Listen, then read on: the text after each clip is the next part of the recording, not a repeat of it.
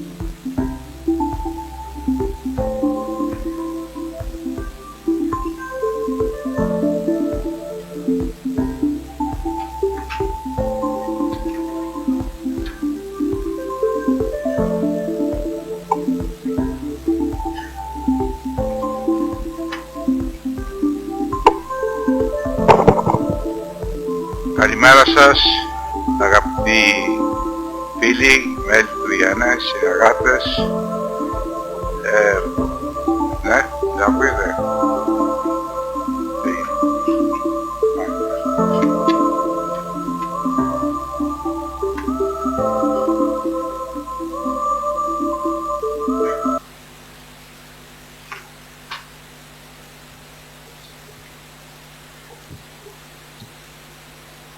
Σας καλημερίζω και σας καλωσορίζω εκ μέρους του ΙΕΝΕ στην πρώτη εκδήλωση του έτους 2025. Είχαμε κάνει βέβαια την κοινωνική εκδήλωση για το κόψιμο της πίτας αρχές Φεβρουαρίου, αλλά αυτή είναι η πρώτη εκδήλωση σε επίπεδο εργασίας. Γι' αυτό και το λέμε και workshop. Είναι μια μικρή εστιασμένη εκδήλωση για το θέμα του carbon capture and storage, δηλαδή δέσμευση, αποθήκευση και αξιοποίηση του διοξιδίου του άνθρακα. Ένα θέμα το οποίο απασχολεί τη διεθνή επιστημονική και τεχνολογική κοινότητα τα τελευταία χρόνια. Όμως το carbon capture και το storage δεν είναι κάτι το καινούριο. Από τη δεκαετία του 1930 τα δειλιστήρια στη διαδικασία δείλησης των προϊόντων συστηματικά είχαν σε ορισμένα μέρη της διαδικασίας carbon capture. Άρα η τεχνική της δέσμευσης του διοξιδίου του άνθρακα δεν είναι κάτι το καινούριο. Αμέσως μετά το Δεύτερο Παγκόσμιο Πόλεμο, όταν άρχισαν οι θαλάσσιες εξορίξεις, οι πετρελαϊκές που ασχολούνται με αυτό το θέμα, στην αρχή σε πάρα πολύ ειδικά μέτρα, γύρω στα 20, 30, 40, 50 το πολύ μέτρα, μετά τη δεκαετία του 80 πήγαμε στα βαθιά νερά, είχαν ανακαλύψει ότι θα μπορούσαν να διακρατούν το CO2 και να το επαναγγείλουν μέσα στο πηγάδια, ώστε να κρατάνε την πίεση της παραγωγής στα επίπεδα τα οποία τους επέτρεπαν να ελέγξουν και να προγραμματίσουν την παραγωγή. Άρα τα δύο βασικά components, στοιχεία της όλης διαδικασίας του CCUS, δηλαδή δέσμευση, αποθήκευση, είναι γνωστά και δουλεμένα σε πολύ μεγάλη κλίμακα από πολλές εταιρείες.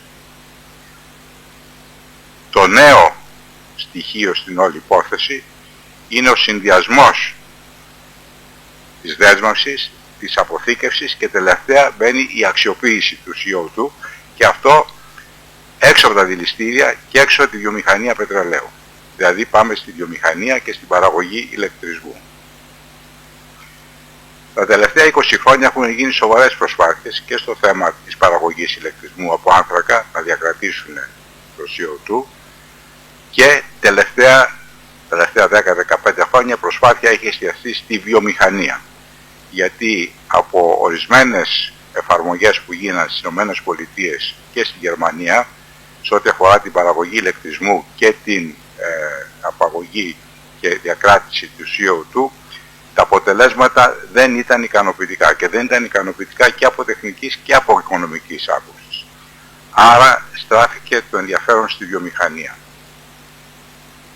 Και εδώ τίθεται το ερώτημα, οι βιομηχανίες αν μπορούν από μόνες τους να το κάνουν αυτό. Βεβαίως, αν είσαι μεγάλη βιομηχανία, μπορείς, ελέγχεις όλη την αλυσίδα παραγωγής και μπορείς να το κάνεις, ιδίως άμα έχεις εκτάσεις, αν έχεις πρόσβαση σε αποθήκες υπόγειες σχετικά κοντινές, με αγωγούς κτλ. Μπορεί να γίνει και έχει γίνει.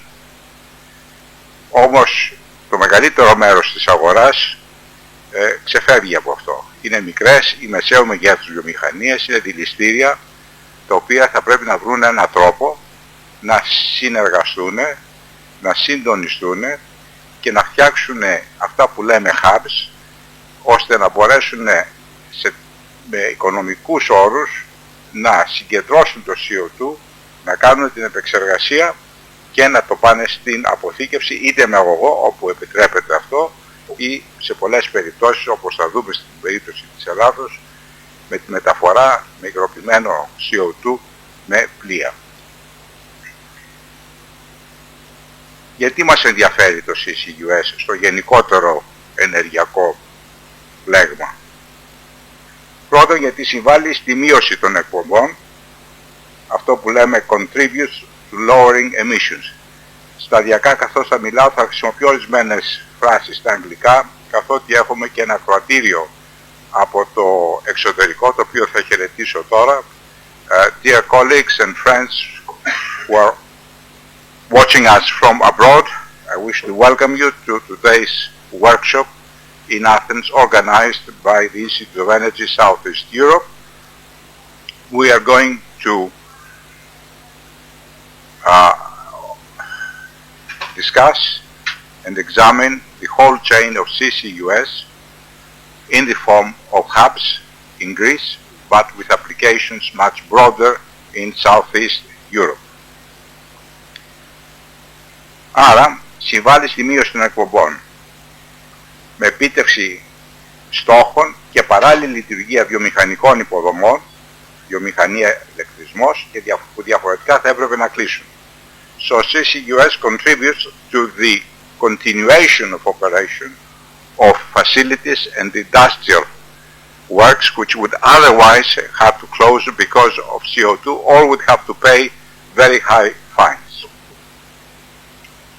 Δεύτερον, το CCUS συμβάλλει στην ανάπτυξη μιας νέας βιομηχανικής αλυσίδας με πολλές ευκαιρίες για επενδύσεις υψηλής τεχνολογίας και τη δημιουργία απασχόλησης.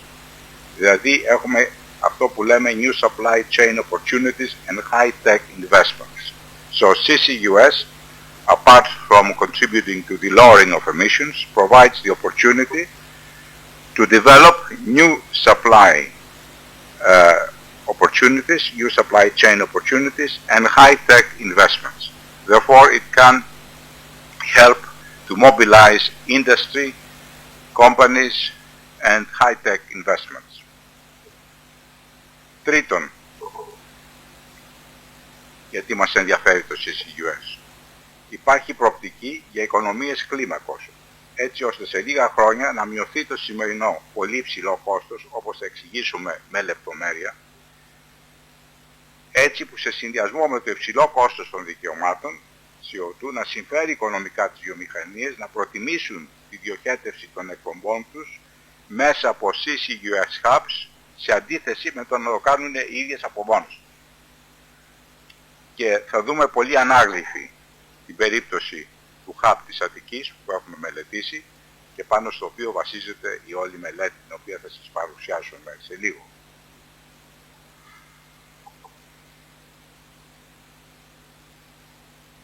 So the third aspect why CCUS is of interest is the prospect of collecting CO2 from different sources, channeling into one central facility and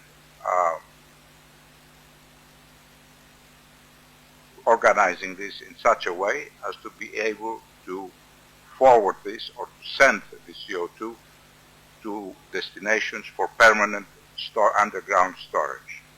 And we argue in the study, which you'll hear in a minute, that it is much better to do this as a group, therefore a hub, group the industries, rather than for industries by themselves to do it.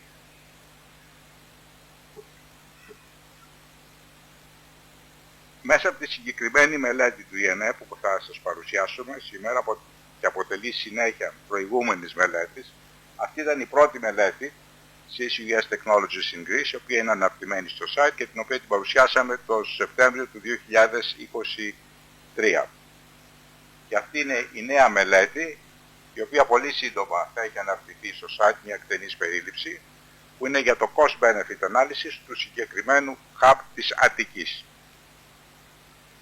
Οπότε μέσα από τη συγκεκριμένη μελέτη, που αποτελεί συνέχεια της προηγούμενης, το ΙΕΝΕ εισάγει και εξηγεί με λεπτομέρεια το concept του CCUS Hub ως της πλέον πρακτικής και οικονομικής λύσης για τη συλλογή, επεξεργασία, προσωρινή αποθήκευση και μεταφορά CO2 σε υπόγειες φυσικές δεξαμενές για μόνιμη αποθήκευση. Στην δική μας περίπτωση στην Ελλάδα, άμεσα στο Πρίνο, αργότερα και αλλού. Στην πράξη το CCUS Hub αποτελεί αυτό που λέμε άσφα, ανεξάρτητο σύστημα φυσικού αερίου. Στην περίπτωσή μας το άσφα γίνεται άσδα, ανεξάρτητο σύστημα διοξιδίου του άνθρακα.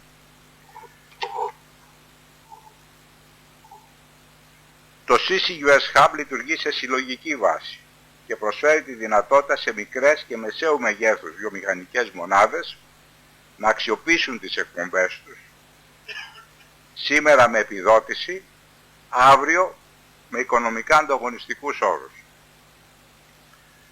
So CCUS provides the opportunity for cost-effective utilization of the whole chain, that is capture, liquefaction, temporary storage, transportation, and eventual burying in the underground storage. Today with subsidies, as you will see in the study, which are unavoidable at this stage of development, but tomorrow in a very cost-effective environment if we manage to scale up the facilities. Το CCUS Hub έχει τη δική του οικονομική λειτουργία και χρεώνει τους χρήστες, δηλαδή τις βιομηχανίες, για την υποδοχή, επεξεργασία, προσωρινή αποθήκευση και μεταφορά σε υγροποιημένη μορφή του CO2. Τα οικονομικά της ανωτέρω λειτουργίας του CCUS Hub μελετά και αναλύει η παρούσα μελέτη. Therefore, we shall also argue that CCUS Hub have their own financial operation. The hubs charge the industries, medium, large industries, for the reception, the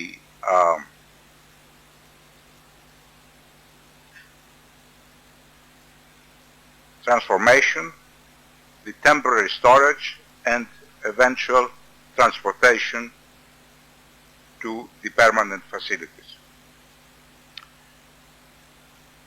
Εγώ δεν θα σας πω περισσότερο, θα δώσω το βήμα στους επόμενους ομιλητές, αλλά πριν κάνω αυτό θα ήθελα να ευχαριστήσω πραγματικά τις εταιρείες, την ομάδα των εταιριών που μας βοήθησαν τόσο στην πρώτη μελέτη όσο και στο follow-up της δεύτερης,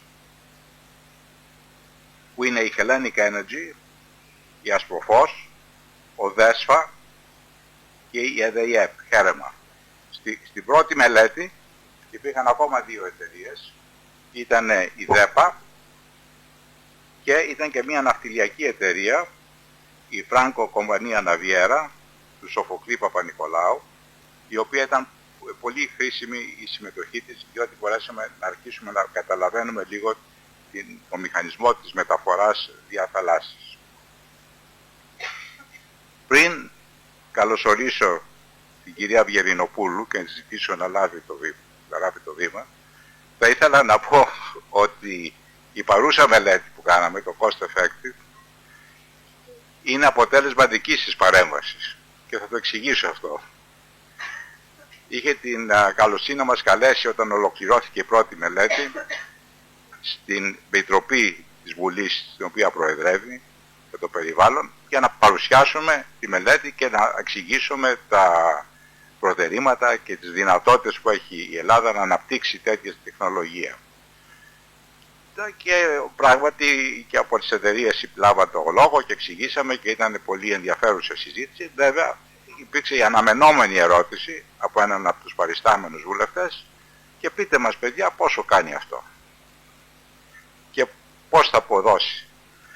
Και το εξηγήσαμε ότι το brief της αρχικής μελέτης ήταν τέτοιο που δεν μας επέτρεπε να κάνουμε τέτοιους εκτιμήσεις και υπολογισμούς, διότι έπρεπε να εδραιώσουμε καταρχάς ότι μπορεί να γίνουν τα CCUS, μπορεί να γίνει και στην Αττική αλλά και σε άλλα μέρη της Ελλάδας, να γίνουν CCUS hubs. Αλλά η προτεραιότητα στην πρώτη μελέτη να περιγράψουμε, να δούμε αν μπορεί να γίνει, με ποιους όρους τεχνικούς, και μετά να εξηγήσουμε.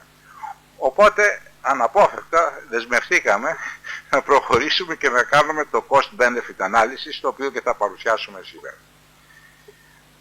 Διονυσία, έχεις το λόγο και σε ευχαριστούμε πολύ που ήρθε σήμερα και μας θυμάσαι, και γιατί το ενδιαφέρον σου είναι δεδομένο από την αρχή που ξεκινήσαμε αυτή την προσπάθεια. Οπότε δίνω το λόγο στην κυρία Διονυσία Βιερινοπούλου.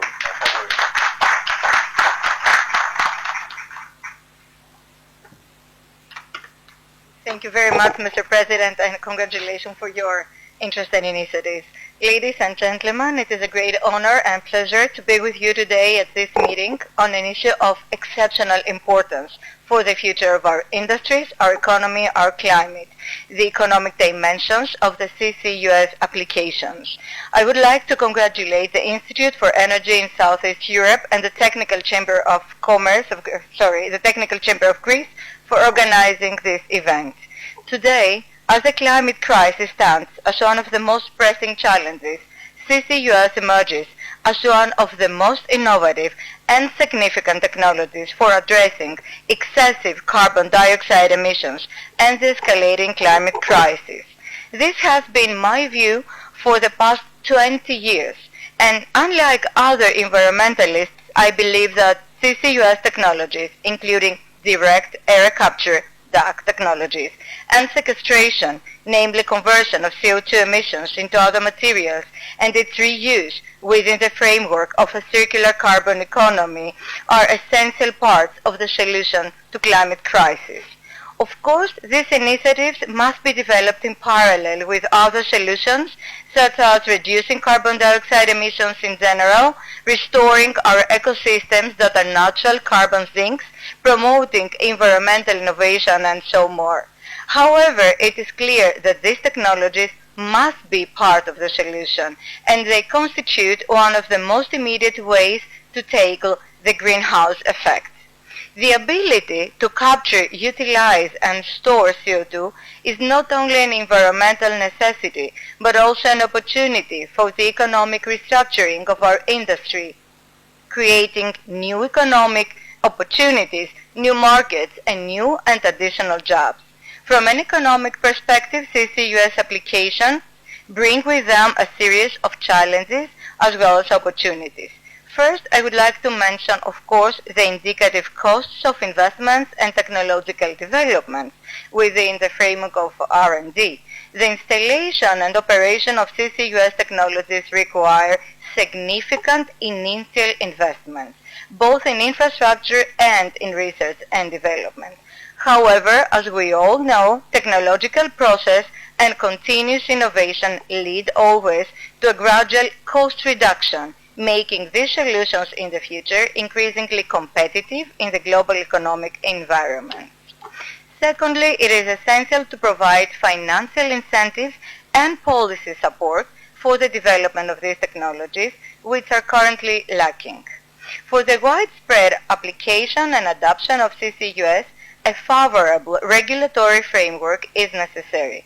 Government policies that promote financial incentives such as tax exemptions, legally binding and permitted subsidies, and public investments can facilitate the implementation of these technologies, encouraging both the private and the public sectors to invest.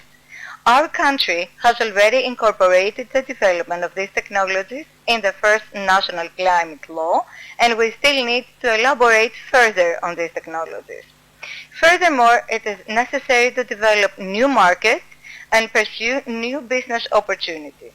CCUS is not only about reducing emissions, but also opens up prospects for using CO2 as a raw material in various industrial applications, as you very well know much better than me. From the creation of synthetic fuels to the production of chemical products, the possibilities are many and can lead to new economic activities and markets. From an environmental standpoint, it is much preferable that your research efforts focus on the development of alternative fuels, because the need for fuels is what drives us to extract and use hydrocarbons that create the CO2 emissions. If we want significantly reduce emissions, we must lower down the extraction of new hydrocarbons and release their emissions in the atmosphere, and this can be achieved through CCUS. We already have as much carbon in the atmosphere as we need to ensure fuel efficiency, provided that we make full use of the atmospheric reserves. Along with economic prospects, environmental and social challenges must also be taken into account. Ensuring safety in the CO2 storage processes, avoiding potential leaks, and managing local impacts are critical factors that require coordinated actions between the private sector, the academic community, and the government authorities. In this context, it is worth highlighting, as the President mentioned, the role of the Parliamentary Environment Committee, which has already organized sessions on CCUS and has emerged as one of the public bodies that promote these technologies in Greece. Its action and vision can be a decisive factor in the adoption and integration of CCUS solutions into the national and European legislative and technological landscape. At the same time, I must emphasize the significant role of the Institute for Energy in Southeast Europe, with its contribution to research, development, and the promotion of the innovative energy technologies for CCUS in Greece is extremely important. I would like to mention once again the first report of the Institute that was very pivotal and very enlightening, that was presented before the members of our committee, and I would like to welcome the presentation of the second report on the Athens hub of CCUS, and of course you have always a standing invitation to present your work before the Parliament. And of course, the private sector and the technical chamber are going to play a very decisive role in the development of the CCUS activities in our country. By closing, I would like to invite your work to be presented at the upcoming COP in Brazil. We're going to be there, and we are going to be very happy to also invite you to present your work along with us. And closing, I would like to call once again the representatives of the Greek industry and technology to adopt long-term vision by investing in research, development, and innovation that will lead to the widespread implementation of the CCUS technologies. Together with the contributions of both the Parliamentary Committee and the pioneering entities like you and the Institute, we can shape a sustainable future where economic growth and environmental protection are not contradictory but complementary values. Thank you very much for your attention, and I wish you all a constructive and inspiring session today. Thank you.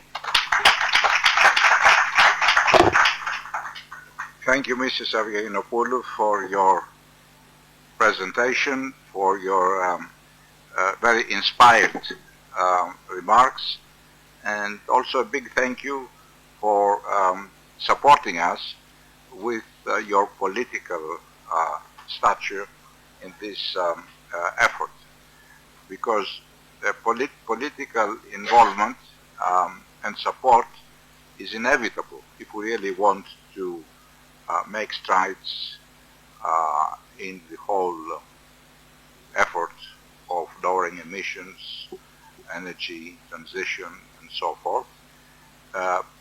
Policy is very important, and experience has showed that all new technologies that have resulted and developed over the last 20, 30 years had a very strong policy direction.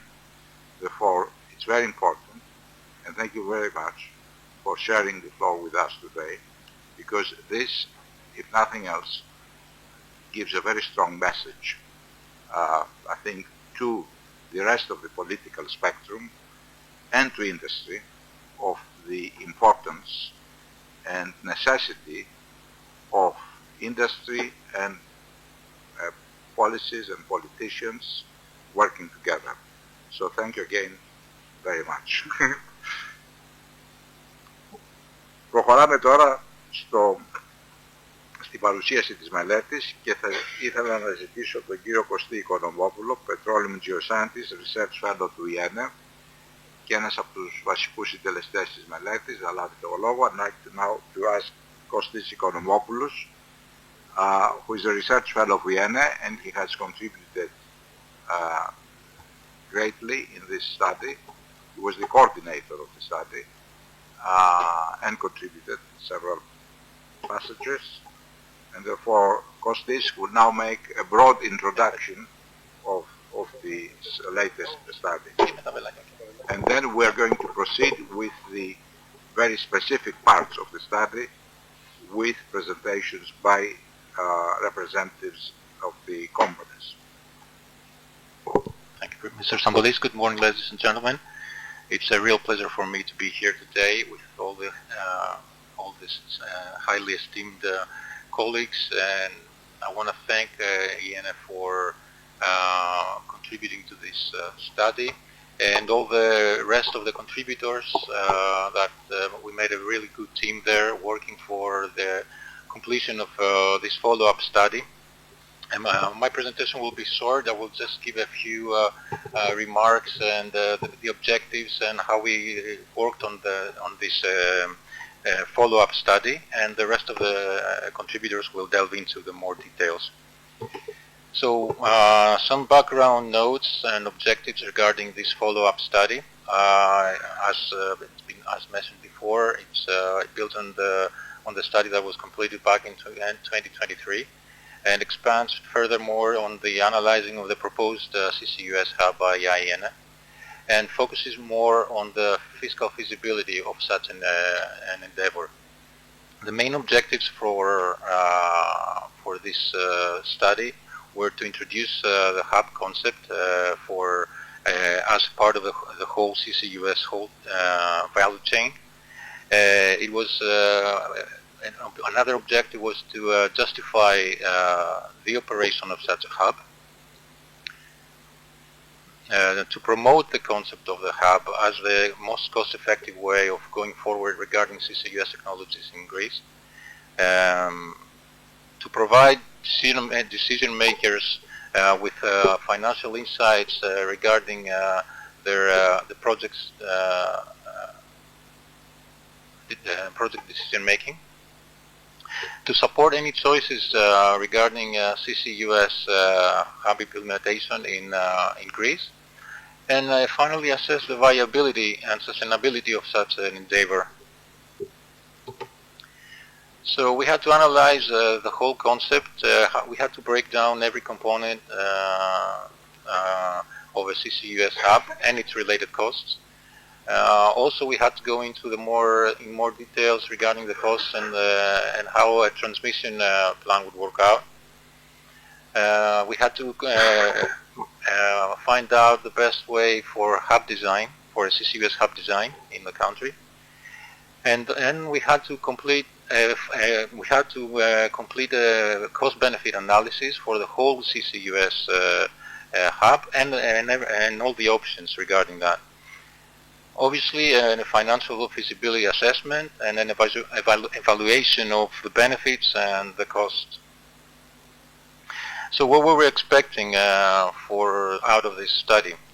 First, we wanted to get a valuable technical and economic insight for the stakeholders, seeking guidance for informed decision-making CCUS projects, contribute to the sustainable energy discussions regarding transition and all that, and obviously align with all the CCUS initiatives and environmental and economic goals. So this comes from the first study back in 2023. So we came down to finding out that the best way forward, as Mr. Stampolis said, was having multiple hubs across the country in different regions in a cluster approach that would serve multiple industries and in various locations. And it would be a decentralized model that's necessary so that we can, due to the uneven distribution of any storage locations in the country. So as you see on the diagram there, this is the whole concept from a capturing system all the way to the storage, to the geological storage. And in between we have CO2 carriers by ship carriers. In more details, the components and the design of the CCUS hub are as follows. So we have the CO2 capture at the emission points, forwarded over to a liquefaction unit, to a temporary storage tank, and via the sea go into the permanent geological storage, and all that through a pipeline network. So I will end my presentation over here by having some end remarks. This study sort of reinforces the roadmap that was conceived back in 2023, and you can find it in the related study.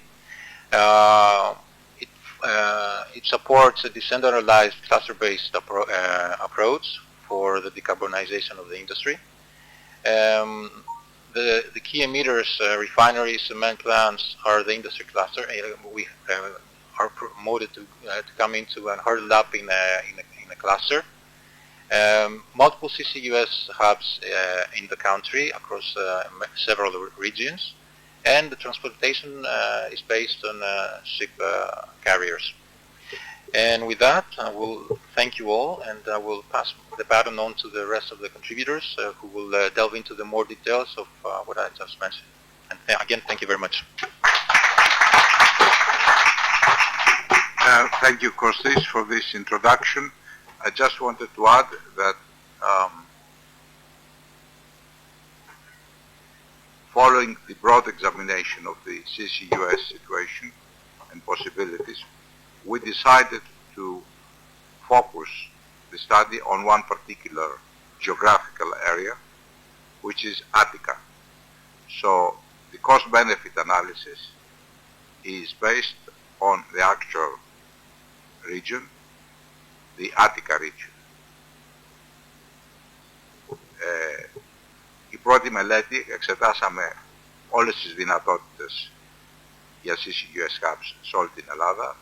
Έχουμε τοποθετήσει ορισμένα γύρω στα 5 διαφορετικά hubs σε Βόλο, Θεσσαλονίκη, Αττική, Αλεξανδρούπολη. Ξεκινάμε όμως με ένα βασικό hub, το οποίο είναι η Αττική, η οποία έχει τις περισσότερες δυνατότητες και άμεσες ανάγκες για αυτό το θέμα. Όμως το μοντέλο το οποίο αναπτύσσεται εδώ μπορεί να έχει εφαρμογή σε άλλα μέρη της Ελλάδας. Το πρόβλημα είναι και καλό και πρόβλημα. Δεν έχουμε πολλές βιομηχανικές εκπομπές, αλλά ακριβώς γι' αυτό το λόγο είμαστε υποχρεωμένοι να δούμε το μέρος το οποίο έχουμε τις περισσότερες και άρα η λογική επιλογή ήταν να ξεκινήσουμε από την Αττική. Θα ήθελα να συζητήσω τώρα τον κύριο Κωνσταντίνο Κουτσογιάννη, Business Development Director της Asprofos, να λάβει το λόγο. Mr. Koutsogiannis, you have the floor. We had a very good cooperation with Asprofos, who helped enormously and undertook really all the engineering aspects of the CCUS. Because the CCUS hub is full of engineering components, and you have to be very specific when you come to discuss costs, what all these components actually mean and the cost. So only a very qualified and experienced engineering company could undertake this task, and we are very grateful for Asprofos for your involvement in this project. Καλημέρα. Πριν προχωρήσουμε στην παρουσίαση στα ελληνικά, θα ήθελα να ευχαριστήσω τον κύριο Σταμπολή, αφενός για την ευκαιρία που μας έδωσε, αλλά και για την εμπιστοσύνη που μας έχει δείξει και πριν την ανάθεση αυτού του κομματιού της μελέτης, αλλά και κατά τη διάρκεια και μέχρι τώρα που την ολοκληρώσαμε. Και είναι πάρα πολύ σημαντικό για μας και να σας ευχαριστούμε πάρα πολύ για αυτή την ευκαιρία που μας έδωσε, ώστε να αναδείξουμε την εταιρεία μας και αυτό που κάνουμε μέσα από έναν κεντρικό πυλώνα προστασίας του περιβάλλοντος, το οποίο είναι πολύ σημαντικό για το energy transition, το οποίο όλοι ποθούμε να συμβάλλουμε και να κατακτήσουμε. So, I just thank Mr. Stabolis for his kind invitation in participating in this study, as well as presenting the results. My contribution today will be just an introduction to our company and present the background of our expertise in order to show how complicated this sector is. So, we'd like to start generally our presentation by decoding our name. Asprofos has been formed 42 years ago as a joint venture between Aspropyrgos Refinery and Foster Wheeler Guyana. We added these two together and we come up with the name Asprofos. So it was founded in 1983, and since then we developed our expertise in oil, gas, and energy sectors. And how did we do that?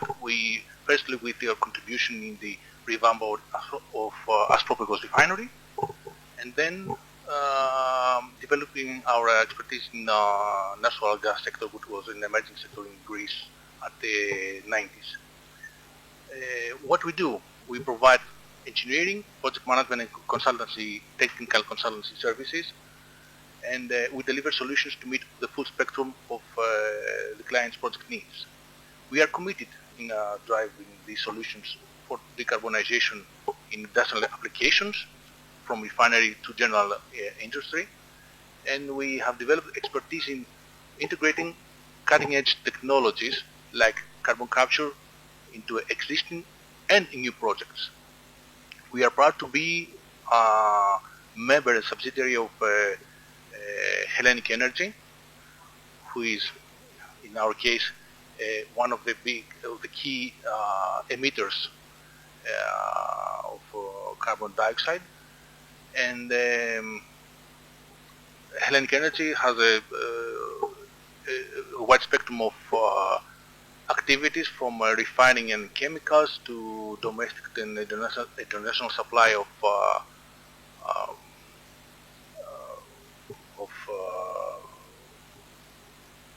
petroleum products to exploration and production of oil. We, at the same time, in Hellenic Energy, we have developed renewable energy sources projects. We acquired the whole packet of Elpedison some months ago, and we developing e-mobility solutions for the future. Our Aspropos has been part of the engineering services that provided through the group on new technologies and digital transformation solutions. So, coming to our today's subject, the importance of carbon capture. It is the key technology for reducing carbon emissions after in new but also in existing facilities. This can be done in energy-intensive industries like refineries, like power generation, cement industry, and general chemical engineering, chemical industry. How does it do that?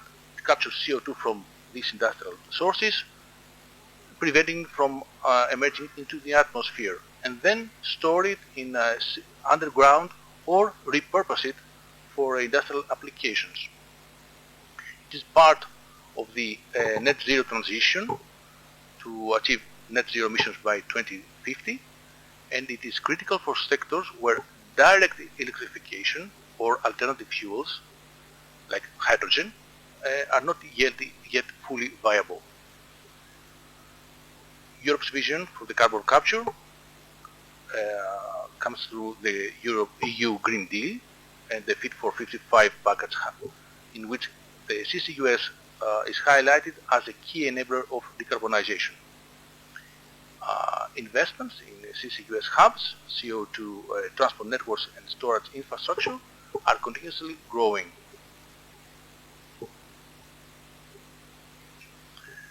And why Aspropos and how Mr. Stabolis came to us for assisting ENA in this study. We have decades of experience in engineering, feasibility studies, and energy transition projects.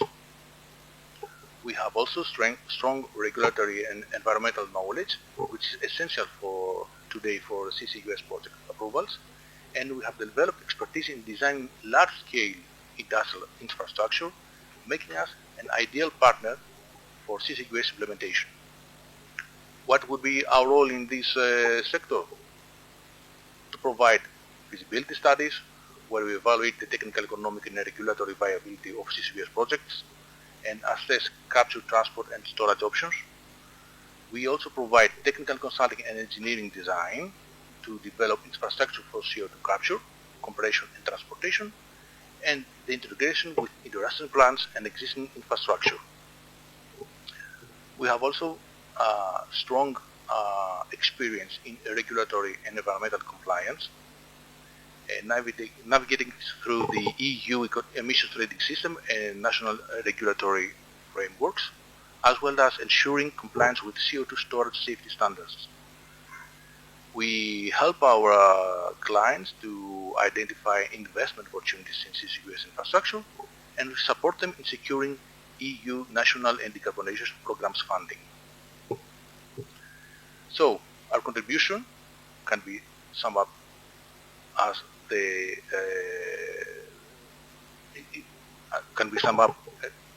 involving projects of carbon capture, utilization and storage, particularly in amine-based gas treatment, CO2 absorption, and refinery gas processing. So our expertise are coming from feasibility studies to detailed engineering and COSAC supervision of these kind of projects, ensuring the successful execution of CCUS-related initiatives. More specifically, we provide process optimization and engineering expertise and the sustainability impact by achieving lower carbon footprints through efficient gas treatment solutions. This is the list of some of our projects that are not specifically carbon capture, but the technology involved and all the processes in these projects are similar or the same for carbon capture. We specifically put in this list one of the earliest projects from 1984 to show us the from how early we were engaged with these kind of projects. The last one, which is not named, which is a major CO2 capture project, we are not yet awarded, but we hope to be awarded this project from one of the biggest cement producers worldwide, located in Greece, and provide through the license of the front-end engineering design. So, to sum up, and pass the podium to to Dr. Konstantina Tsalapati, who she will guide us through the our part of contribution in the study Mr. Stavoulis mentioned. In this study, our active role was to provide our technical expertise by providing engineering insights of the design, infrastructure, and operational aspects of these hubs. We provided the cost estimation by assessing and evaluating the investment costs and needs, and assessing the regulatory and environmental compliance based on how CCUS projects aligned with European Union ETS and national regulatory framework. The road ahead, it has the strategic importance that the CCUS hubs are essential for Greece's decarbonization. They have to be technical and economical feasible, so our analysis confirmed that the viability of CCUS are a cost-effective solution. We align these actions with current and future regulation that has to be fit within the EU ETS frameworks and also national climate goals, and commit to innovation, because Astrophos remains a key contributor to shaping Greece's sustainable energy future. We can together pave the way for a low carbon economy through innovation, collaboration, and expertise. So thank you very much, and I will pass the podium to Ms. Konstantina Tsalapati. Ευχαριστούμε πολύ τον κύριο Κουτσογιάννη. Thank you very much for your presentation and for giving us an overall view of Astrophos engineering capabilities with special reference to CCUS. So, Konstantina, you have the floor.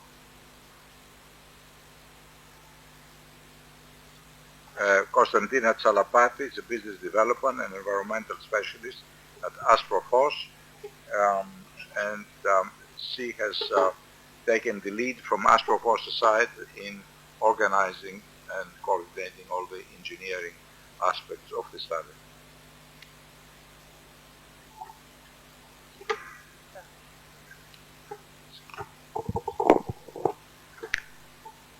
Good morning.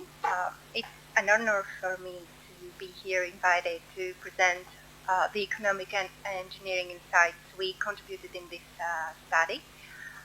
So my presentation today will focus in CCUS in Greece, implementing hubs for a low-carbon future.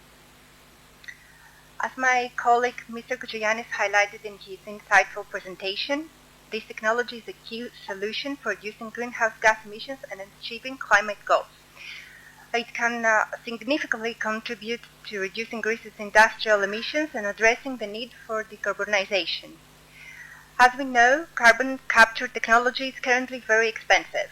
However, the implementation of a CCUS hub serving clusters of industries could be a viable solution. This approach requires each emitter to install its own carbon capture system and connect to a CO2 pipeline network to transfer emissions to a collection terminal, which would include a liquefaction plant and temporary storage.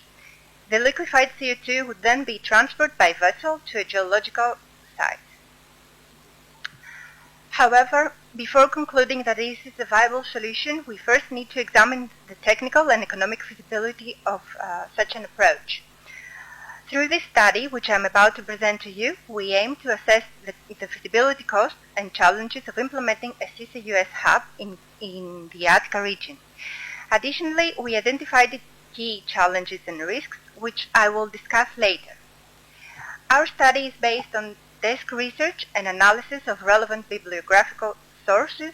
We conducted a comparative assessment of European and international projects, examined similar case studies of industrial clusters, utilized data provided by IENE, consulted vendors, incorporated historical data, and used advanced software tools.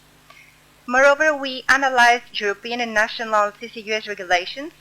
Given the current legislative gap, where Greek regulations cover CO2 storage but lack clarity on pipeline transportation, we based our framework on natural gas, pipeline regulation, and other relevant directives.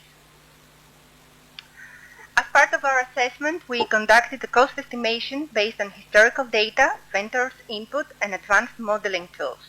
The accuracy range we used was -20 to +40%, as this study is at the feasibility level. Additionally, we assumed a 20-year operational life cycle. In collaboration with IENE, we decided to focus on CCUS hub in the municipality of Elefsis, with an indicative location within the Elefsis industrial complex. This location was chosen due to its accessibility and proximity to existing energy infrastructures. The hub would receive emissions of 5 million tons per year, which would then be stored and transported to geological storage. For this study, we explored two scenarios, one in which the hub connects to a cluster of 3 industrial emitters and another where it serves 6 emitters. The capacities for each scenario are detailed in the tables presented. To estimate the cost of such a hub, we analyzed its components individually. Starting with the carbon capture system, we considered example technologies such as first and second generation oxy-fuel or post-combustion capture. For a system capable of capturing 1 MTPA, the estimated capital cost is approximately 150 to 200 million euros, while the operational cost is around 70 to 75 million per year. This includes heat demand, annual O&M, and labor costs. Regarding the pipeline network, we initially proposed a central pipeline system to which the emitters would be connected. Then, based on key positioning elements, including geological and topographical conditions, environmental factors, cultural and archaeological sites, safety and population density, as well as existing infrastructure and energy corridors, we identified an indicative routing. To enhance visualization, we created 3 maps that group these elements. The first map illustrates proposed routing along with geological and geotechnical features of the area. The second map highlights protected and environmental sensitive areas as well as cultural heritage sites. Lastly, the third map presents land use, infrastructure, and the socioeconomic environmental landscape. During the integration of all emitters into the network, we encountered a connectivity challenge between the 2 refineries, Asprobricos and Elefsis refinery. We explored all available transportation options and concluded that an onshore pipeline could be a feasible solution, though it would require further investigation, specific studies, and compliance with international standards. As for other options, an offshore pipeline was deemed unfeasible due to the high ship density and anchorage in the Elefsis Gulf, the risks posed by existing shipwrecks, potential sediment impact, marine ecosystem disruption, and conflicts with urban planning. Transporting CO2 from the Asprobricos refinery to the Elefsis refinery by ship could be a viable solution, but it's not economically efficient. This approach would require an additional liquefaction plant at the Aspropyrgos refinery, as well as dedicated loading facility for the ship. Here is a map providing an overview of the project. Following this design approach, we estimated the pipeline network size for both scenarios. We concluded that the investment cost for the first scenario, which includes a 32-kilometer pipeline, is 247 million, while for the second scenario, with a 174-kilometer pipeline, the cost is 388 million. The operational costs for these scenarios are estimated at 5 million and 8 million per year, respectively. The investment cost includes peripheral facilities, civil and mechanical work, project management, detailed design, procurement services, and construction supervision, while the OPEX covers operation and maintenance costs. As mentioned earlier, the pipeline network will transport the CO2 to the collection terminal, which consists of a treatment unit and a liquefaction unit. Based on our estimation, the investment cost of such a facility ranges from 250 million to 300 million, while the operational cost is estimated at 57 million to 84 million per year. The operational cost includes energy consumption for liquefaction, a heat cost, as well as annual maintenance and labor costs. The liquefied CO2 will then be directed to a temporary storage, which we assumed would consist of 10 spherical tanks, each with a capacity of 5,500 cubic meters. This estimate is based on our calculation that one vessel requires 3.7 days to complete a full transportation cycle. Given the liquefaction capacity of 5 MTPA, we estimated that a storage capacity of 50,000 to 60,000 cubic meters would be required. The cost of such a facility is estimated at 93 million, which includes the necessary equipment, piping, instruments, electrical systems, civil works, and painting and insulation work. The operation cost for this facility is estimated at 3 million per year. Lastly, we estimated that to transport 5 MTPA of CO2 to a permanent geological storage facility using vessel with a capacity of 20,000 tons, a cycle of 3 vessels would be required. Regarding the ship loading facility, we estimated the need for 3 loading arms for ship loading, vapor return, and backup. The capex for this facility is estimated at 20 million, with an OPEX of approximately 0.6 million per year. In conclusion, I would like to share some key remarks from our study. We encountered difficulties in estimating the cost for the carbon capture system and liquefaction facility, as the vendors provided only bibliographic data rather than specific details related to their technology. A safety study is required due to the high pressure associated with long distances and certain areas need additional analysis and study prior to construction. Further research is needed for connecting the 2 refineries, especially if a legislative framework for such pipelines is introduced. An additional study, safety study, is also required for the temporary storage facility, as CO2 is asphyxiatant at high concentrations.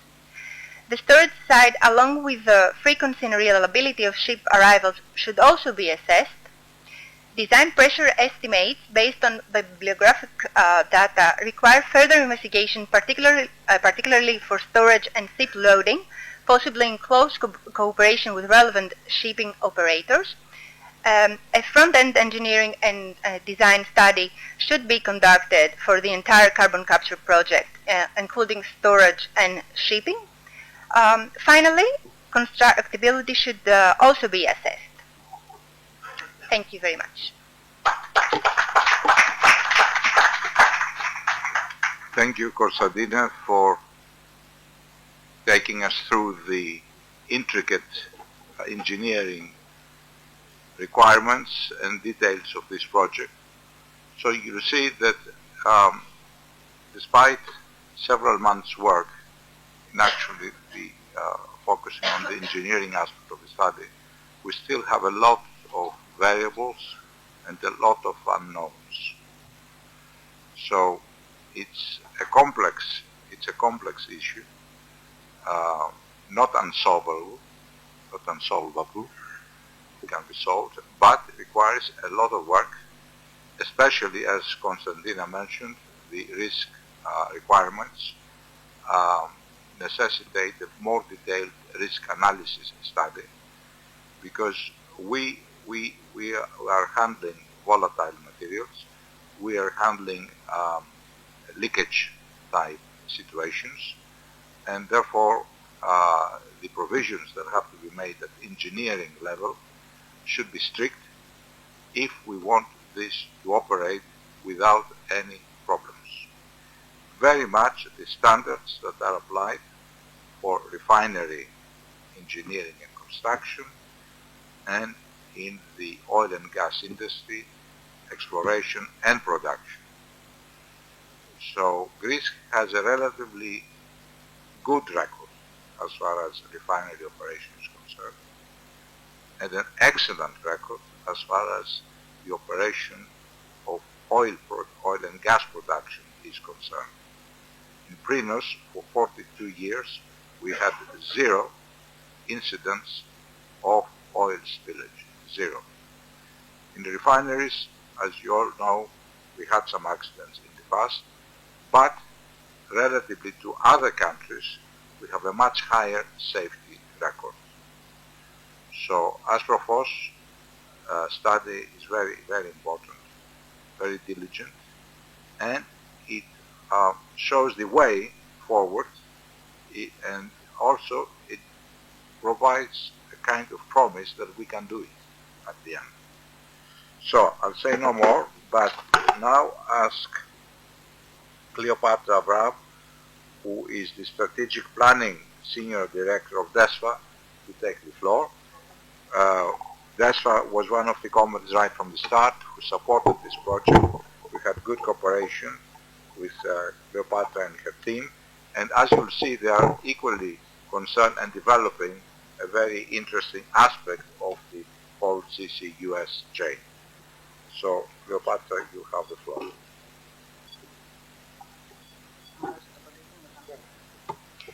Hello from my side. First of all, I would like to thank, of course, Mr. Sabolis for giving us the opportunity to present here our project. We supported DNA in 2023 in the first study they executed, and we supported also last year. I would agree with Ms. Avyerinopoulou that these studies are of utmost importance for Greece, especially for DESFA, as they justify our project, a project that is already under maturity, I would say under the first stages of development. But let me start with the presentation and drive you through, starting from who is DESFA. DESFA is the National Natural Gas Transmission System Operator. We were established in 2007. We operate, maintain the National Natural Gas System as well as the LNG terminal in Revithousa. What we offer regulated third-party services as well as a series of non-regulated services. You can see in this slide our shareholding structure.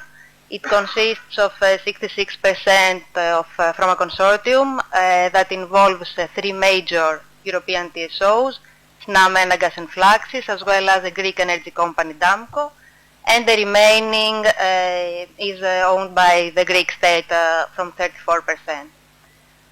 So what are the pillars of our company where we focus our strategy in the next years? As you can see, it's a 3-pillar approach. We have 3 priority axes. Natural gas, of course, remains on top, especially involving security of supply. We implement still a huge development plan. Projects of more than 1.4 billion are under development in the next years. And the other 2 axes that we are focusing on is hydrogen and CCS. You can see all involve, of course, the construction of pipeline networks. This is our core business, this is our DNA, and we focus on that. In my presentation, of course, I will just refer to the project that involves carbon capture and storage. And as every project starts, we need to assess, of course, the supply and demand aspect. In our case, we started from the supply, and what do we mean here? We mean what could be the potential for capturing emissions in Greece. We did our assessment 4 years ago, if I'm not mistaken, and we identified that there are two possible hubs in Greece. One in South Greece, that also ENS study focuses, but still there is more potential in the North Greece. You can see here in the circles, we refer to the region of Attica and Viotia, where we have emissions of approximately 9 MTPA, and possibly there is another hub in the north of another 2 MTPA of possible captured emissions. You will ask me what are the companies involved that could potentially, the industry that could capture their emissions. You can see we refer to cement companies, refineries, as well as power gas stations. And this is the starting point because these are, of course, the huge emitters. There are even more small industries that could potentially join and want to capture their emissions for decarbonization purposes. On the one side, so we have the emissions. On the other side, of course, we have the storage facilities and where these emissions will be sequestrated and stored. In our region, you can see, of course, we have the Prinos facility in Greece, in Kavala, but there is also another storage facility in Italy, Ravenna, you have heard about it, and other smaller, significantly smaller storage facilities in Bulgaria, Romania, further in the north. Prominent area for storing, of course, these emissions is in North Africa and more specifically in Egypt. That DESFA has also a memorandum of understanding with a company there to assess any possible cooperation. Now, I will not refer the numbers. You can see what is the capacity of the storage facilities. We refer for Prinos for 3 MTPA. Of course, Katerina will mention more about that. And in Ravenna, we have a 2 phases development starting from 4 MTPA and then going to 16 MTPA. So what's missing between the emissions and the storage is how this will be combined.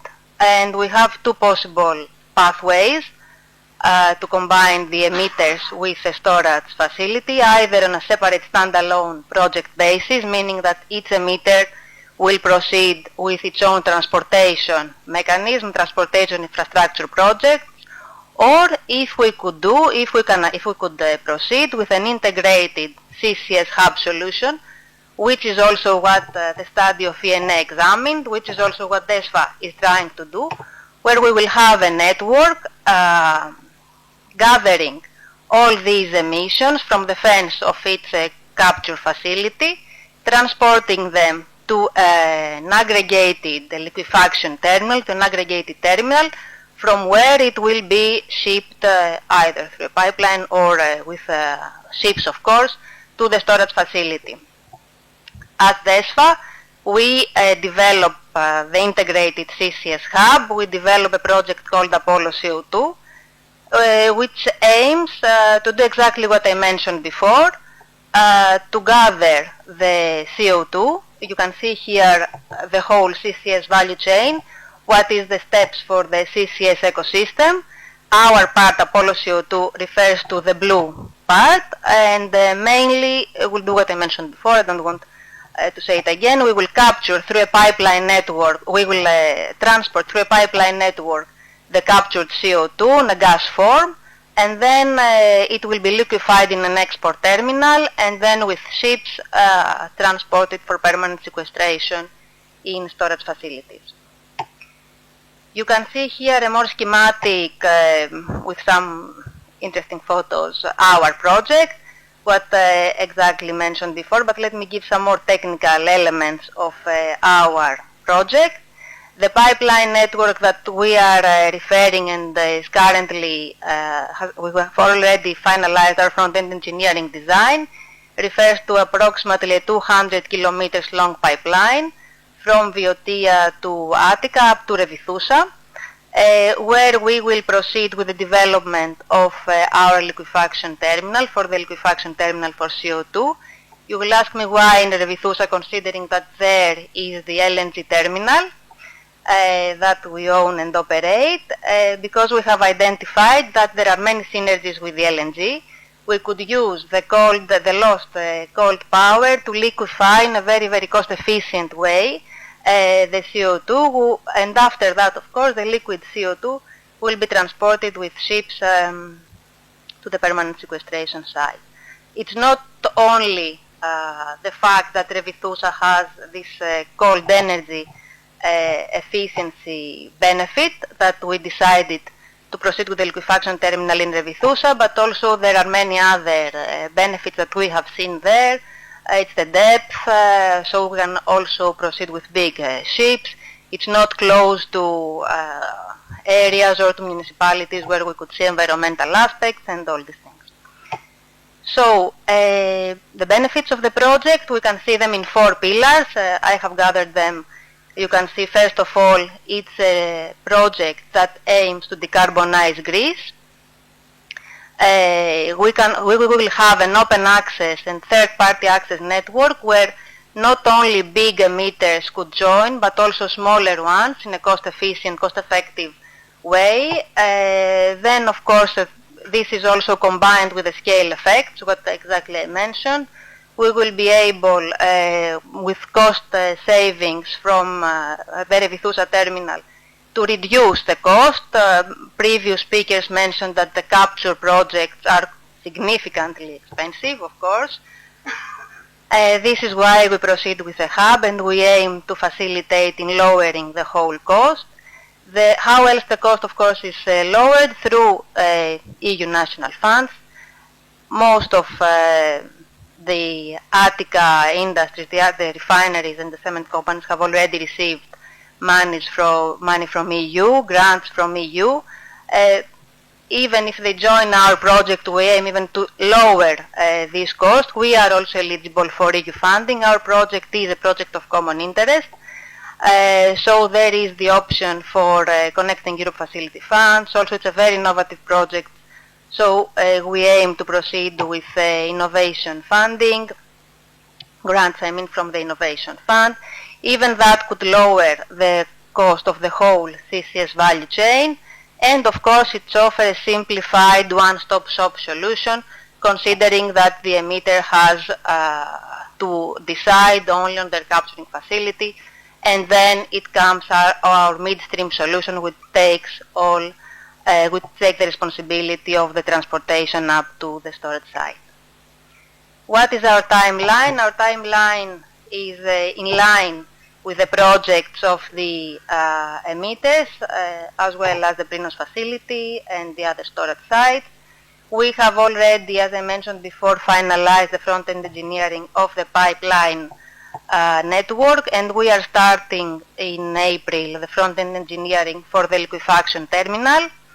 We aim to have an FID, a final investment decision, by the second quarter of 2026, starting also at that point the construction of the pipeline and the liquefaction terminal, which will last approximately 3 years, having a start of operation by Q1 2029.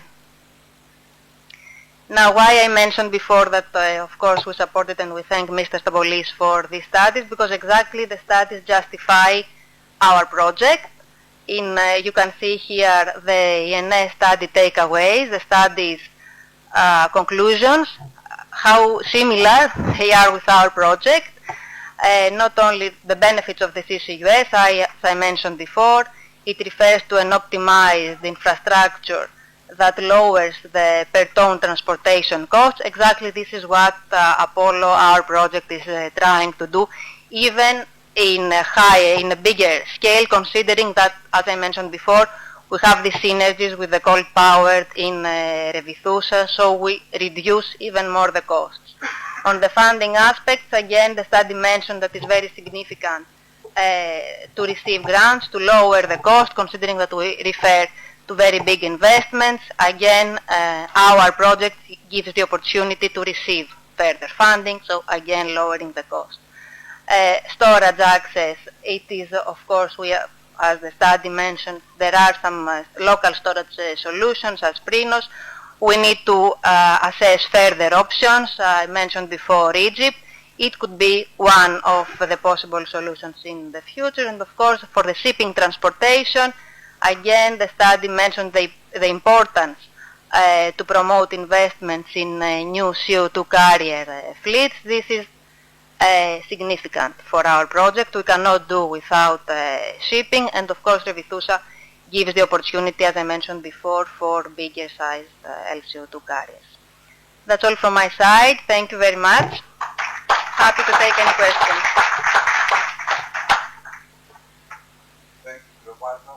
Thank you, Kleopatra, for a very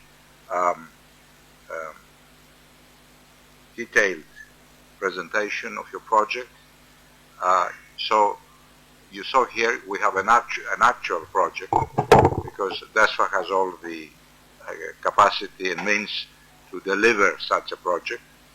And it's interesting that in several parts the two concepts really are very compatible and reach the same conclusions. Now, DESFA is working on an actual project with a deadline and deliverables and funding from the EU. The difference with our project is obviously that our project is a theoretical model calculation project, but in order to organize the modeling and the calculation, you need to describe the project, and you need to have an actual geographical location.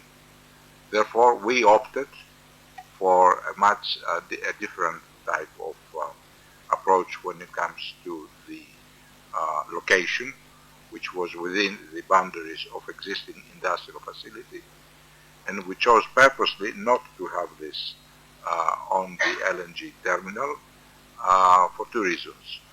First of all, the LNG terminal is operated by DESFA. Therefore, it will be difficult for an independent operator to gain access and organize it there. Secondly, we think our location is better from a risk point of view. It's much safer, and we don't think.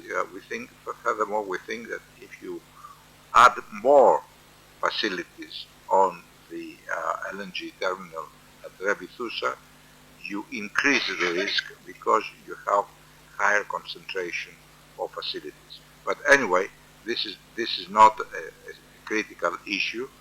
The most important take from DESFA study is it absolutely justifies the work we have been doing and provides a lot of useful information.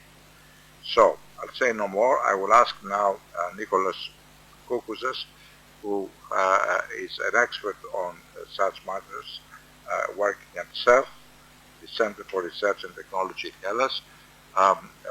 Nicholas has been an advisor to our project right from the first study and also this study, and we very much appreciate his contribution and work in this project.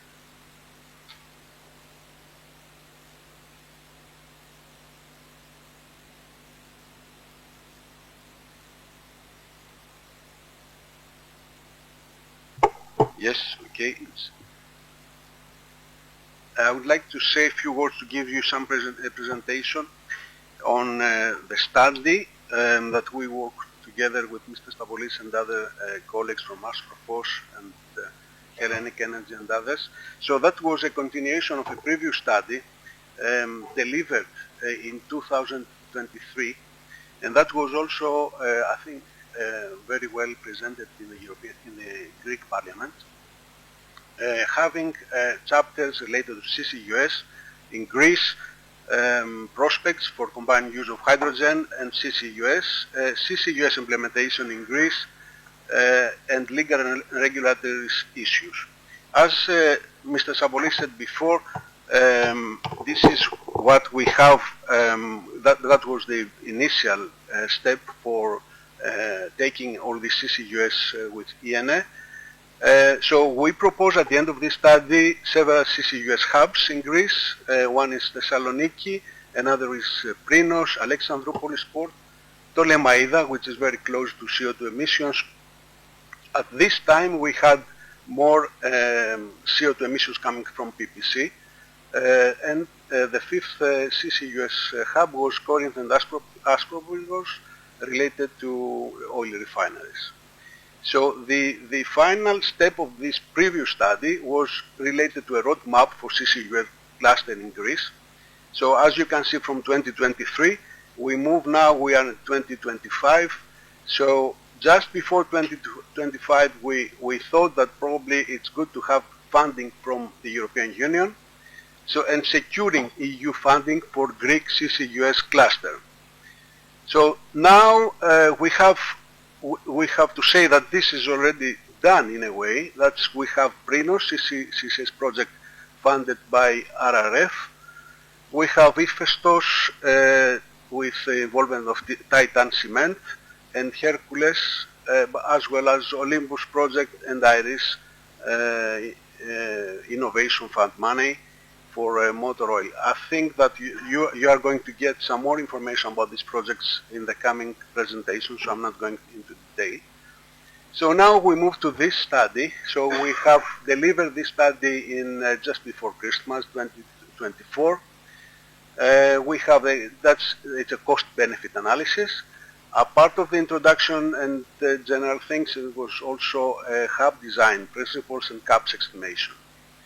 So we have, as the previous speaker said, we have an accuracy of -20 to 40% estimates for CAPEX and OPEX. So the main concept that was already given from previous speakers. So a part of CO2 capture, liquefaction plant, storage facilities, temporary storage facilities above ground or underground, and then transportation to permanent and geological storage to find geological storage sites.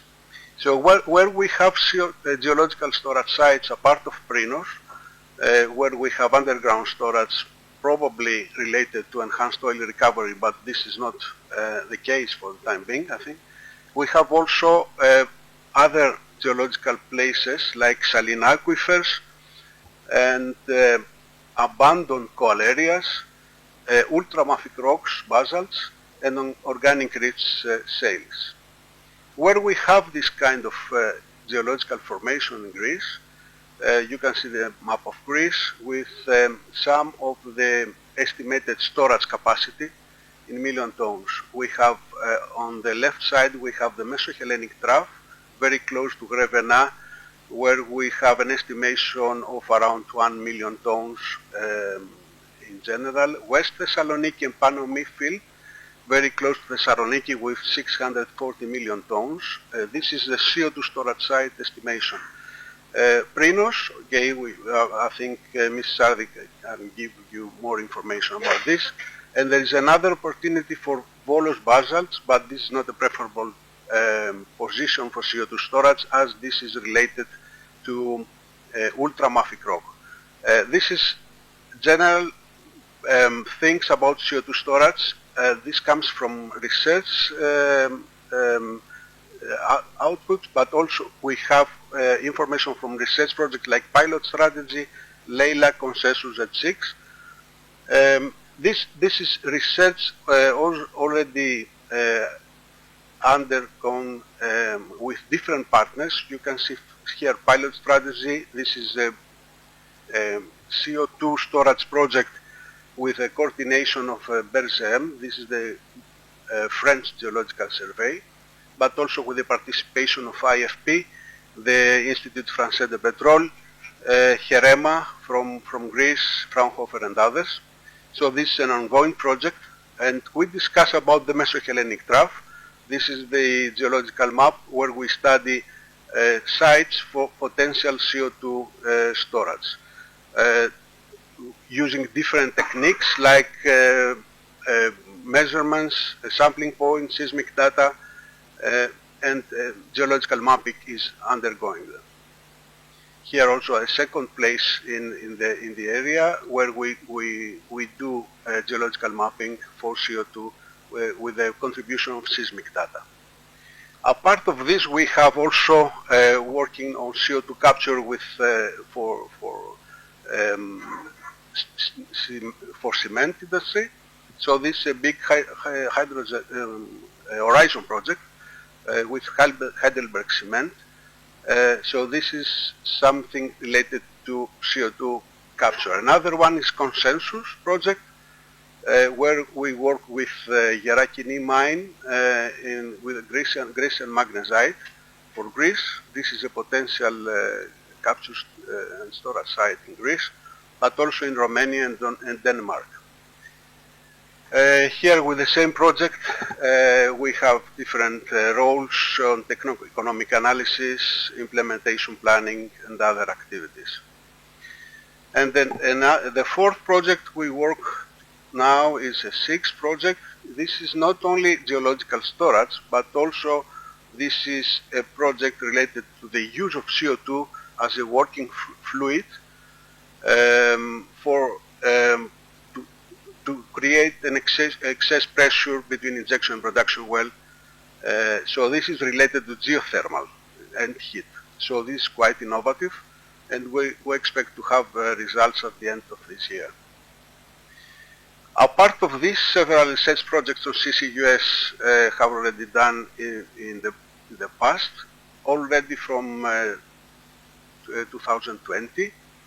Related to places like Florina, where we have done work on CO2 monitoring. There is a natural CO2 in Florina, where we have seen that this is very much related to what we would like to do in CO2 storage now. So that means that this is a natural analog. We call it natural analog, which is exactly the same that we expect to do in technical, let's say in a technical way. The nature has already done that in the past. So CO2 coming from volcanic eruption has already put it underground in a depth of 1,500 meters or 200 meters, already stay there for millions of years.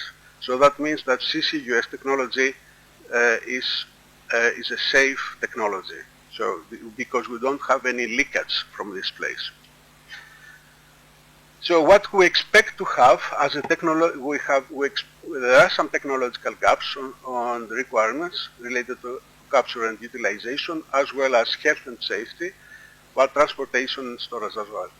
So what we have to do is to create a little bit of training programs for this CCUS.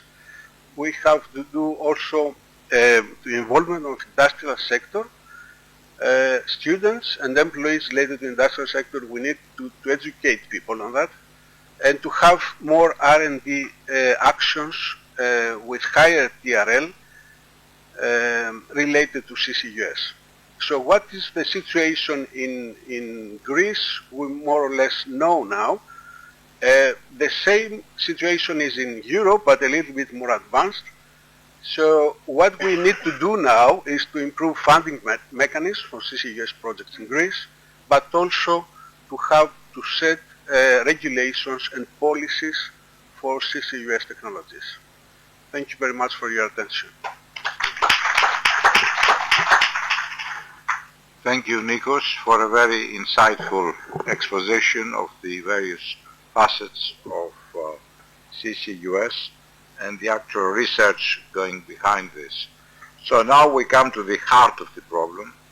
We ask Theodore Terzopoulos, who is also the chairman of our natural gas hydrogen committee in ENF, and who undertook to do the proper cost effective analysis, cost-benefit analysis. So Theodore, you have the floor.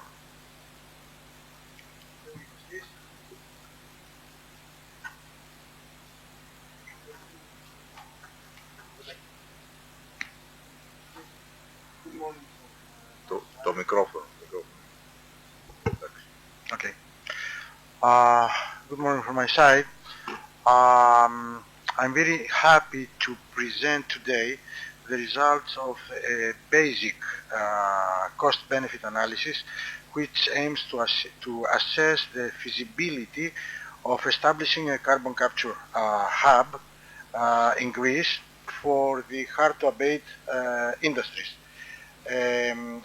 I call it basic because further sensitivity analysis is needed to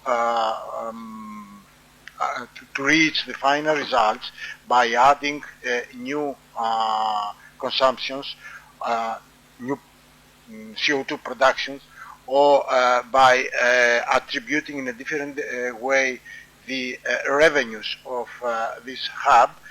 But anyway, I think that the basic result stays here, and the basic result of this cost-benefit analysis, although our was based on the project exposed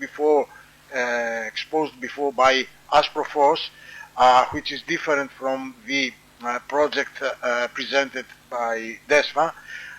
Although these differences, I think that the final financial results are very similar and close. Let me go straight to the assumptions we consider in order to develop this cost-benefit analysis. The key elements, the key components we have used were 6.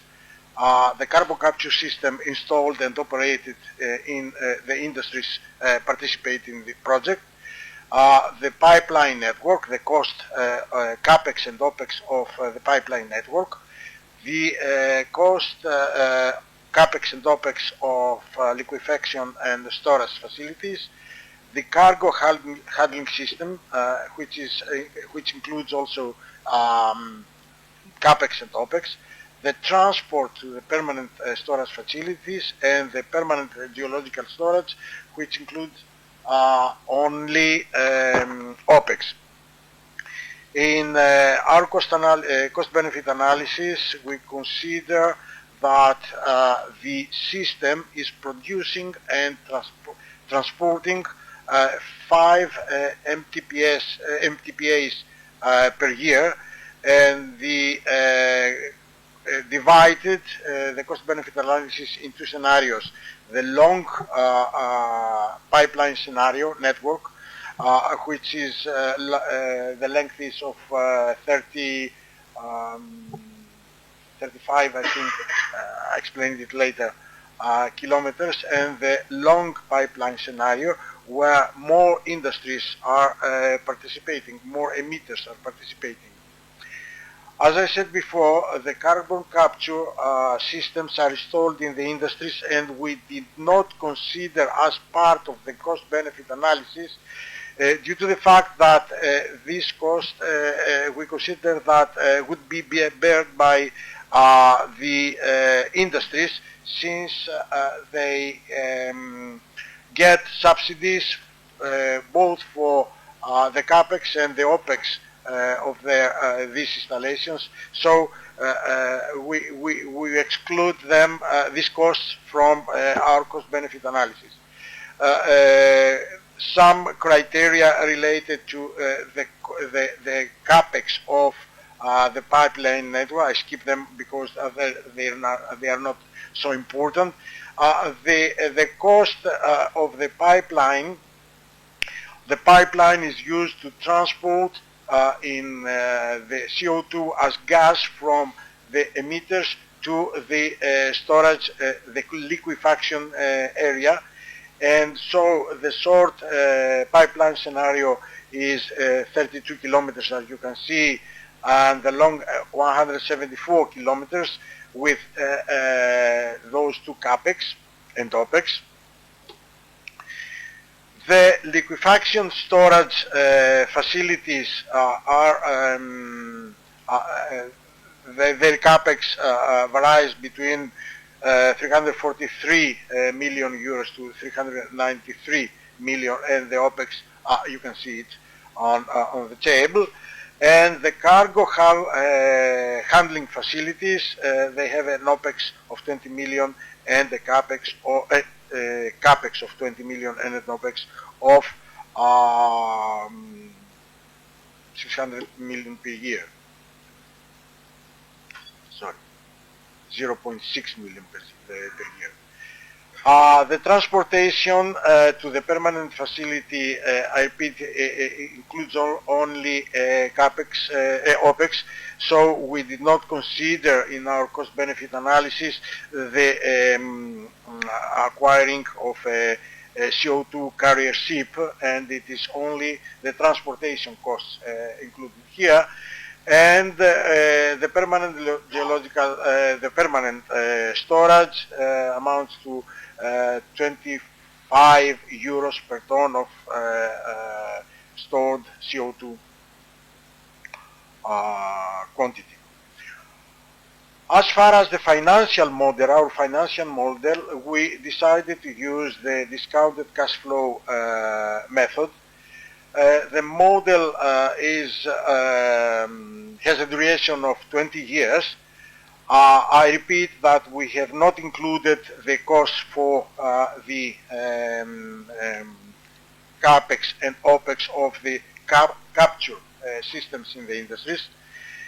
The financial cash flow for the shareholders of the hub are deducted by 22% as this is the Greek tax rate, yeah. And we consider 12% as the desired return on equity, which has been calculated in accordance to the formula you see, taking into account the 20-year green bond rate, the beta factor, and the equity risk premium for Greece. Those two values, beta factor and equity risk, we have used from the Stern database of the University of New York. As far as the revenues is concerning, we consider that we have taken into account the emission allowances, which are set to 80 euros per ton of CO2 until 2030, a price given from the National Energy and Climate Plan, and we consider this price as the most reliable to take to use in our cost-benefit analysis. Of course, this is the National Energy Climate Plan give it as a standard price up to 2030, and then it gives an indication every 5 years, and we split those indications every 5 years to each year because we had to consider the price in every year. These revenues, for these revenues, we consider two scenarios. The first is that all the benefit returns to the shareholders of the hub, while the second scenario returns to only the 50% of these revenues. The CAPEX assumptions are, as far as the construction and operation of the pipeline is considered, the short pipeline, we consider it as to have a duration of 2 years, and the CAPEX is equally distributed in those 2 years, while the long pipeline scenario is extended to 3 years, for the construction of the pipeline, while the last 2 years is the capex attributed the capex for the rest of the facilities. So here we can see the final result of full capex, which for the short pipeline scenario is results to sorry, I missed to say that for each scenario we created 2 sub-scenarios using the lowest and the highest assumptions for each one. So in each scenario includes 2 sub-scenarios. So the capex the capex for the short the 2 sub scenarios of the short pipeline is amounts to 610 million euros for the minimum scenario and 660 for the maximum, and for the long pipeline scenario the 2 sub-scenarios amounts to the amounts you can see there, here. So, as far as the capital structure assumptions we consider, we split it, them in 2 scenarios. The first, by attributing 40% of grants for the construction of the hub, 30% of EIB loan and 30% of equity, and the second scenario without grant and same 30% EIB loan and 70% equity. As far as the OPEX assumptions, I repeat to you figures that we have also have seen here, but those OPEX were inflated by a rate of 2% in all our elaboration. As far as the loan assumptions, the duration of the loan, we consider the duration of a loan 20 years, interest rate of 3.5% and a grace period of 5 years. And we also consider another added loan to pay the VAT with a duration of 1 year and interest rate of 4.5. So the results now. The results, as you can see here, for the different sub-scenarios of the short pipeline network are showing us that the payback period, depending on the parameters we consider, varies from 5 to 8 years, and it is marginal, as you can see, if the revenues of the exercise are shared by 50% with the industries. For the long pipeline scenario, it is again the payback period varies between 6 to 9 years, but it is very clear here that the project needs a subsidy from European or national funds for at least 40% of the total capex. This is all for my part. Thank you for your attention. Thank you very much, Thodoris. Please have a seat, because we're going now to have a short discussion. Konstantina, please also come here. And Nikos, if you'd like to join us. So we have now covered the first part of the workshop with the examination of the actual hub and the cost-benefit analysis. And I think now is the time to have a short discussion with questions from the floor and also between us. So try to throw some more light into the whole issue of CCUS. Οι ερωτήσεις μπορεί να γίνονται και στα ελληνικά και θα μεταφράζομαι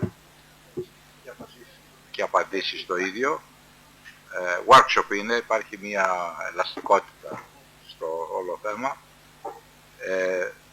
Οπότε, αν υπάρχουν ερωτήσεις από το ακροατήριο, καλό να τις έχουμε τώρα. Εάν δεν υπάρχουν, θα αρχίσουμε μια συζήτηση. Παρακαλώ, υπάρχει μικρόφωνο, το μικρόφωνο.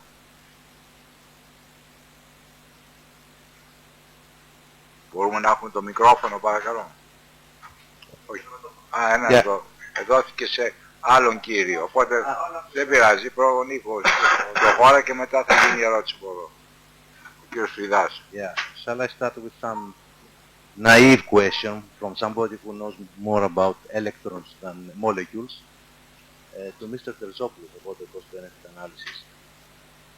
So you say that you have not taken into account the investments by the individual emitters because they will receive grants for the carbon capture equipment on the site. But you also showed us, if I remember well, that the OPEX, the annual OPEX, is almost half the amount of the CAPEX. You demonstrated 150 million with a huge OPEX of 75 million per year. They will receive grants also for the OPEX, and this creates a very substantial ongoing. And in what way this should not be taken into account in the analysis?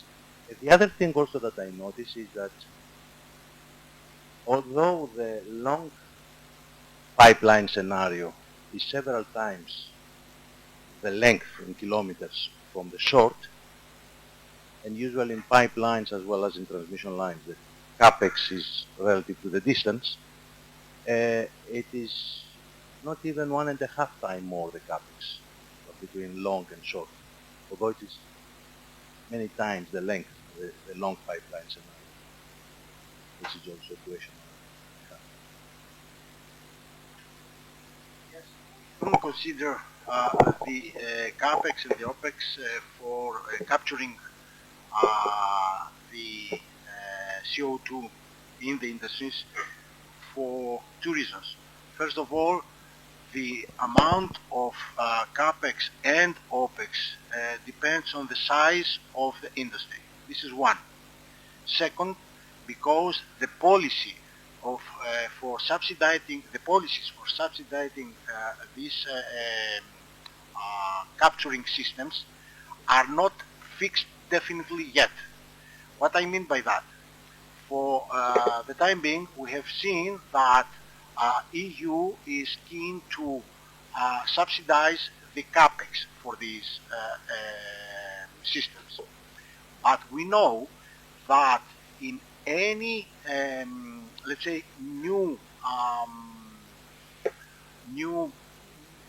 technology entering into the energy market, like the solar panels, like the wind farms, like the gas, like the biomethane, they also decide to subsidize also the operating costs.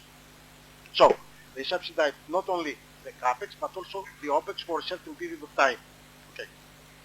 So it was very risky for us because we don't know all these factors to include into the cost-benefit analysis this cost. Right. So as far as the costs of the long pipeline scenario, the capex of the long pipeline scenario and the short, it is better to be answered this question by Aspropos, but my experience says that it is very expensive to install a pipeline, a short pipeline, and it is respectively not that expensive to extend this pipeline for a longer length. All right, this is a general experience of my experience coming from the natural gas pipelines, but anyway, I think that you can... Before that, I want to clarify another issue that Mr. Fidas raised. You said that we did not include the emitter's cost of capturing. Correct. The study a priori takes for granted that each emitter has its own system, pays for his own system. So what the hub operator does is charging a fee for collecting, liquefying, temporary storing, loading, and transporting. And that's the fee that is going on in the calculation of the OPEX.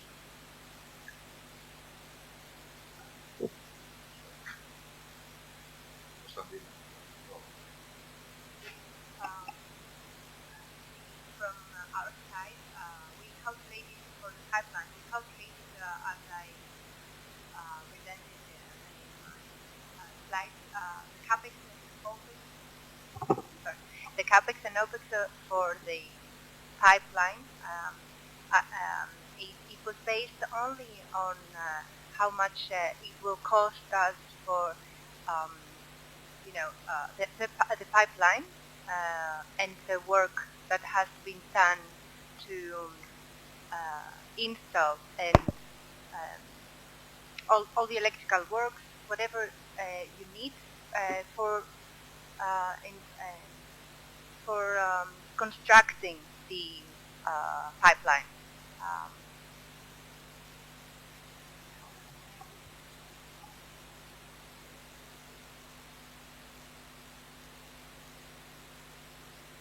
Έλπισα για να μην κάνει θόρυβο. Παναγιώτης Γραμμένης από Εκετά.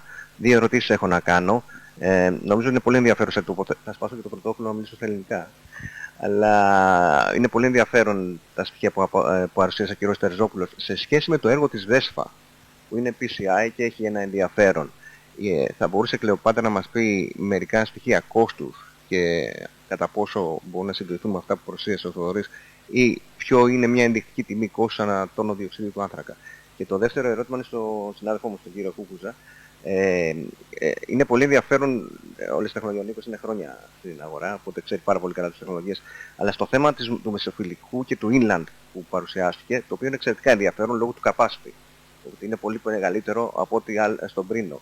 Ποιο είναι το αποτέλεσμα των μελετών σε σχέση με τα safety? Νομίζω το safety, που είναι το κυρίαρχο στοιχείο, είναι αυτό που ίσως κάνει τη διαφορά, γιατί συνήθως έχουμε ακούσει για το EOR και την αποθήκευση και την ανάκτηση του πετρελαίου ως πιο βιώσιμη λύση. Αλλά εκεί αν είναι πιο καλό το safety, τότε νομίζω ότι είναι μια υποσχόμενη λύση για αυτό. Τις δύο ερωτήσεις.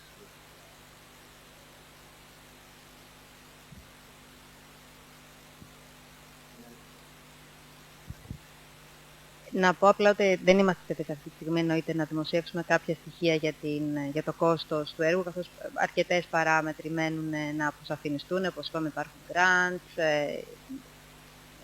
ποιοι emitters θα έρθουν, οι ποσότητες και όλα αυτά.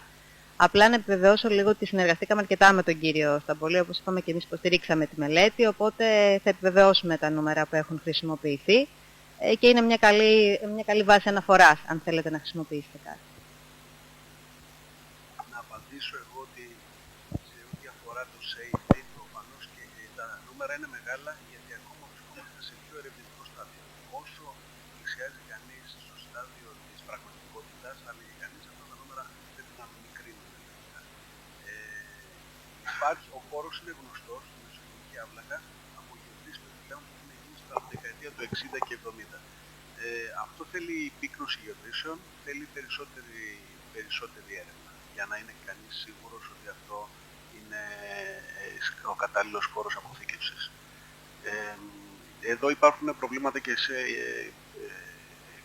σε περιοχές εκτός, δηλαδή σε θαλάσσια θέμα, αλλά με ένα καλό monitoring, πιστεύω δηλαδή το έχει αποδείξει και το Sleipner και αλλού στην Ευρώπη, ότι τουλάχιστον στο Sleipner που είναι 12 χρόνια που γίνεται αποθήκευση του οξυδίου του άνθρακα, δεν υπάρχει καθόλου leakage, οπότε με κατάλληλες μεθόδους μπορεί κανείς να κάνει monitoring και να ελέγχει το safety. Thank you, Nicholas. I just wanted to summarize the previous question, which was by Mr. Ramendis, concerning the cost for CO2 per ton for the whole process as described by DESFA. And Ms. Avram said the study is under preparation and she cannot actually pinpoint the cost, but she said that the cost that we refer in our study as Vienna can be taken as a reference. Okay? So there is a broad agreement on this. But I'd like to say that we're still at the very early stage of developing CCUS, and these studies are essential because at the same time trying to organize, trying to find out cost-effective solutions, costs, etc., we realize and we scan what the problems are. There are several problems and several unknowns in the whole process. And you can only identify this if you actually start studying the details, even if you don't have the whole data available. So in that sense, I think having two studies, an actual project like DESFA and a more theoretical one as ourselves, complementing each other, is very important because we dig into the actual hardcore of the information that is required to try and piece together such projects. Next question is Dimitris. Thank you, Kostis. I think our colleague Theodore Terzopoulos should elaborate a bit more on the last slide, which remained inside for a few seconds, about the economic feasibility of the project.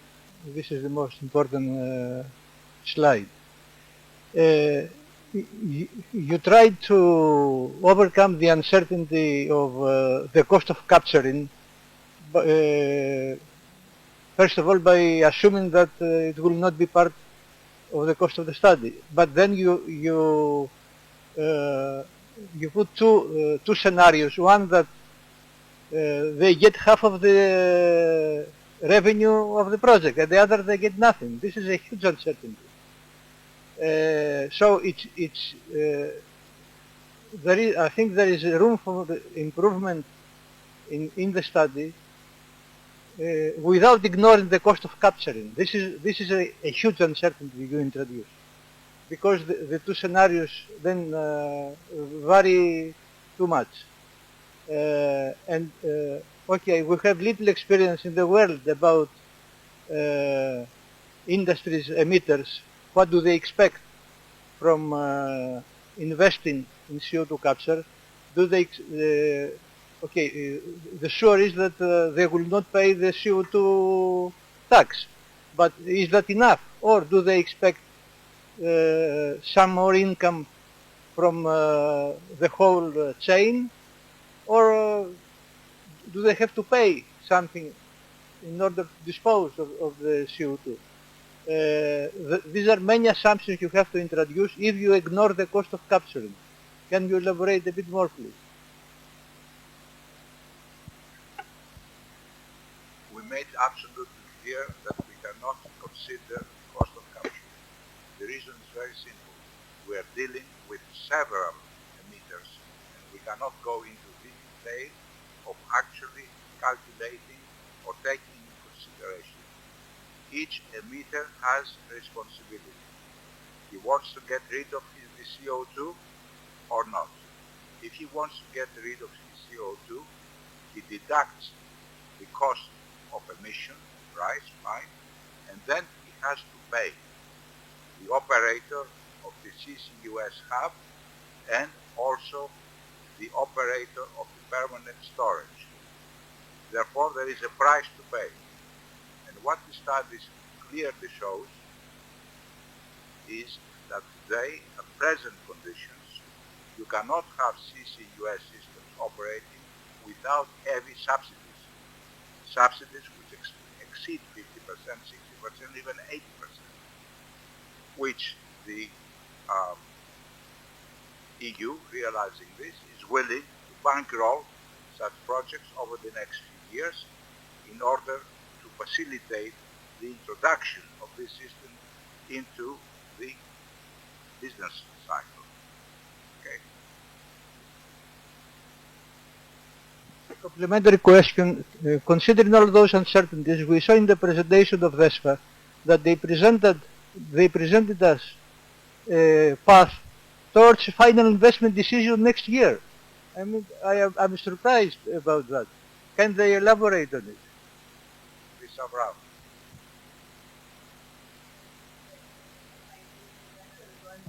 As I mentioned in my presentation, the FID is planned for Q2 2026, when we need, of course, to finalize the FIT studies, environmental permitting, and all these aspects.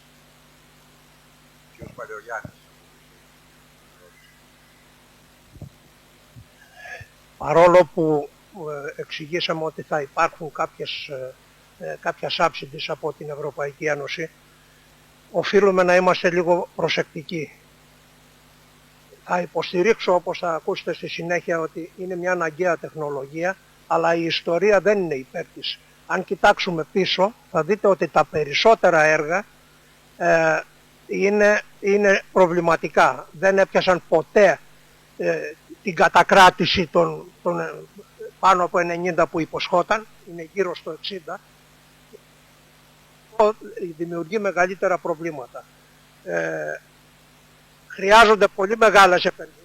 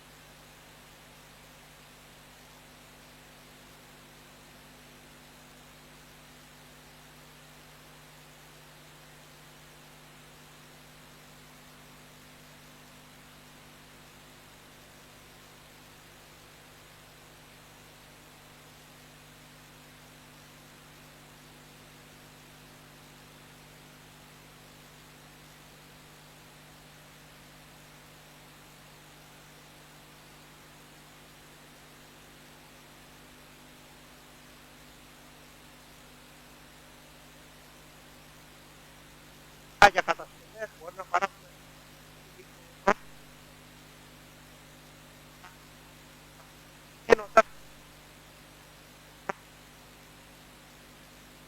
για μικροεργασία, μιλάμε για ολόκληρα εργοστάσια, το οποίο σε τι απόφαση, αν υπάρχει χώρος να γίνει, τι απόφαση να γίνει, την αγωγή που τα ανέφερε, έχουν τεράστια σημασία. η ενέργεια και το νερό.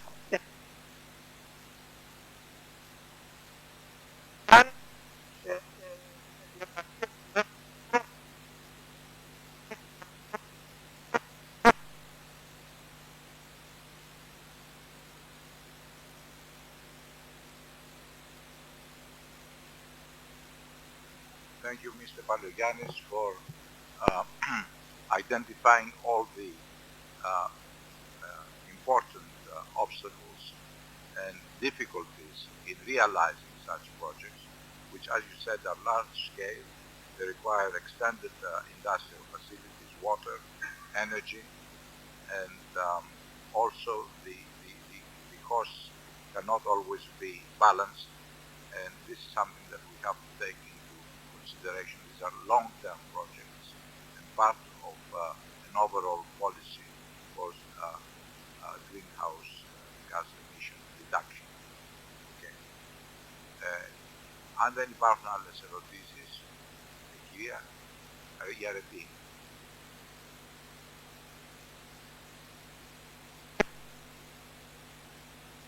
Hear me? Yes. Areti Katakoura from the British Embassy, Athens.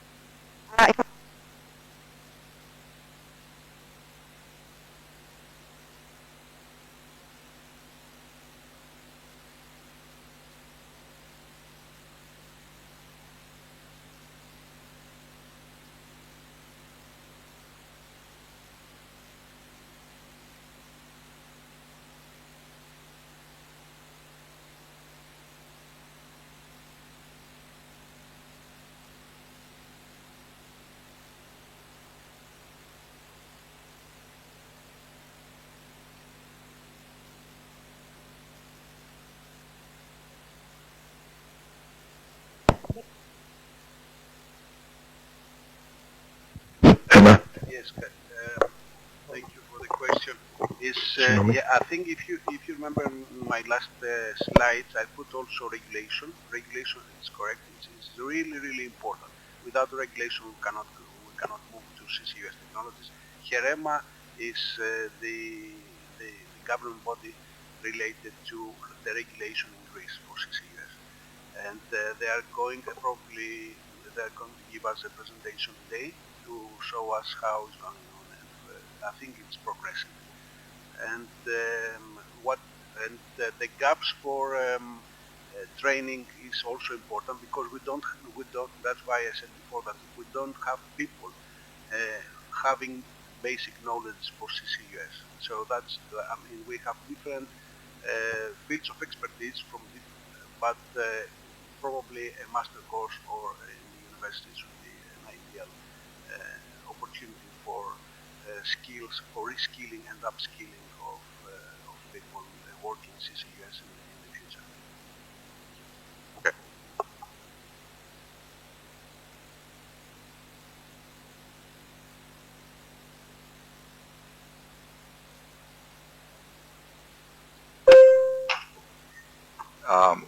And we now go to our next two speakers before we go for a short break. If anybody wants coffee, there is coffee outside. We do not have a lot of time available for breaks, etc. But if you like, you can grab coffee and come back. So we now go to Ms. Melisa Asimakopoulou. Thank you very much. You can take your seats.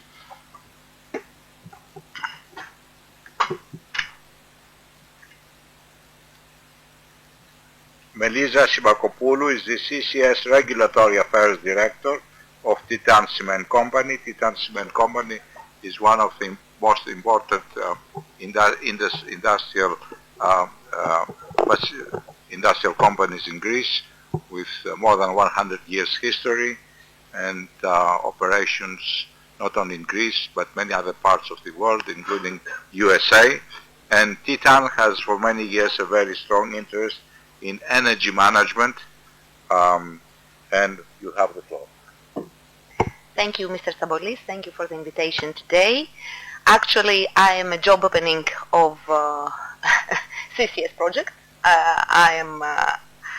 Titan hired me as a CCS specialist for the regulatory affairs. Before getting into my presentation, let's say a few words about Titan Group. Titan Group counts more than 120 years of strong track record of growth, with an international presence in 15 countries. Titan was founded on 1902 with a cement plant in Elefsina. 10 years later, it was listed on the Athens Stock Exchange, and some years later, it began its exporting activity from Elefsina port. During 1960 and 1980, it manufactured and started the operation of the 3 cement plants in Greece, in Thessaloniki, in Patra, and in Athens. And during 1990 and up to now, it expanded its activities to the US, to the Southeastern Europe, to Egypt, Turkey, and Brazil. So it has high credit ratings, and it is a healthy company to work to. Of course, its success rate and its growth rate is also thanks to its committed target to decarbonization. Titan operates in line with Paris Agreement, and the target of limiting the increase in global temperature to 1.5 degrees Celsius, comparing to the pre-industrial period. How Titan develops its decarbonization strategy? It has 3 pillars. The first pillar refers to the past, and it was mainly to deliver 13.7% of emission reduction in direct emissions. The second pillar of its decarbonization strategy is validated by SBTi and concerns several methodologies to accomplish the ambitious target of reducing Scope 1, Scope 2, and Scope 3 emissions up to 25.1% relative to the emissions of 2020. Of course, in order to accomplish the third most ambitious pillar and achieve the net zero targets of 2050, Titan has to implement CCS. Why CCS is critical for our sector, for our cement sector? This slide shows that with CCS we can accomplish 36% of our emission reduction targets. Actually, my director yesterday told me that the cement industry works with the 5C principle, which is to have, of course you know, to have less carbon in clinker, less clinker in cement, less cement in concrete, and less concrete in construction. Those are difficult for me.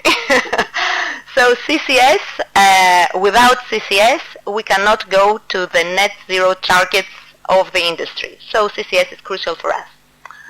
This is the reason why we work for Iphistos, which is Titan's flagship industrial scale project. We actually got a funding from the Innovation Fund of 234 million. And with Iphistos, we will be able to capture 1.9 million tons of CO2 per annum, which is about the 15% of our total group emissions, and we are going to be able to produce 3 million of zero carbon cement.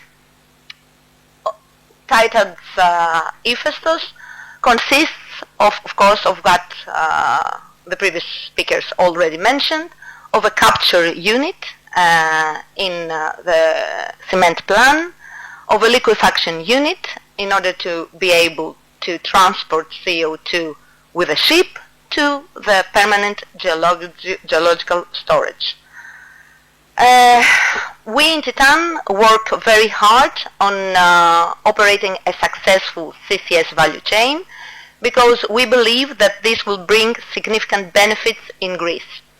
It will be significant benefits because it will help Greece meet its net zero emissions targets, which are already set out in the National Climate and Energy Plan, and support Greece in the ambitious plan of the European Union. It will help Greece to be the first to develop low carbon products and with this way to be able to develop a lead market that the European Union needs, as the CID mentions also. It will be able to generate high quality employment opportunities. It will be able to bring a competitive advantage to the Greek industry. It will also bring value to Greece because we will be the first, one of the first countries to create permanent carbon removals, and in this way create a market for the compliance market that is to be established in the following years. And of course, the CCS value chain will contribute to securing more funding from the US, from the EU, that will benefit our economy. But what we need to make it happen, to make the CCS value chain happen, we need to create the two markets that I mentioned before. We need the market for the zero carbon products, and for this we need to review the public procurement, not to be based only on price criteria. And we need, of course, to create the compliance markets, as I said previously, for the permanent carbon removals. Of course, we need to establish a regulatory framework that will safeguard the implementation of the whole CCS value chain. It's important to have in our mind that on the contrary of the electricity market and the natural gas market, we're not referring to separate assets. We in the CCS function and need to function as a value chain, and the main goal of the value chain needs to be the promotion of the competitiveness of the hard-to-abate industry, as this is already indicated into the Net Zero Industrial Act. Because the Greek industry that also is mentioned in the National Plan of Greek, Climate and Energy Plan of Greek, are the refineries and the cement companies, which represent more than 30% of our national exports and create more than 30 billion euro per year. Of course, additionally, the CCS value chain, apart from the competitiveness of the hard-to-abate industry, needs to support the climate targets. To make all this happen, we need, apart from the funding that we have already taken from the Innovation Fund, we need de-risking mechanisms, we need the support of the state for the design, implementation and finance of the carbon contracts for difference, because there is a great fluctuation of the EU ETS price, and we need to be sure that those capital-intensive investments are going to have the necessary funding to be created also in operational and capital expenditures. That's all from me. So, thank you, Melissa, for very fascinating presentation, because it shows very clearly how a forward-looking industry is not waiting, of course, for very big projects like the ones we described and the one that DESFA is doing. They have the initiative to go ahead and organize their own CCUS application project. Of course, Titan is favored by its location and proximity to the sea, and experience in energy saving in a big scale for many, many years. So they were very ready to address this challenge. And now we go to Mr. Anastasios Vlasopoulos. He is the CEO of Hellenic Upstream, and Hellenic has been very supportive to IENE on the first and second study. So, Mr. Vlasopoulos, you have the floor.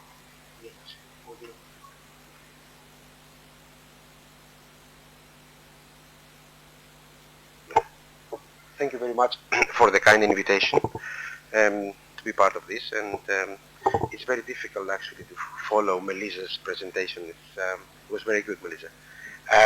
So let's talk a bit. Let me talk. You all know Hellenic Energy, but I'll take the time to 1 or 2 minutes talk about what we do. You know, we have 3 refineries. We are having a vertically integrated, let's say, power generation business these days. We are in obviously in marketing oil products, and we also involved in upstream.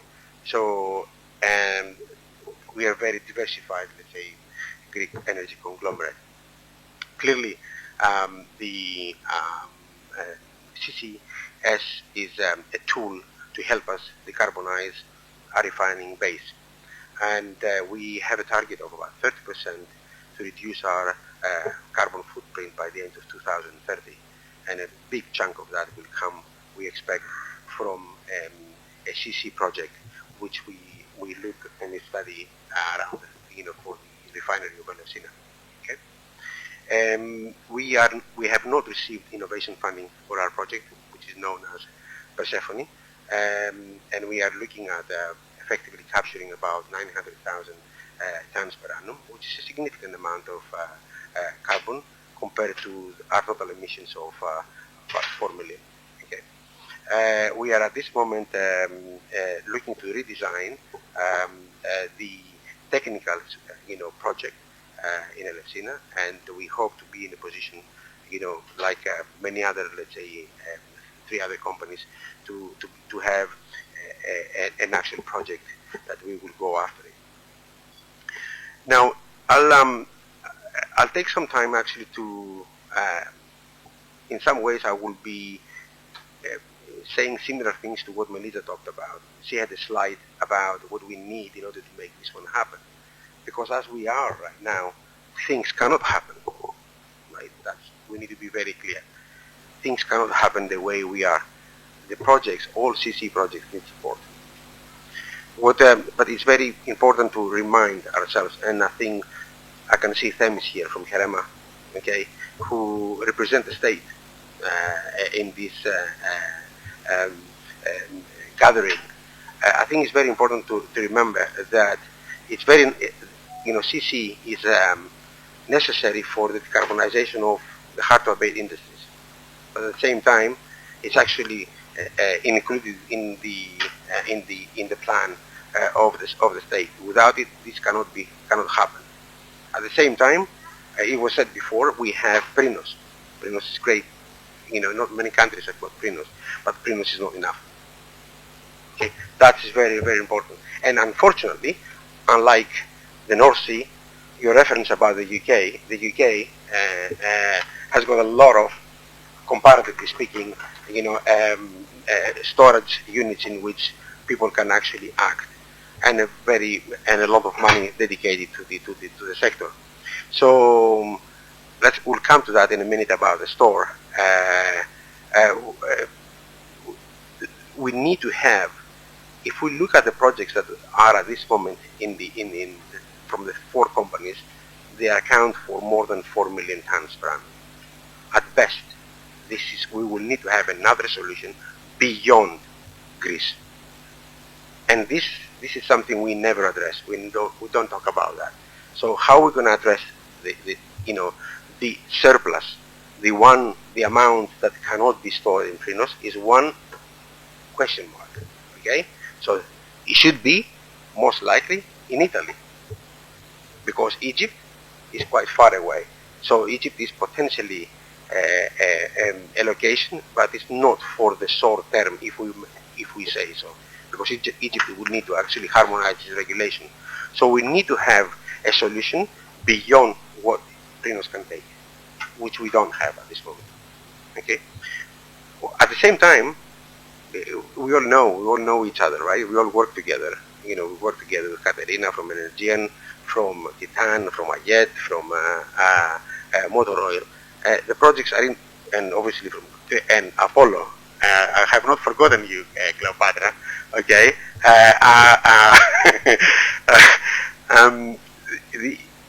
The projects are, some projects will live and die together. Okay, and this needs to be to consider ourselves that we need to have some kind of partnerships and ways of working together in order to be able to synergize, reduce the costs. Okay, where is possible, where there are physical proximity, in the places where you need to install capture, and at the same time to create by definition hubs. Okay.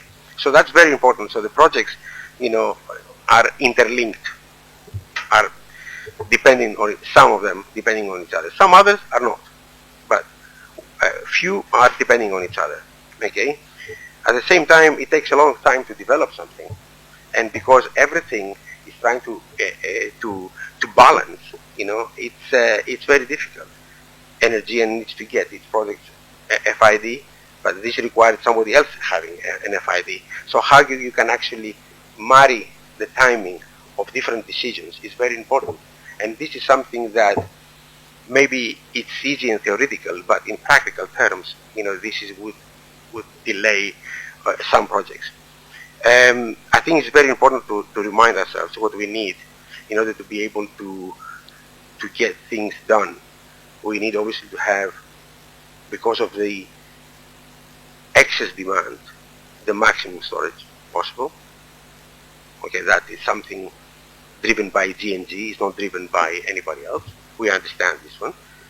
We need to have obviously capacity allocated without really, following up, competitive price exercises. Because if that happens, the projects will become far too expensive to justify their economic viability. And obviously we need to, and I think Melissa in one of her slides mentioned it, we need to fairly allocate the risks between the state and the different kind of capturers. So, and one way of doing it is having a logical, carbon contracts for difference. So all these things need to be done and discussed in 2025, right? More or less. Considering that the regulatory framework has been actually, is probably in the process of being formulated. So it's very important we effectively stick with what we want to do, but we need to have solutions beyond Greece. And obviously we need to have transparency, in the costing. It's very, very important to understand and the cost to be justified fully, and collaboration between different stakeholders. I think all these studies, Mr. Stabolis, are helping people understand the complexities of CCS. But I think the most important thing is to have funding and new potential storing solutions. Additional, not new, additional storing solutions. Okay? That's what I want to say.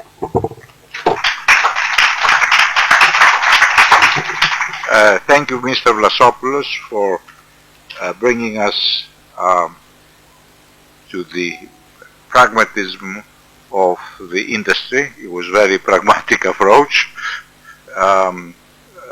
You see here Hellenic industry, Hellenic Energy, which is a major industrial conglomerate and energy and industrial commodity in Greece, is looking really far ahead, and he identifies the shortcomings of the present approach, which is really the securing of extra storage.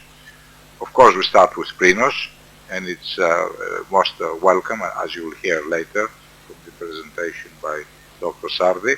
But we have to move beyond that, and we have to be anticipatory in our thinking, and we're talking about 10 to 15 years ahead. So we have to start looking now. The second part is the actual reduction of CO2, and this is, as we saw also with Titan, a major industrial group really focuses on how it can achieve CO2 reduction, not regardless costs, but really trying to integrate costs in the industrial process, and of course try and benefit from all the handouts that are available at national or EU level, because the industrial group follows the policy of EU and the governments. Therefore, it is anticipated, it is really expected that there will be funding and support from government and the EU, because the industry implements policies. So yes, thank you very much. It was a very pragmatic approach, and it complements the whole the series of presentations we had until now. So now we go for a short break, say maximum 10 minutes. We'll be back here by 1:45 to carry on. Thank you very much.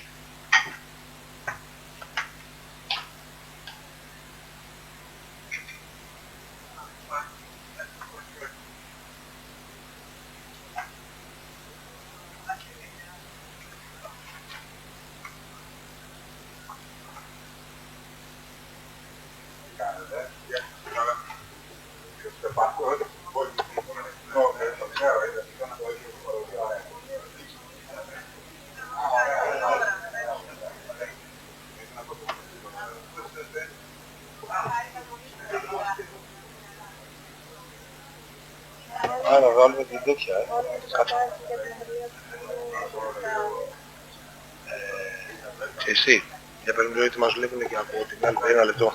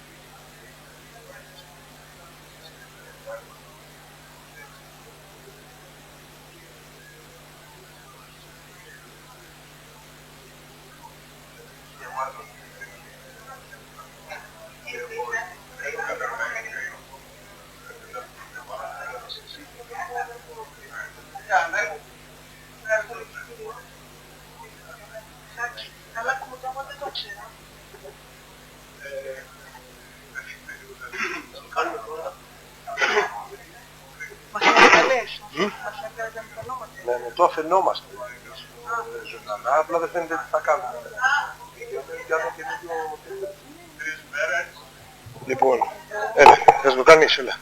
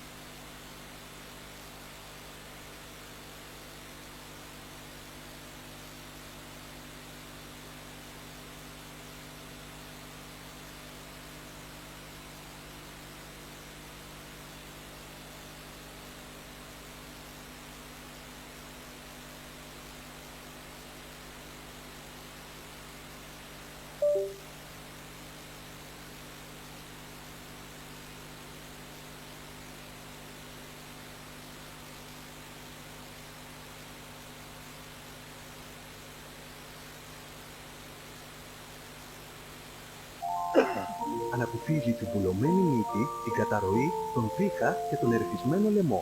Νέα Nescafé Smooth Hazelnut και Rich Caramel. Δοκίμασέ τα τώρα. I remember when I lost my mind. There was something so pleasant about that place. Even your emotions have an echo, and so my face.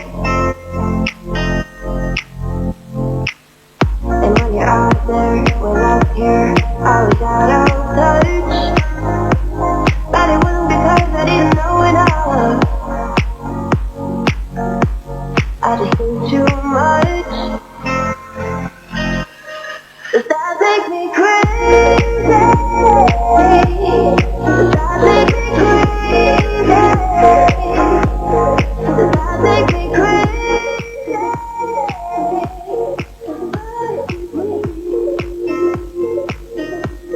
Does that make me crazy? Does that make me crazy? Does that make me crazy?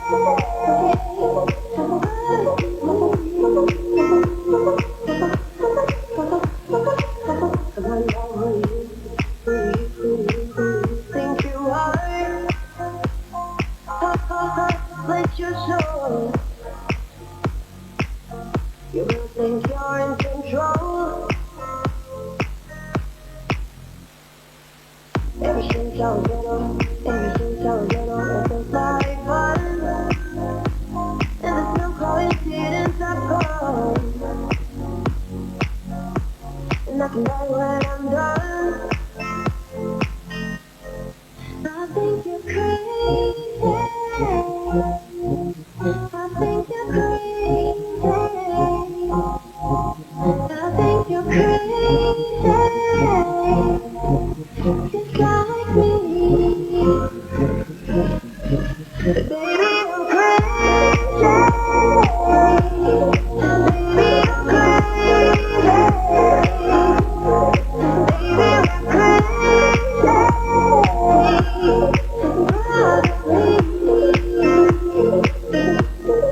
Baby, I'm crazy.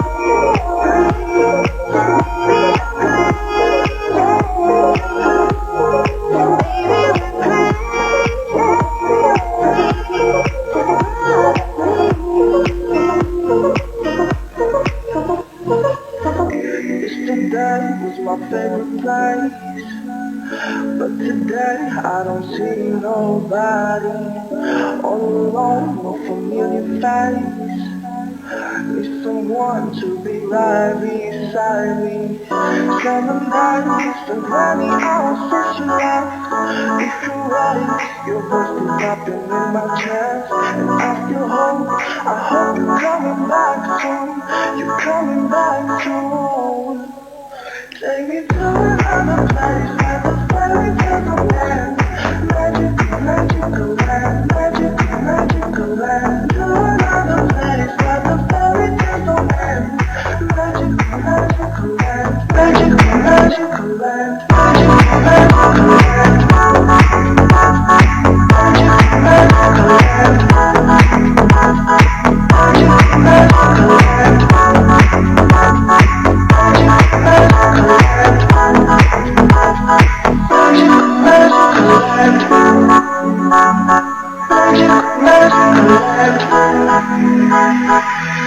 Dreaming about the days with you. I can stand that you ain't here with me. My life's a mess, so because of you. Need you now to be right beside me. Summer nights, the running hours since you left. If you're right, your voice is popping in my chest. And I feel hope, I hope you're coming back soon. You're coming back soon.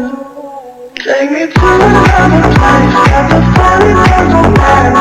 Magical land, magical land. To another place where the fairy tales don't end. Magical land, magical land, magical land.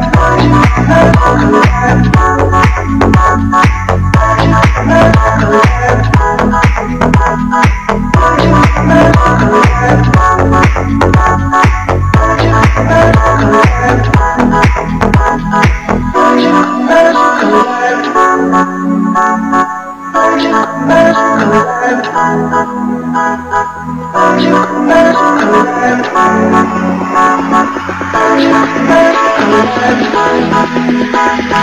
to another place where the fairy tales will end.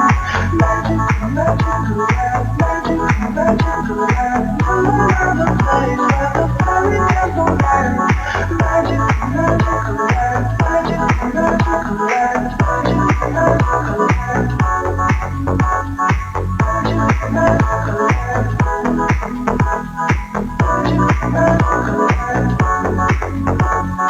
Magical, magical land.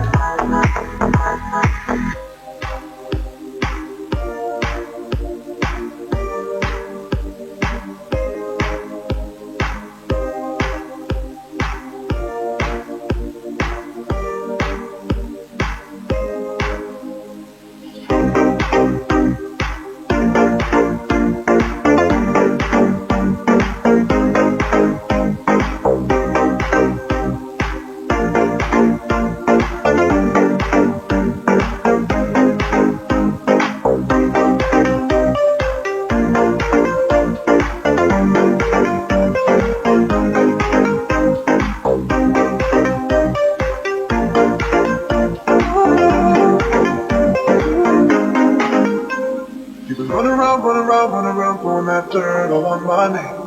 Cause I knew that I'd call you up. You've been going around every party in LA. Cause I knew that I'd be at one. Oh, I know that you're just gonna regret. Got me thinking back where you were. Now I'm all up on you. What should expect? Should I come in home with me tonight? You just wanna touch it. You don't want my heart. Baby, you just want one morning. You just wanna touch it. Right up from the start. You just get your shot. You just wanna touch it. You don't want my heart. Baby, you just want one morning. You just wanna touch it. Right up from the start. You just get your shot.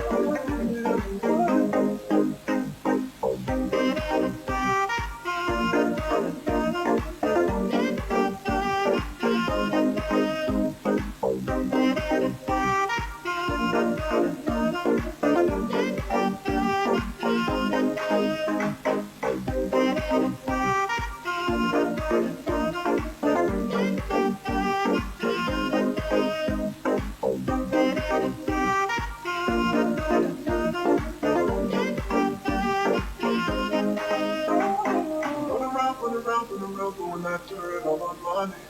Cause you knew that I'd call you up. Baby, never I just wanna make you great. You already know that you want it. Oh, I know that you're just gonna regret. Got me thinking back when you were gone. Now I'm all up on what you expect. Should I come in home with me tonight? I just wanna touch it. You don't want my heart. Baby, you just want me. I just wanna touch it. I'm running from the start.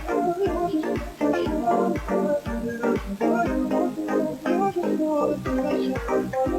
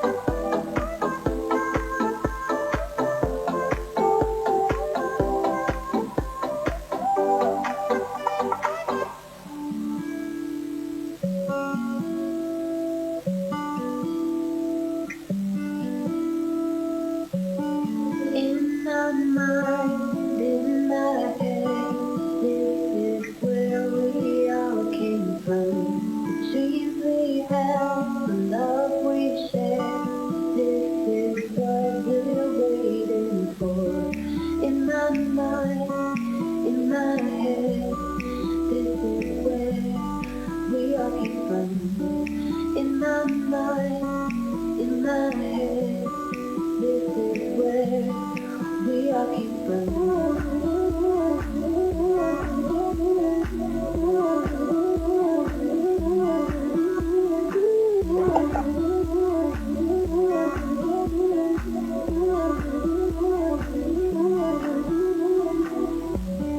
In my mind, in my head, this is where we all came from. Dreams we had, love we shared, this is what we're waiting for. In my mind, in my head, this is where we all came from. In my mind, in my head, this is where we all came from. In my mind, in my mind, in my head, this is where we all came from. The dreams we had, the love we shared, this is what we're waiting for. In my mind, in my head, this is where we all came from. In my mind, in my head, this is where we all came from.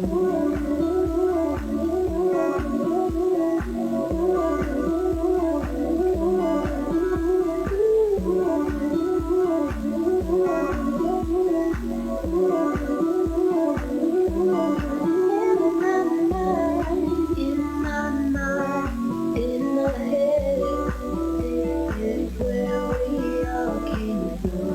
The dreams we had, the love we shared, this is what we're waiting for. This is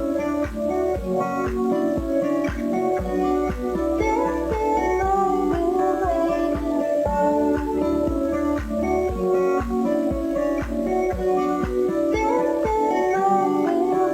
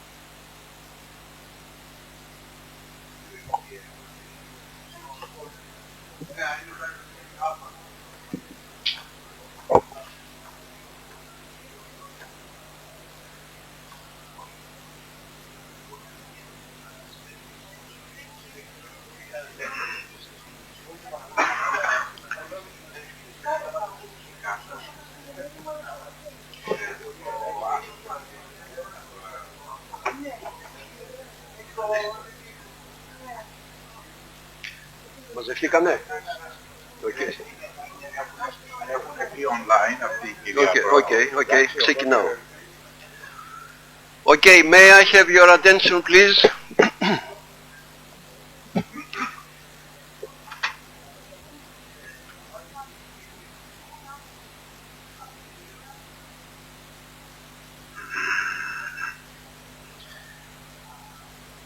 I would like also to express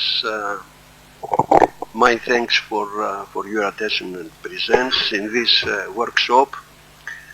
I think it is a workshop that has great importance as far as concerns the CCUS approach and also a great importance for Greece. I'm not part of the study, but I will try to make the coordination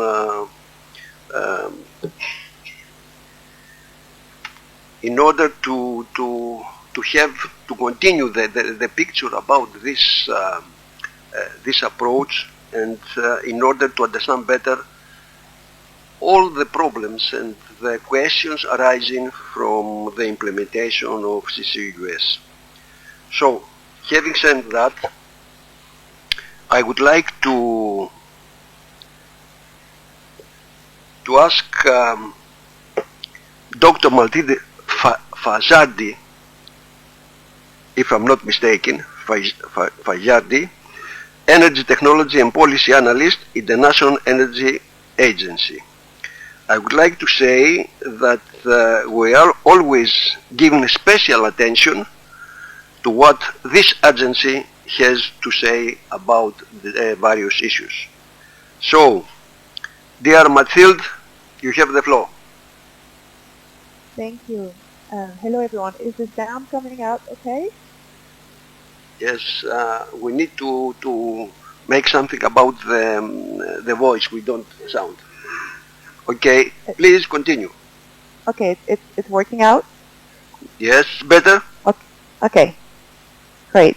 Let me know if it doesn't work. So good morning everyone. Thank you for the kind invitation to present today. I'm delighted to be speaking to you today and look forward to hearing more about CCUS developments in Greece. I thought I would use this time to give you a bit of a scene-setting presentation on CCUS globally, its current status, and challenges and opportunities ahead. I'm Mathilde Fajardi. I'm an analyst at the International Energy Agency, and we support all fuels, all technologies in achieving a clean energy transition for everyone. So I wanted to start with where we are with CCUS deployment today and where we're going, as well as where we need to go. So in March each year, we release a CCUS project database, which is a data set that tracks large-scale announcements across the CCUS value chain. And so the first important point is that we've been seeing encouraging momentum in project announcements. Last year, data sets showed continued momentum from the 2023 version, with planned capture capacity for 2030 reaching over 400 million tons, almost a 9-fold increase from current capacity, and planned CO2 storage capacity was over 600 million tons. Note that these are 2024 data. We are currently finalizing the 2025 data set that we will release shortly. Another important point is that we see that the project pipeline shows an important diversification from historical applications and towards sectors that are really central to clean energy transitions. So what are those sectors? We need, as was mentioned in this workshop, we need CCUS for hard-to-abate industry first and foremost, particularly cement, and that's both for new facilities and existing facilities around the globe.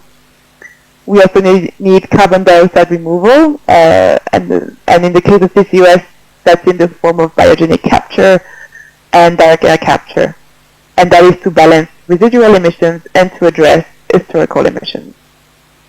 We also need CCUS in fossil power, particularly the existing young coal fleet in emerging economies, which is generating a lot of CO2. And finally, we need CCUS as a platform for low emissions hydrogen production. We see in our scenarios that most of the hydrogen should be produced from electrolysis, but some share still needs to be produced with CCUS in regions with low-cost gas access and access to CO2 storage infrastructure. And so today, 2/3 of capture capacity is on natural gas processing plants. And looking to 2030, we see an important growth in terms of announcements in low emissions hydrogen and ammonia production, power, biogenic and air capture, and industry, which make up 70% of the project pipeline. And we're also seeing this on the storage side. with 80% of planned projects targeting injection of CO2 in dedicated storage sites, even though today it's only 20% of projects do so, and the rest is injected for enhanced oil recovery.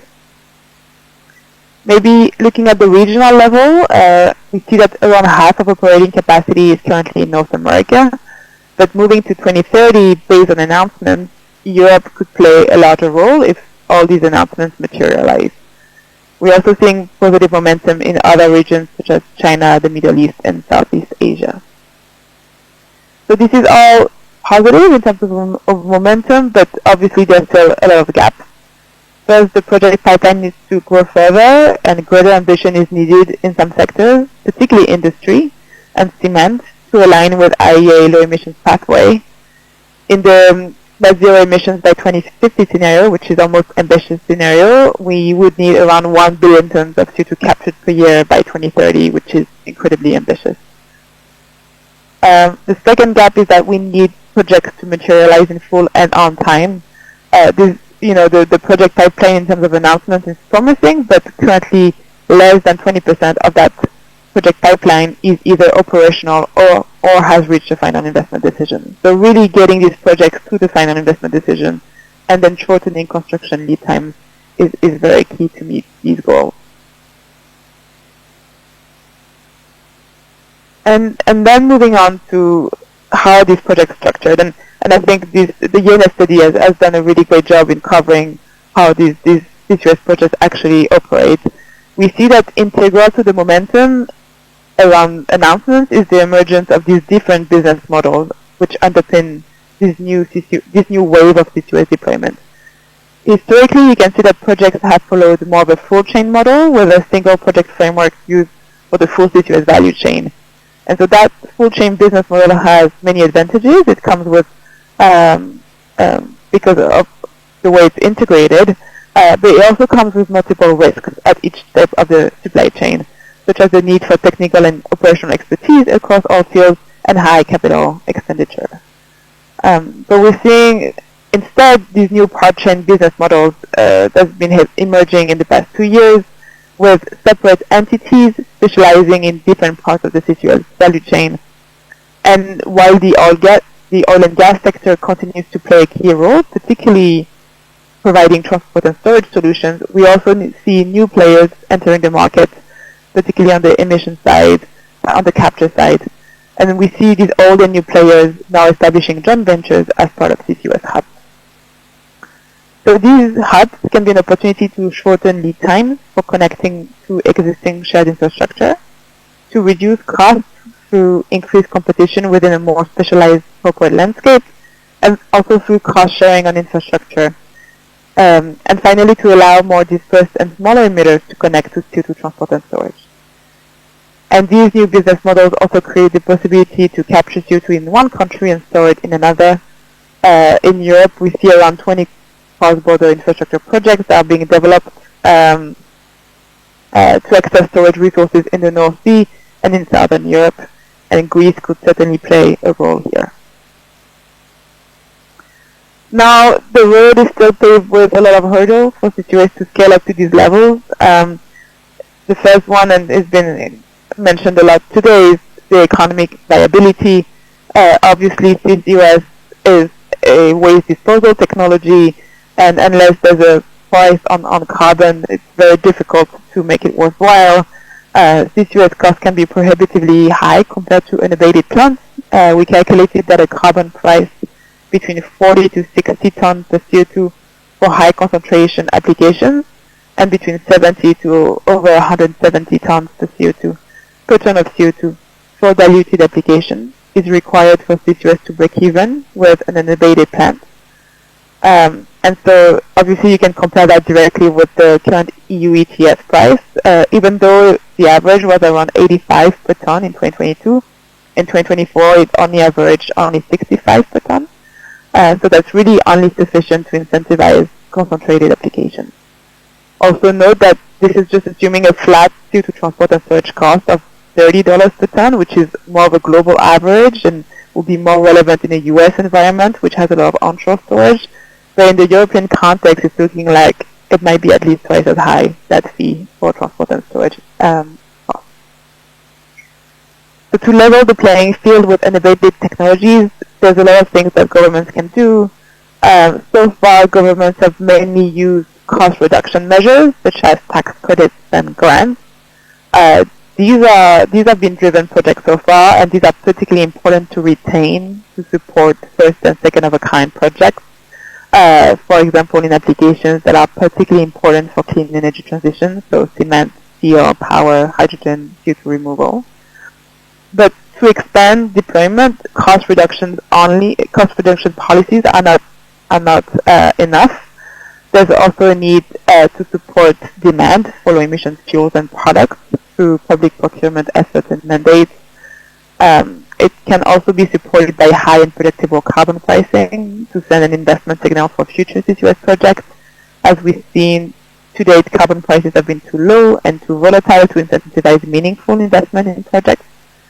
And beyond cost reduction, it's really about revenue support and revenue generation.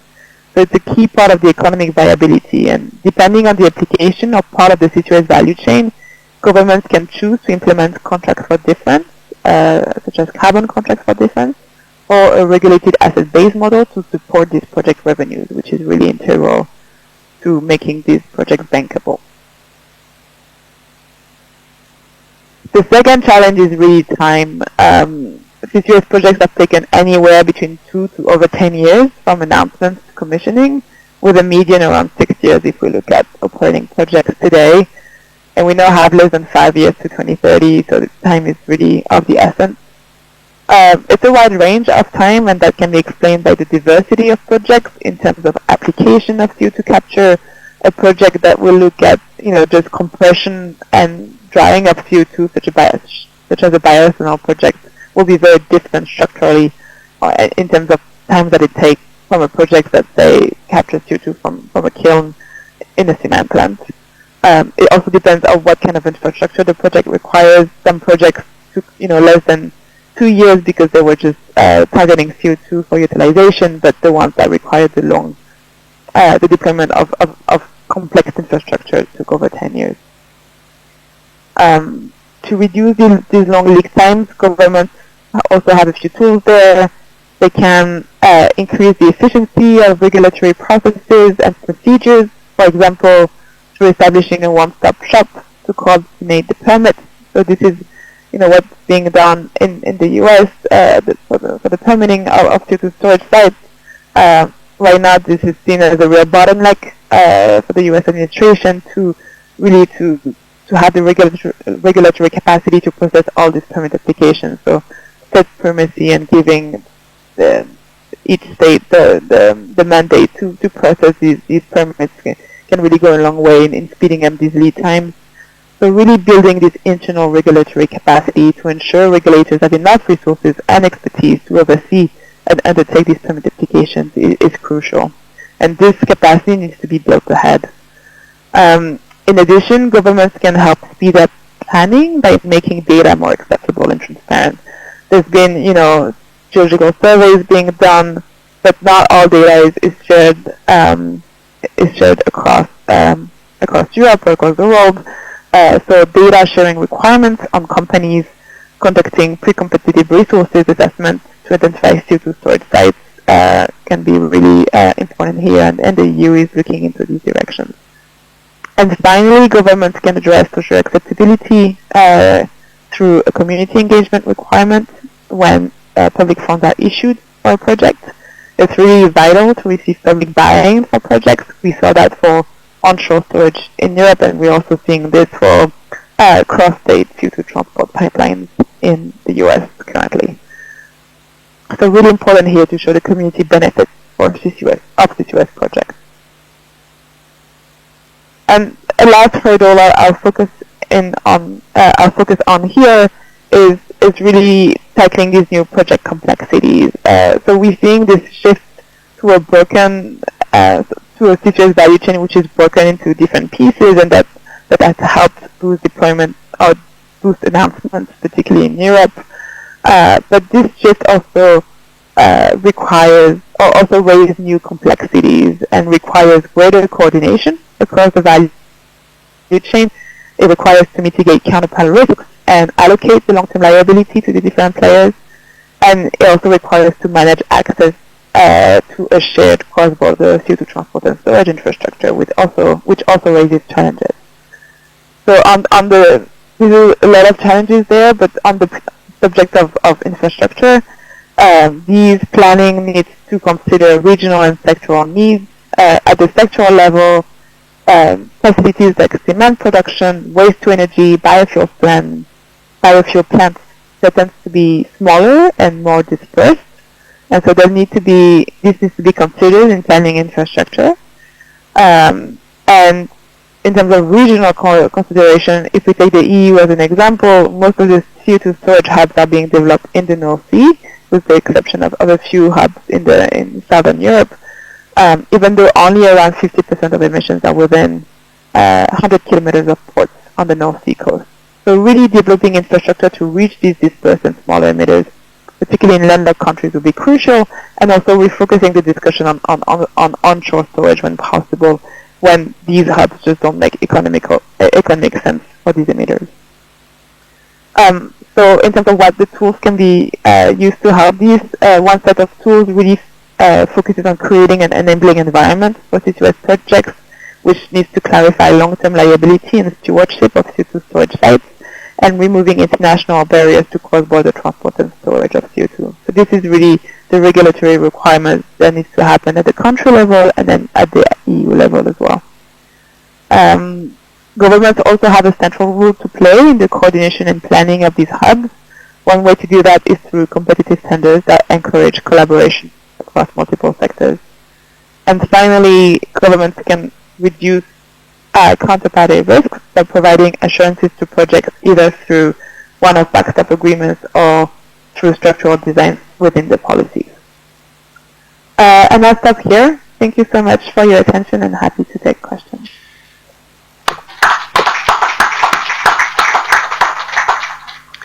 Dr. Fajardi, I would like to thank you very much for your thorough and analytical presentation. It was very good having you with us, and the presentation of Dr. Fajardi will be given to you through ENA. Unfortunately, because there is no more time for Dr. Fajardi, we are not going to have to receive any questions, so her presentation is enough. Now it's the time to ask Mrs. Oana Lanka. Good afternoon, I hope you can hear me. Yes, we hear you. Mrs. Oana Lanka is Policy Officer, DG Energy Unit C2, Decarbonization and Sustainability of Energy Sources, European Commission. I would like to say that we should ask more frequently the people from Brussels to take part in our workshops and conferences for very obvious reasons. So we're happy having you with us. The floor is yours. Thank you very much, and also good afternoon, everyone. I'm actually grateful to the Institute of Energy for Southeast Europe for the invitation to speak in such excellent company. I love the insights I've been hearing the entire day, of course, also from the IA. I want to first start by congratulating for the work behind the CBA analysis for the CCUS hubs in Greece. What I can say on behalf of myself, but also my colleagues, that we look forward to receiving it and reading it in the Commission. As you know, this year is a crucial one for the CCUS. Now, indeed, so my name is Oana Lanka. I work for the Director General for Energy in the European Commission in the team that is dealing with CCS. I had the pleasure to get to know some of the speakers today in my previous position working in infrastructure in DG Energy on a lot of the PCIs that you referred to today. And what I thought that instead of giving you, let's say, an overview of the project that we have in the EU, the way the title in the agenda says, I thought I can give you a glimpse of what we plan, what is our vision towards carbon capture and storage market in the EU, and what's going to happen in the next couple of years. So I'll start by saying that you're already very aware, I heard this many times today, that the European Union is committed to reaching climate neutrality by mid-century in a competitive manner. So competitiveness is actually the buzzword and a lighthouse for this mandate, for the new Commission mandate.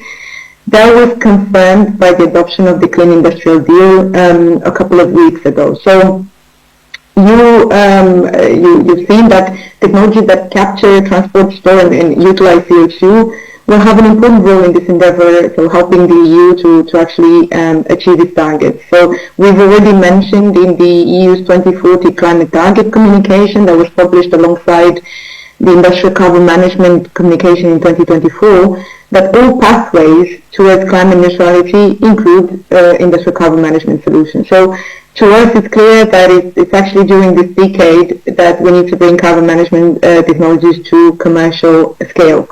What is important to clarify, as far as we're concerned, is that the decarbonization of the industry will need the scaling up of industrial carbon management solutions, but only to address those emissions that cannot be avoided through the other mitigation options. So I'm thinking deployment of renewables, further electrification, energy and material efficiency, circularity, and even hydrogen. So to us it's quite clear, and we've made it clear also in the industrial carbon management communication, that the scope for CCS policy is actually for as a lever for industrial decarbonization for the so-called hard-to-abate emissions.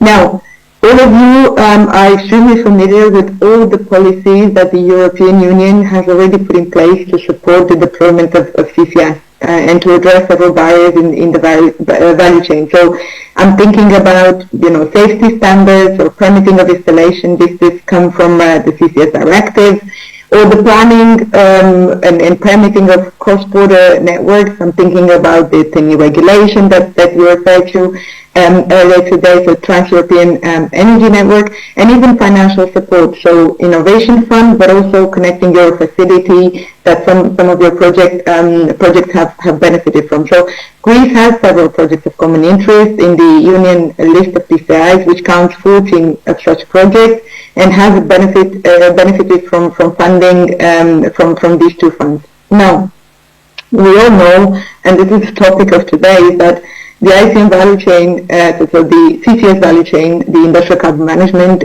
is however extremely immature today. So we have no operational CO2 storage in the EU today, and we only capture approximately 10 million tons per year. So in the communication that we adopted last year, we've identified three main barriers that we need to address for this CO2 value chain to actually mature. One was extremely often mentioned today. So the industrial carbon management technologies, the CCS technologies, face extremely high capital investment costs. So we typically see this in all emerging markets. However, what you called for today several times, and what the concern is in the Commission, is to develop targeted de-risking measures. So we're thinking either regulatory measures as well as guarantees or insurance products or financial measures, and enabling financial support, state aid, to actually close the gap and help these projects reach final investment decisions and push them forward. A second barrier is insufficient coordination in the CO2 value chain and lack of visibility on the storage facilities or the available CO2 captured by emitters. This has, I think, several times been emphasized because of the, let's say, specifics of the CO2 market, whereby projects in the value chain operate in an integrated manner. The lack of coordination leads to high risks and unpredictability for project promoters of these projects. So we need to increase this coordination to really help these projects build a robust business case and give investors greater certainty. What we promised in the communication, so in the industrial carbon management strategy, is that we're going to work on a so-called investment atlas to map all potential CO2 storage sites and initiatives. In parallel, what we want is, through a knowledge-sharing platform, we want to foster collaboration between projects and member states to actually share the let's say experiential, this operational knowledge, and you refer to this collaboration with neighboring countries very often today. Third, and not least, let's say a major barrier to the development of the CO2 market is regulatory fragmentation across member states. So you often hear some member states putting in place regulatory frameworks and having, let's say, different speeds than other member states, and this adds to the immature character of the CO2 market and to the lack of visibility or even equal access to transporting CO2 to storage sites in the EU. So the Union has decided to set out infrastructure market rules for CO2 transport and storage to actually help unlock investments in CCS technologies. The way we see this is that this regulatory proposal will come next year, so we're working on the different steps that they're called Better Regulation Agenda this year, so call for evidence and consultations will be, let's say, formally starting soon, and an impact assessment as well to assess the different impacts of different policy measures. But what I can share with you is already some elements of our thinking that will go in this package. It was mentioned by, I think the most recent by my colleague in the IEA. The first thing that we would like to address with this package is existing barriers for cross-border transportation of CO2. So we're looking at provisions to foster interoperability that can actually refer to even issues like liability and permitting, but of course include establishing minimum CO2 standards, which are a key issue, and it would actually help and respond to the intermodal character of CO2 networks and CO2 transport, and would help the exchange between projects and cooperation between projects. What we have already in place is what we call pre-normative research with European standardization bodies to develop minimum safety and integrity standards for CO2 streams. But you know very well that these conversations are extremely technical and sensitive for the moment, and no standards, or at least range of standards, has been agreed on. We will also reflect on finding solutions to remove the barriers for cross-border CO2 transportation in an international context. So those barriers that pertain from international treaties, and we need to make sure that rules are applied to non-EU countries' infrastructure in the same way. So we're looking, let's say, at this with priority. A second set of provisions that we're trying to develop is to ensure the emergence of a competitive CO2 value chain, which actually to us means to evaluate the regulatory setup. So issues like tariff regulation, which by the way we see as a, let's say, as a within system method of financing the different assets. We're looking at rules on third-party access to the different infrastructure in the CO2 value chain, and to measures to avoid conflict of interest and appropriate regulatory and governance structure. So we're trying, of course, just recently the Commission adopted a regulatory package for hydrogen and gas, and what we're trying to do is really think from scratch and reflect in this regulatory measures and set up the specifics of the CO2 transport and storage, which is, let's say, a different kind of market than the ones we have regulated so far. And last but not least, what we want with these measures, with the regulatory package, is to help build investor confidence and regulatory certainty throughout the value chain. What does that mean? To us, it means that increased coordination in the CCUS value chain and rules, harmonized rules on CO2 network planning, will create regulatory predictability and investor trust, which in turn will improve the investment climate of the CO2 value chain and create what we like to call a well-functioning and competitive CO2 market. So we want to make sure that the rules favor an open access multimodal CO2 network that will be complemented by certain market instruments. What we have in mind for the moment is it's going to be a buzzword, but an EU-wide CO2 demand aggregation platform, which is essentially a transparency and coordination platform that will address the existing barriers and the existing coordination issues in the value chain and strengthen the bargaining power of smaller emitters.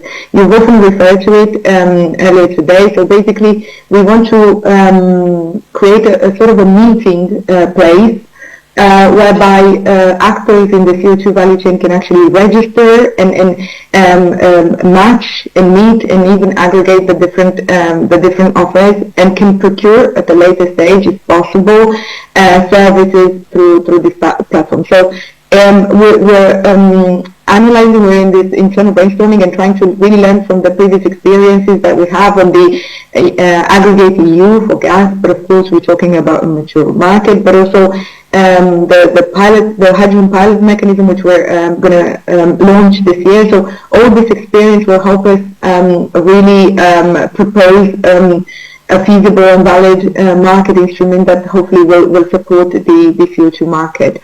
So what we want is to increase trade in industrial carbon management services, or in the CCUS value chain, and really make sure that we underpin the viability of projects and attract capital, last and not least. So you called quite often today for regulatory certainty. That is important and urgent, and we agree, because large investments are really required into CO2 storage and transportation infrastructure to only reach the 2030 target under the INZIA, so the 50 million tons. So we're extremely aware of the urgency of the issue and trying to grasp as much as possible input from stakeholders, and that's why we appreciate these invitations as today and the work you have been putting into the study that was the topic of today's meeting. Just before ending this, let's say, short presentation, what I can tell you is that for us, CCUS is really high on the agenda. It was mentioned in the mission letters of our climate and also energy commissioners, and we hope to really speed up the internal work that we have to do and count on all stakeholders, including ENA, of course, and your distinguished invitees today to contribute to this endeavor. Thank you very much for having me with you today. I'm afraid that the afternoon will not be possible for me to continue attending the discussions, but I hope we can follow up to this invitation. Thank you very much. Thank you very much. Dear Oana, you have given the approach of European Commission departments, which much needed for the next planning of stakeholders. Thank you indeed, and since you are online, please wait for a moment if there are some questions, if any. Anybody? Any question? Okay, we don't have questions. We thank you very much indeed. Bye-bye. See you, it was a pleasure. Thank you very much. So now one of the presentations we wait in order to clarify a lot of questions. This coming from Dr. Katerina Sardi. You have the floor. We are curious to listen about.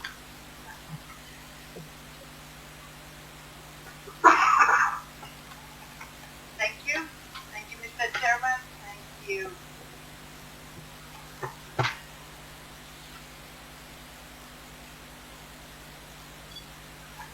I've been instructed not to speak.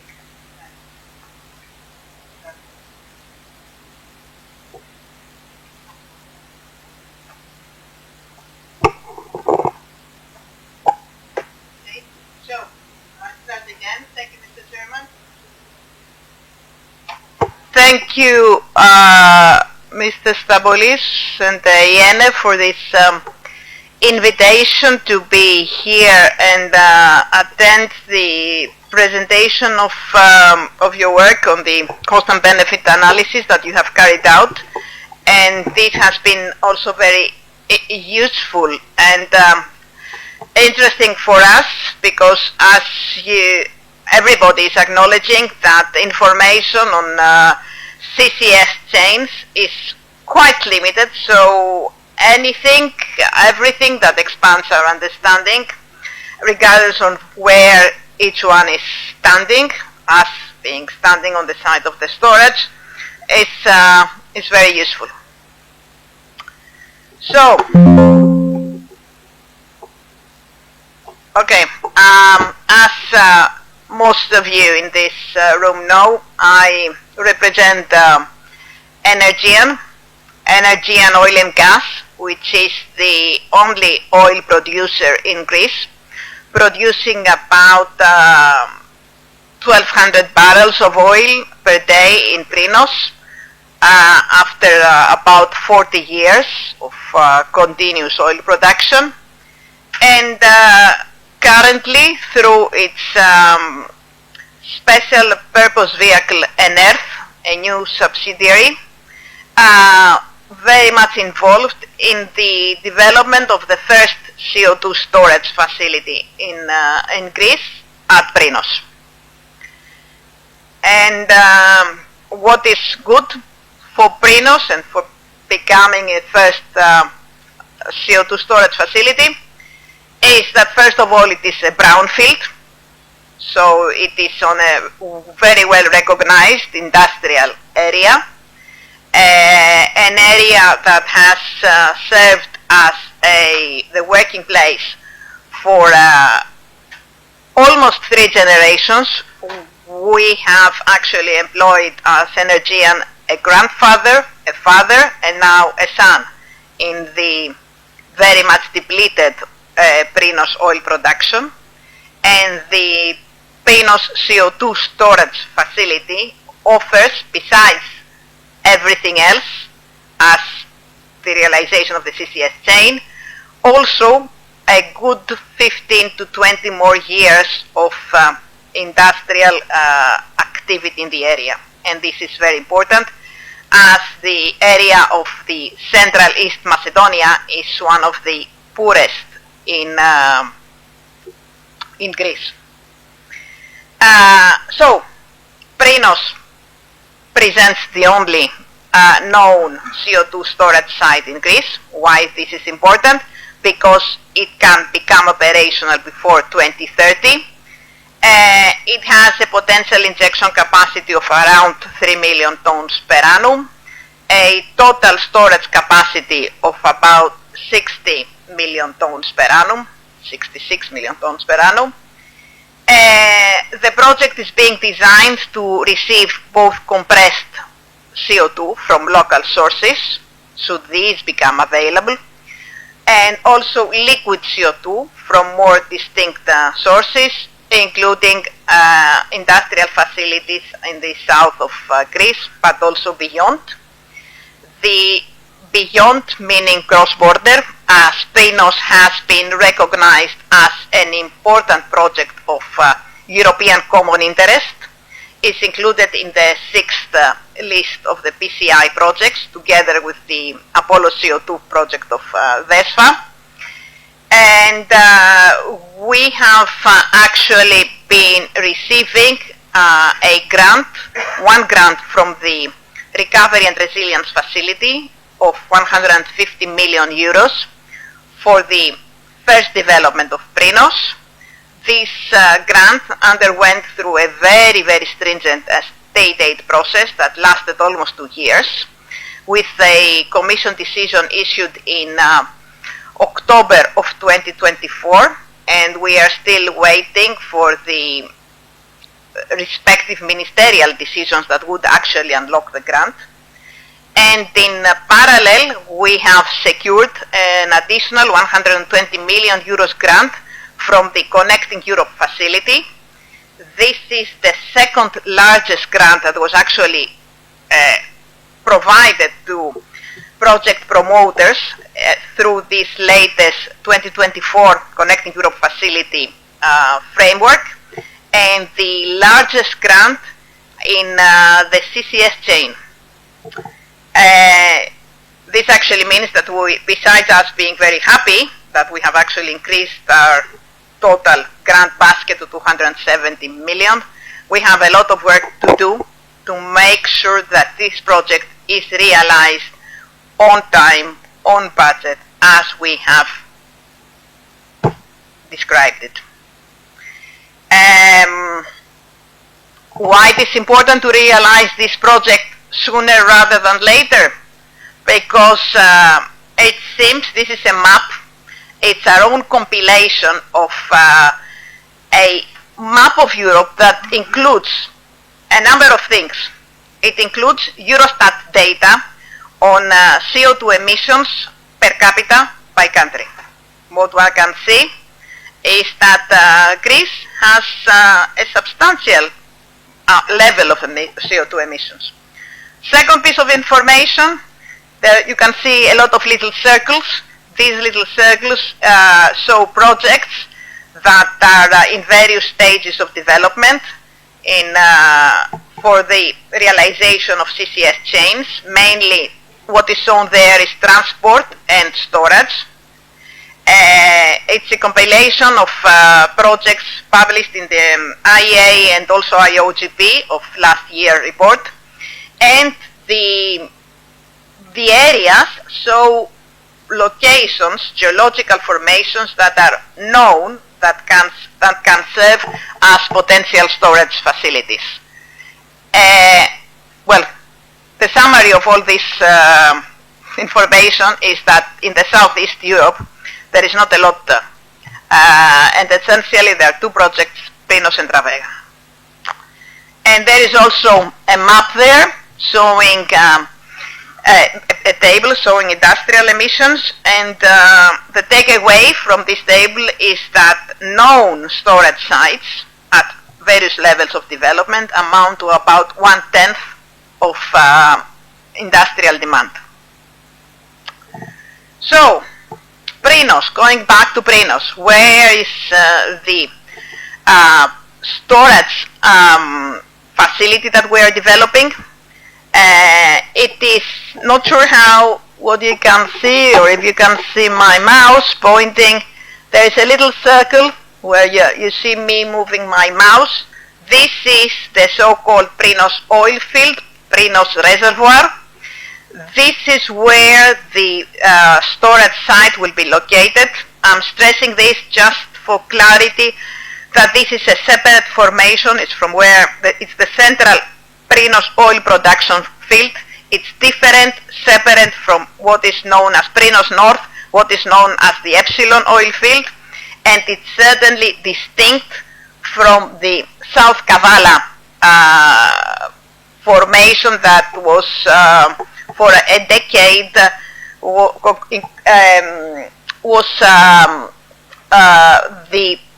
was supposed to become the potential underground gas storage facility.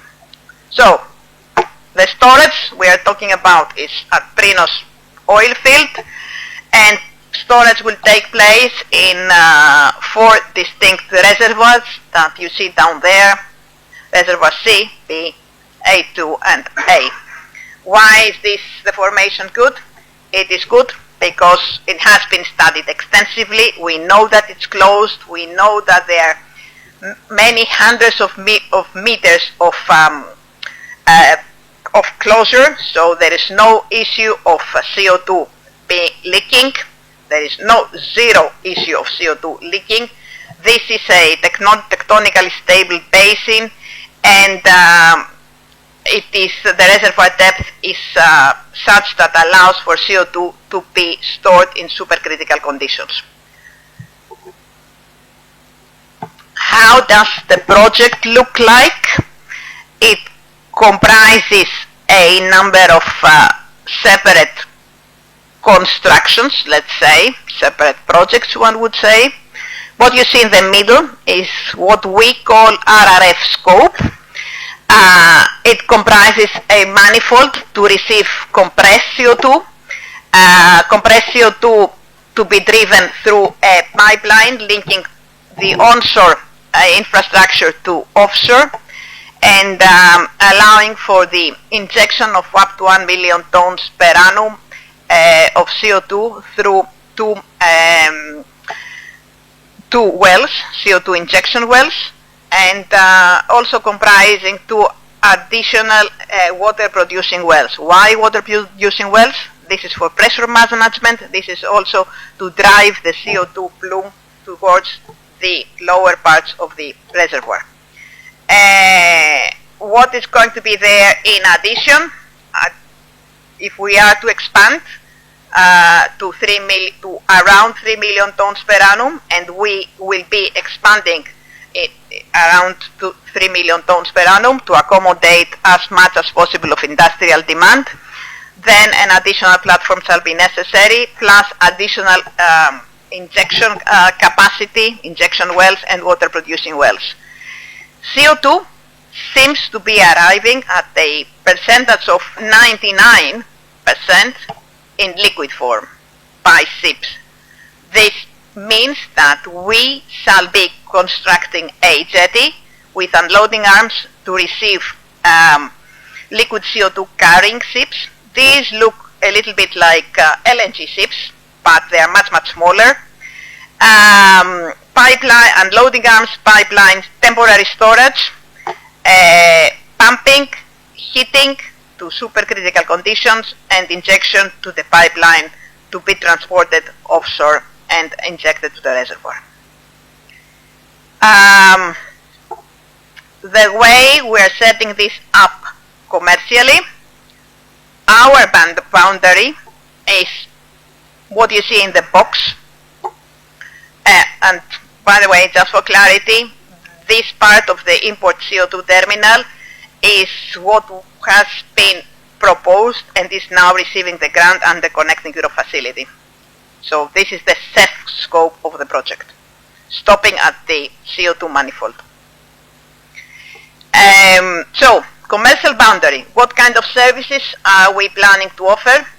We shall be offering, obviously, permanent storage, injection and permanent storage. And we shall also be offering for the clients that will be arriving by ship services related to the handling of liquid CO2. So this is our commercial boundary. We plan to contract to offer capacity. The capacity shall need to be booked through long-term contracts. Long-term meaning 15 years or more. We're looking at 15 years at the time being. And everything else is outside of our boundary. Everything else meaning emitters will either be responsible for their own liquefaction and transportation, or they could consider a project like the DESFA project, offering a hub and then this hub operator being responsible for liquefaction and transportation. We have signed 12 MOUs with potential customers amounting to 5.4 million tons per annum. This is substantially more than the Prinos facility. Where are we now? We have actually done a lot of work since 2020 when we started studying this project. We are currently at a very important point. The very important point reads as following. We are expecting a draft storage permit by the end of March of this year. For the RRF scope of the project, this is 1 million tons per annum. We are expecting the approval of the environmental social impact assessment that we have submitted to the ministry. And we are very, very busy in trying to honor our obligations under the Recovery and Resilience Facility that needs to be concluded within 2026 and shall need to see us drilling wells for CO2 injection and water production. Looking forward, the facility at its maximum capacity, which would be around 3 million tons per annum, maybe a little bit less, maybe a little bit more. These studies are currently under finalizations. It's planned to be operational by 2029, subject to a coordinated FID between us and the emitters that shall be booking firm capacity within 2026. That's it.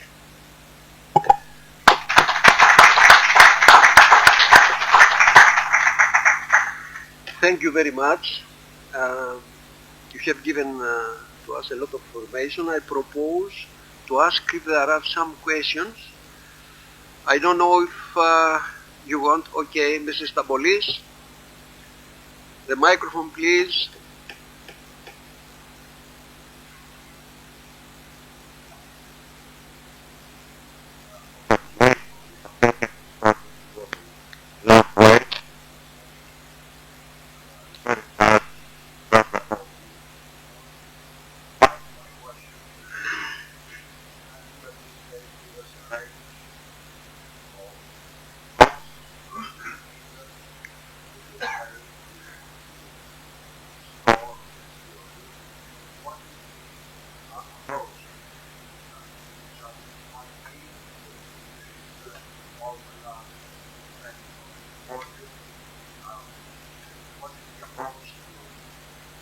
That the emitter will deliver CO2 to you use.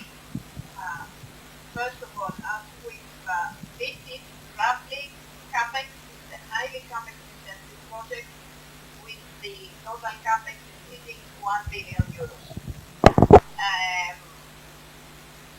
The cost, as you see there, we will be charging emitters the CO2 injection storage tariff, and for emitters that are defined it, we shall also be handling, we shall also be charging a liquid CO2 handling tariff.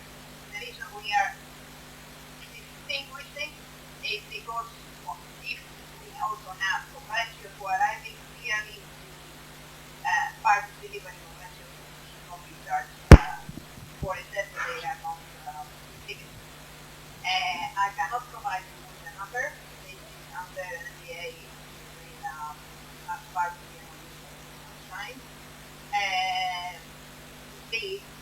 We have taken what I can say though, is that we have taken very seriously Article 21 of the directive that calls for an open third-party access terminal, non-discriminatory and transparent. This is how we are designing this facility.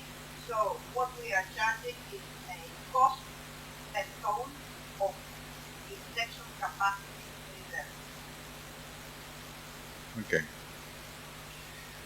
Okay. Any question? I advise you to take the opportunity to ask questions, because I don't know if you find another opportunity easily to ask an Aegean. So.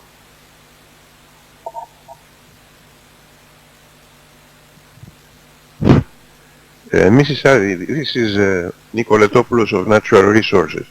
Can you give us an idea of the type of potential clients you're dealing with? Would it be mostly industry? Would it be mostly utilities, electricity production? It is mostly industry. It's hard to abate it. Okay. We thank you very much. And now, Mr. George Daskalakis.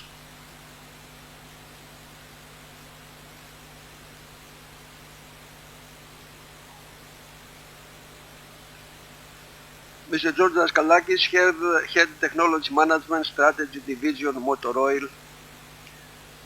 Also, it is very interesting to hear from you what is your plan.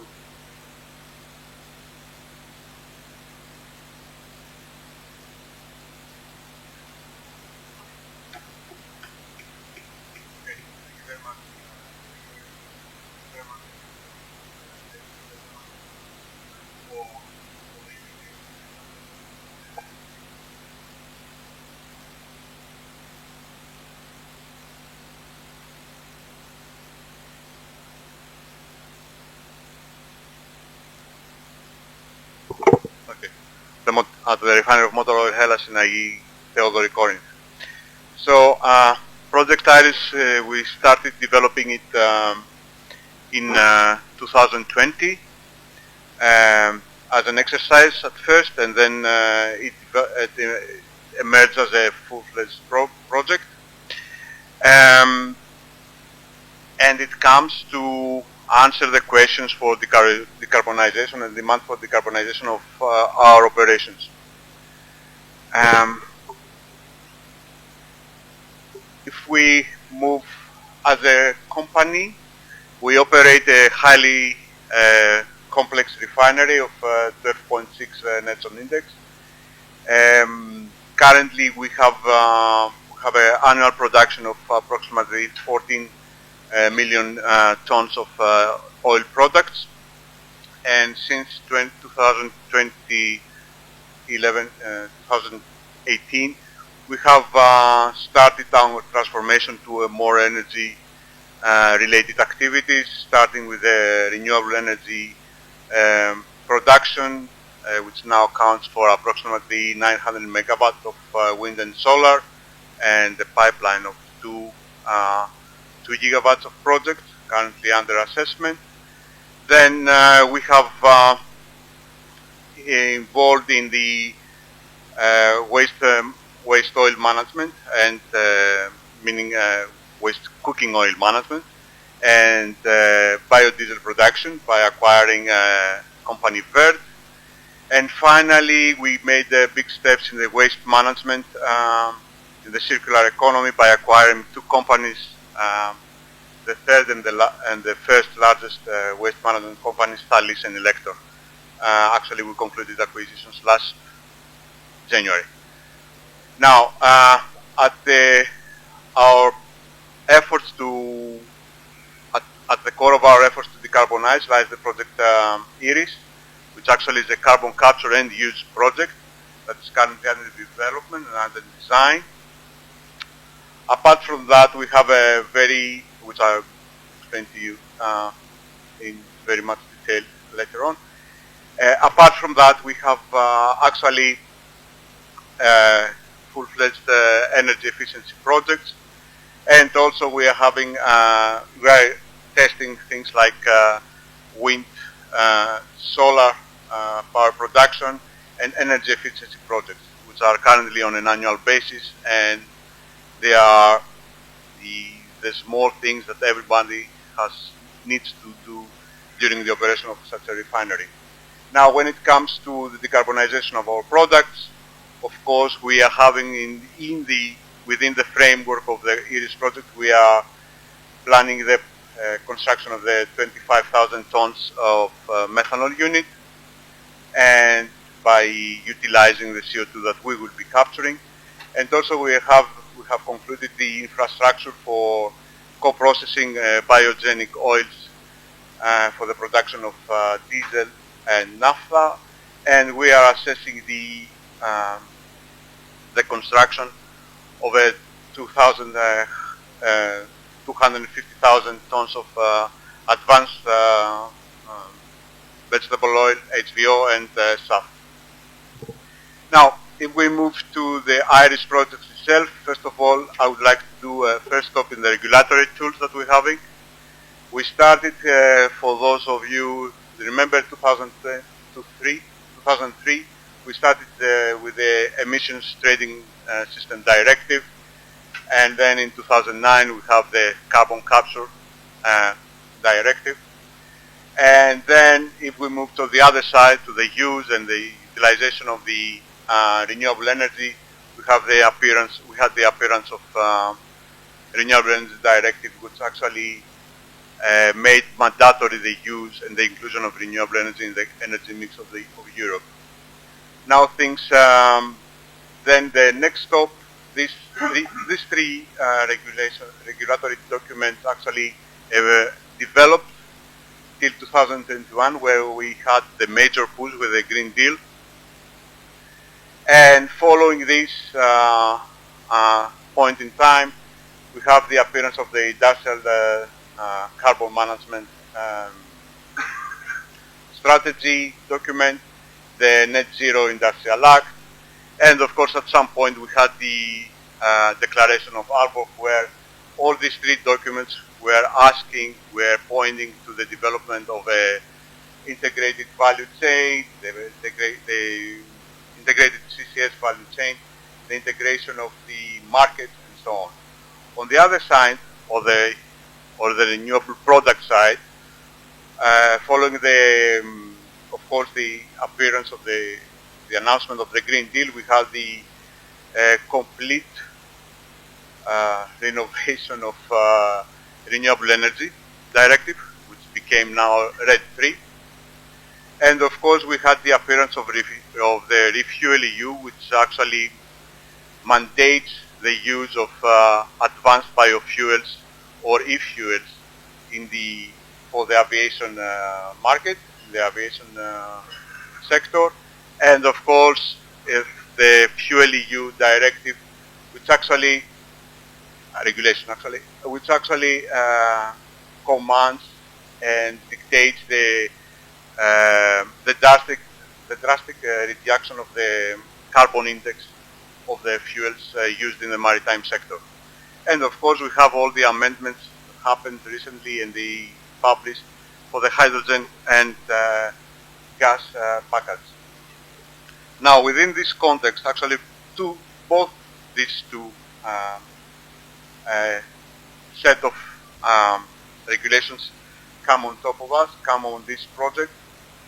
And let me take you through the design and how we were thinking with, of course, many iterations and rethinking, redesigning, and so on.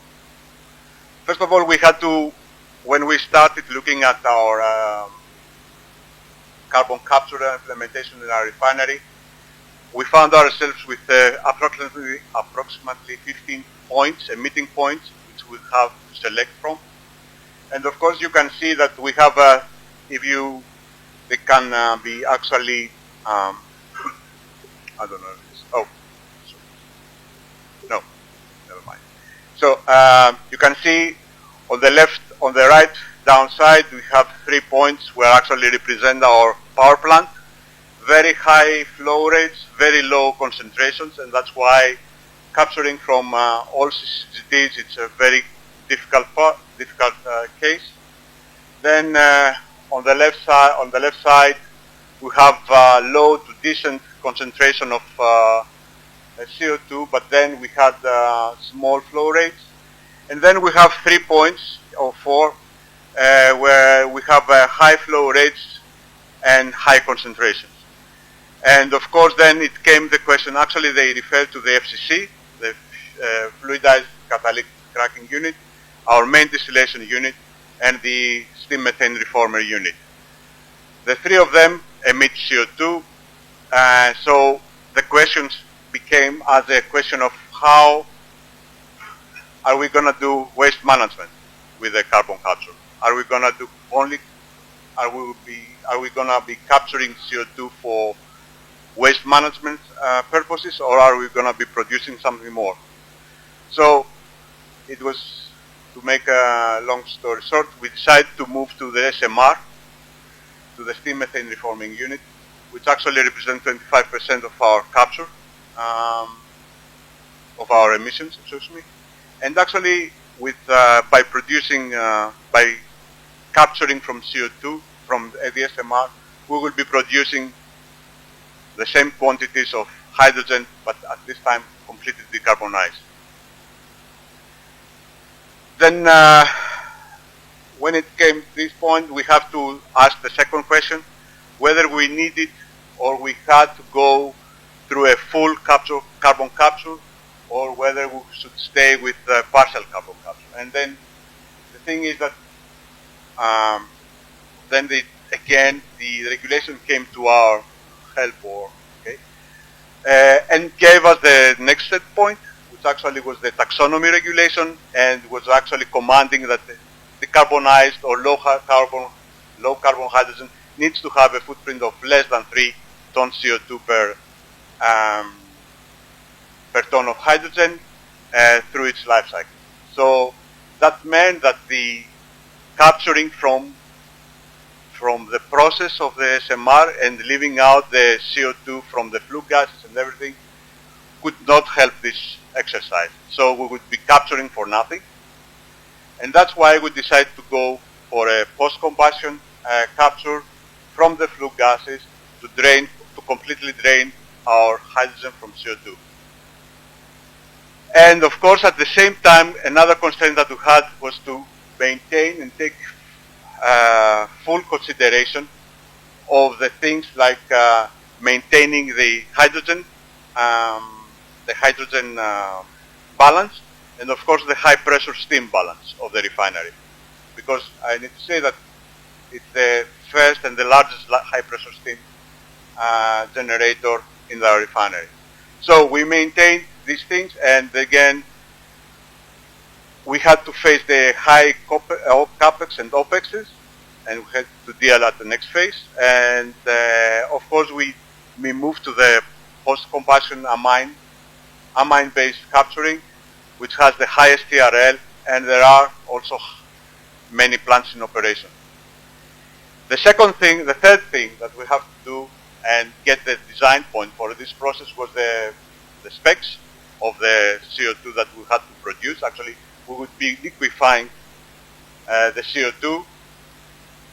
And then the specs, it's a major issue since in the very shallow market, you get a very project-specific chain. So this was one thing, and of course the specs are very stringent. Initially we had only the Northern Lights, and the Northern Lights were giving their own tune. And now things are becoming more obvious. Then we had to decide which pressure are we going to be operating with, medium pressure or low pressure. And of course we have to start thinking about what kind of vessel we will be having. Finally, things like cross-contamination between the vessels, between the emitters, gave us a very difficult time to overcome.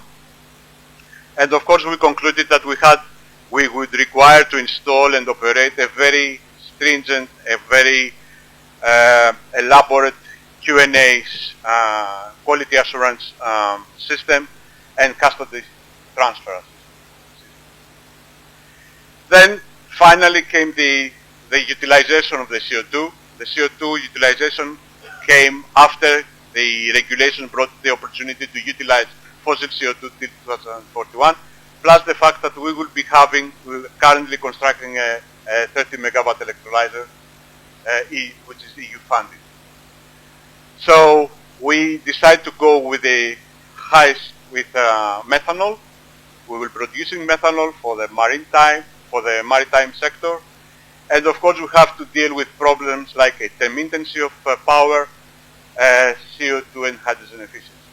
And finally now we are in the process of designing within the field, and we have to tackle humble things like where are we going to pass the ducting, how are we going to be integrating the heat and cooling in the refinery, and of course how we're going to ensure the continuity of operation during construction.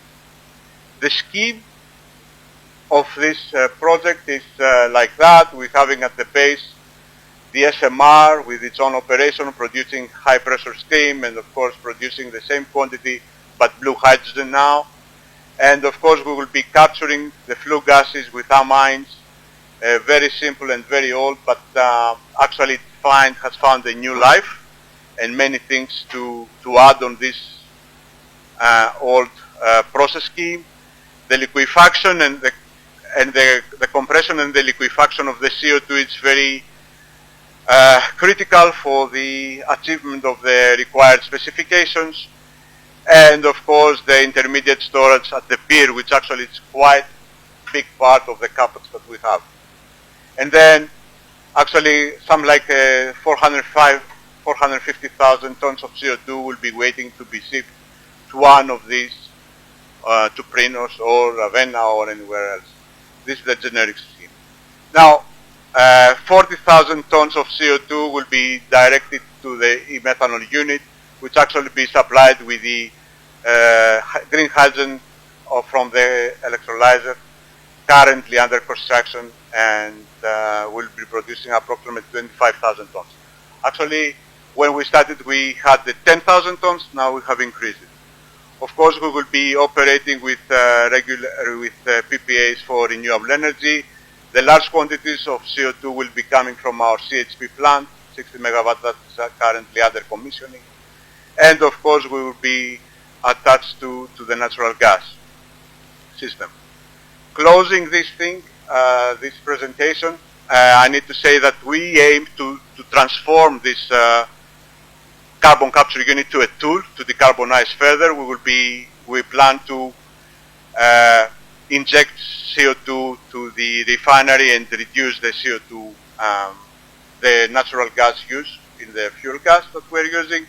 We plan to utilize the blue hydrogen that we're producing to the biofuels unit that we'll be producing, and also through the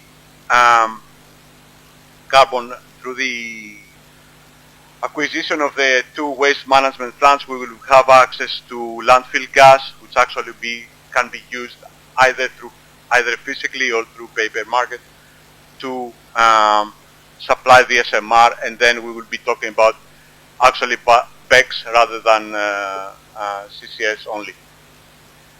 First of all, of course, we're having challenges. The challenges remain that we are operating in a value chain, and the value chain actually needs the one part of it needs to follow the next part. We're having quite long lead times, and finally, we're having existing technologies that are there, but we don't have actual plants operating to have in them as an example. I hope I did not make it very much further. Thank you very much.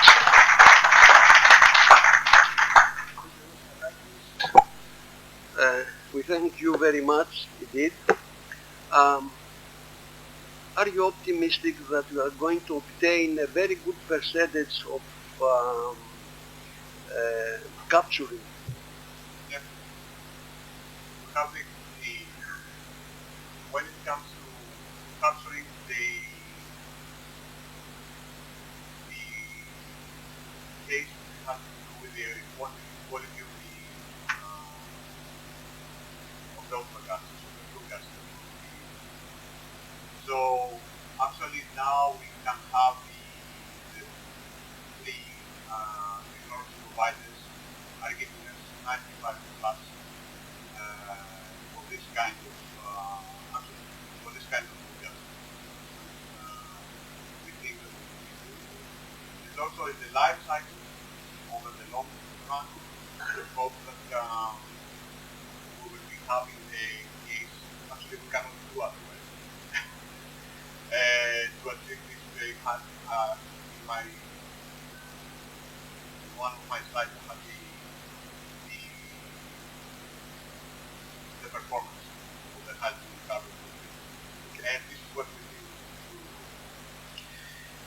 Any other question? Yes. Currently, 95% is the capture rate that is achieved in all the fertilizer plants that are utilizing producing urea. They are capturing CO2 from the SMR. Dimitris. Thank you, Mr. Daskalakis. About half of the captured CO2 will be liquefied and shipped, I saw. The majority. Yes, yeah, the majority, okay. If there are delays in developing the CCUS hub in Greece, or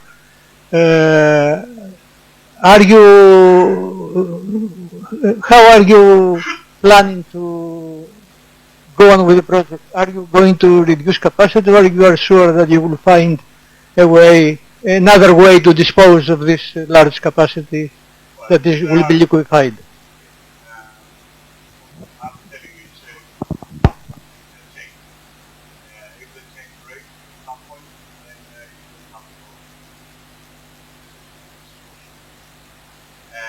But also this happens both from those sitting upstream and those sitting downstream.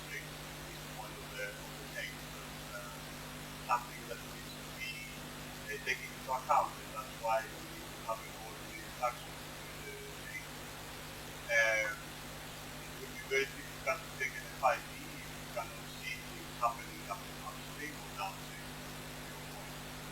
But this is why we are communicating.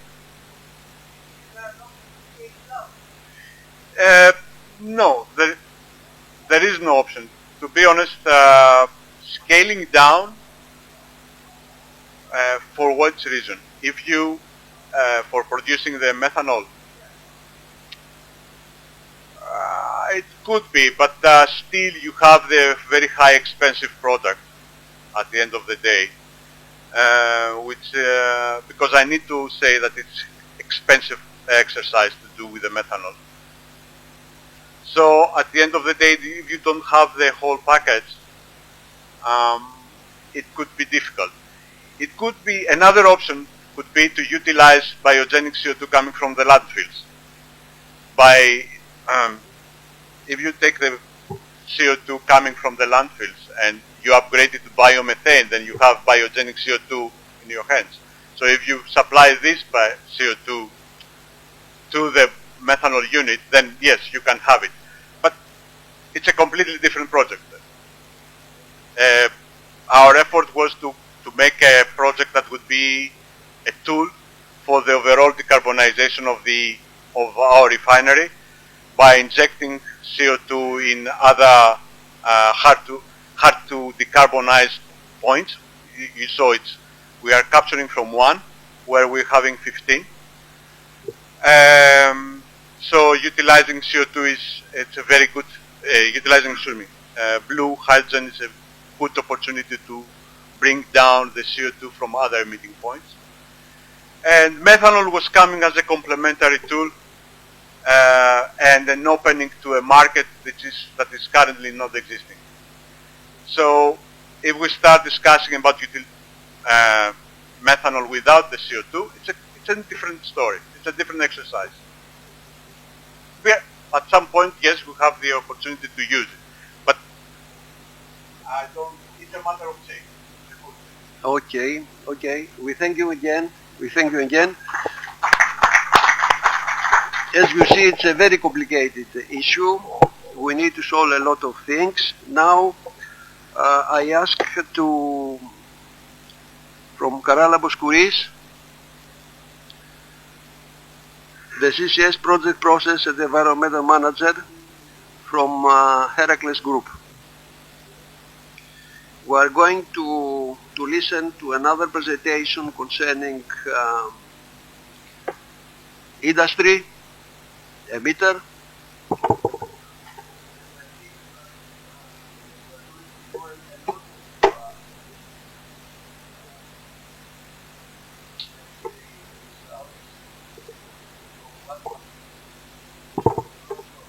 Thank you.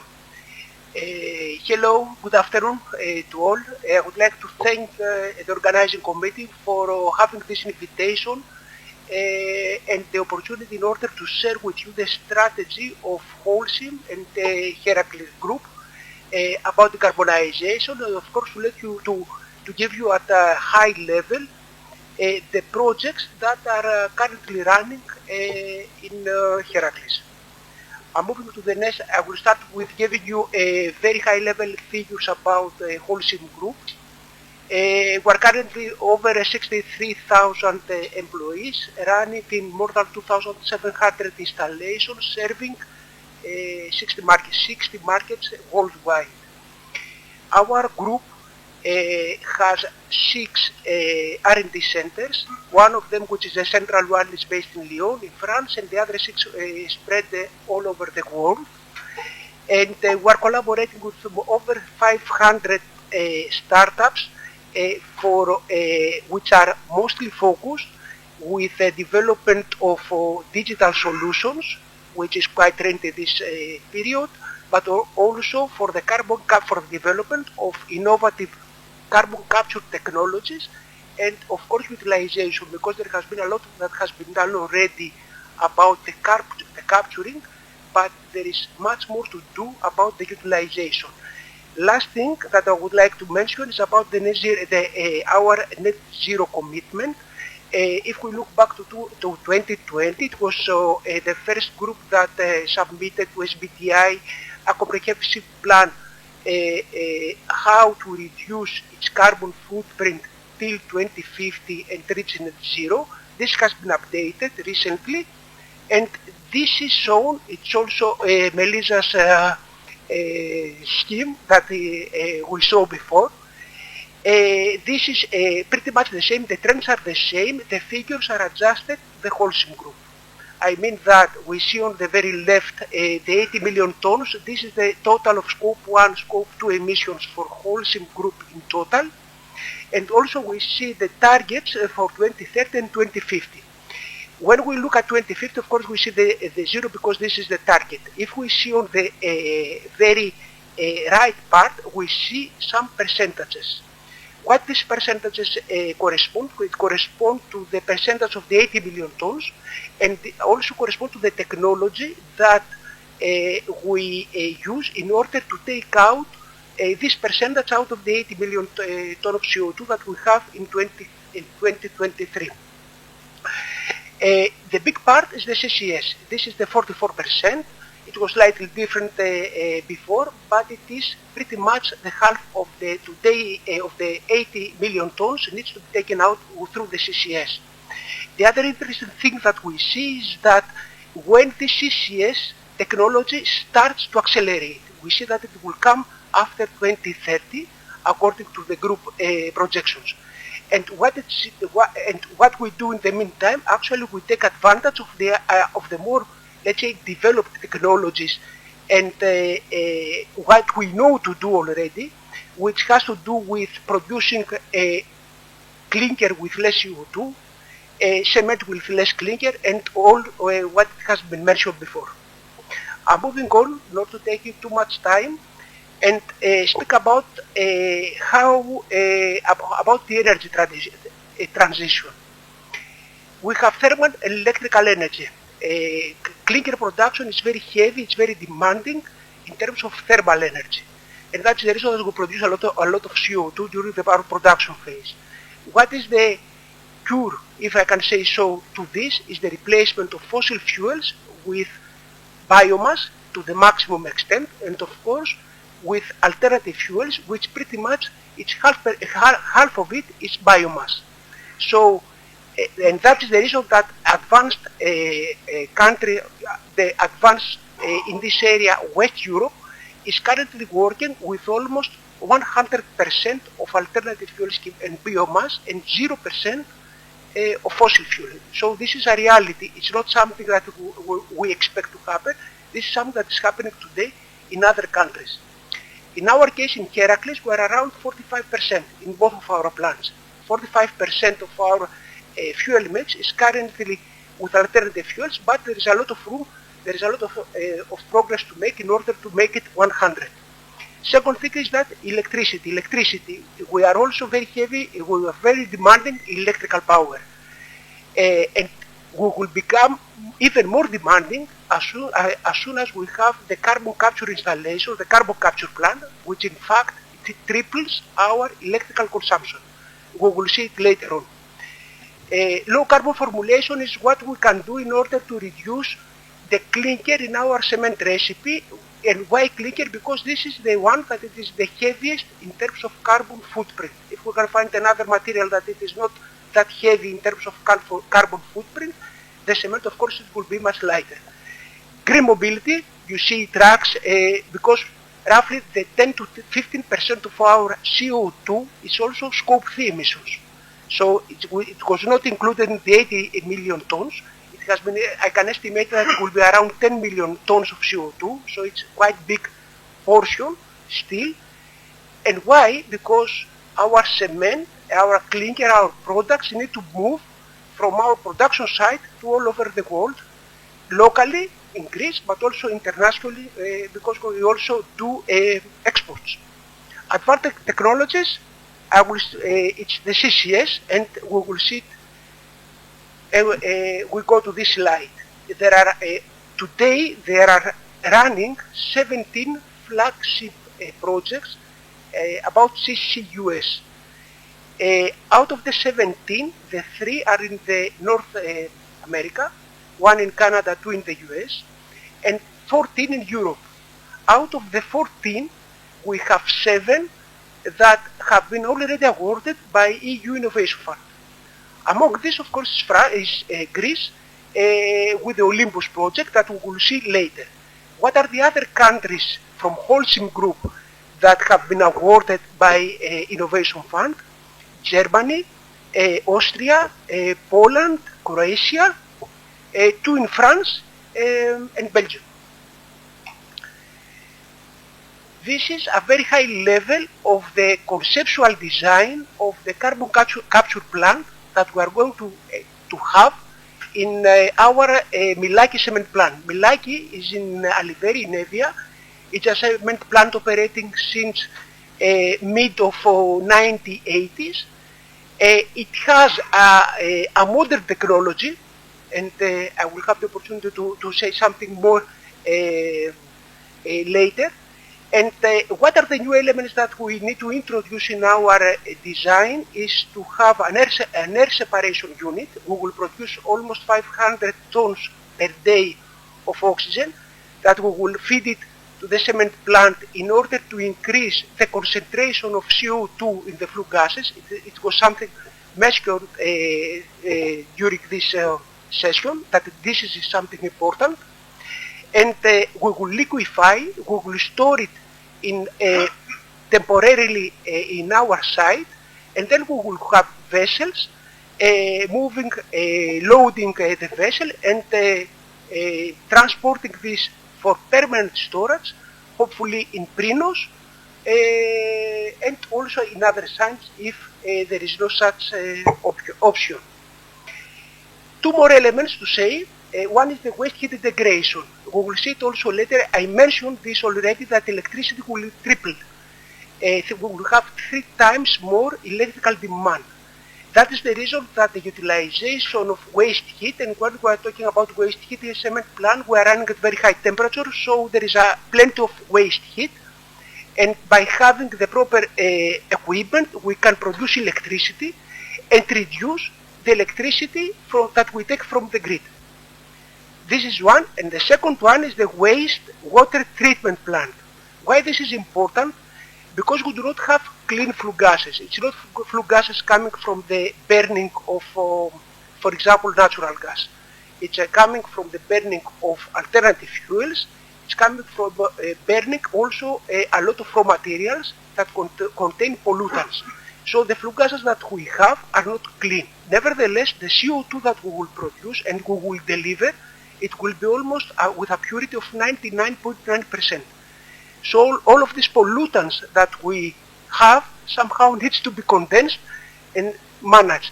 That's the reason that there is a unit there, small in terms of capex intensity, but big in terms of importance, because this waste needs to be managed and recycled internally. Almost complete. What are the key figures of the Olympus project? 1 million tons of CO2 on a yearly basis, improved environmental footprint, because all the flue gases will be cleaned. That is the reason that we will have a much improved environmental footprint. Commissioning end of 2028, entry to operation beginning of 2029. This is the time schedule that we have right now. 90% substitution of the fossil fuels, 300% increase on the alternative raw materials, zero water consumption. How this could be done? Because we will limit, actually we will have desalination units and bringing water from the sea in order to produce the proper quality of water that we will need in order to cool our equipment. 3 times more electricity and 100% powered by renewable energy sources and waste heat recoveries. What are the, let's say, the elements that we built the case for the Olympus is that, of course, we belong to a big group. There is know-how. One thing, there are examples from other countries.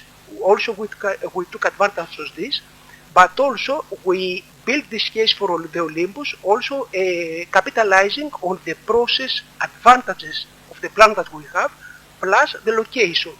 And why I'm mentioning the location? Because we have our own deep port. This is a big advantage for us because we can ship very big vessels, which in other side it's not, it's not always available. Challenges, a lot of challenges, and actually it's a very big project with a very complex ecosystem with a lot of stakeholders, and up to now all the projects that we have run as Heracles, when I'm speaking of, all the projects were driven by us, and it was for us. Now this is a project that involves many stakeholders, and it was mentioned by Melissa, is that we need to run as a value chain, not as independent customer. Because if one fails, the whole value chain will not work and the project will not be realized. That it is very critical. There are also technical concerns about CO2 specification, also not technical about financing, where we will find the money, because the intensity of the capex is very big, so also should be found additional ways of financing this project. It's not only the innovation fund, because for the innovation fund for the Olympus project, we got around 124 million euros, but the project will be much, much more than this.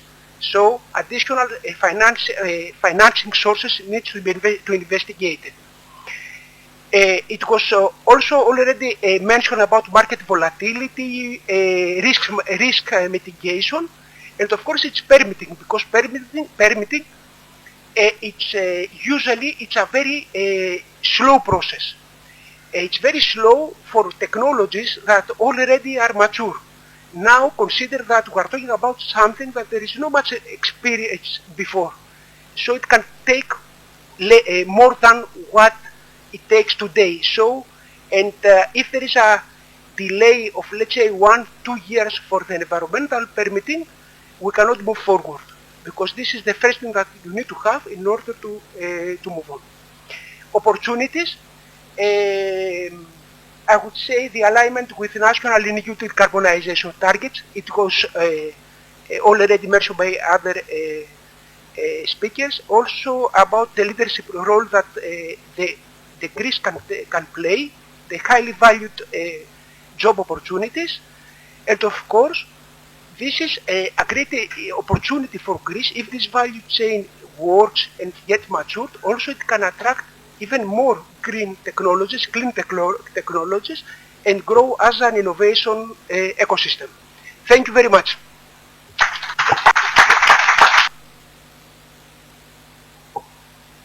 Mr. Kouris, a very interesting presentation he did. And again, a very interesting presentation coming from an industry with a lot of history and achievements. I would like to ask you also the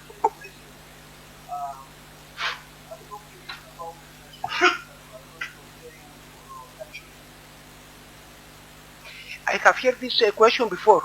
Yes, we are absolutely sure about this. We are not sure if we will do the project. But about the capturing, if this is, let's say, your question, we are 100% sure that we will achieve a very big, let's say, capturing rate. So the capturing rate, it's not an issue. At least I'm not, let's say, I do not have the 20 years experience behind this, but this is what it is guaranteed by the technologies by the technology providers that they design this kind of plans. Other question?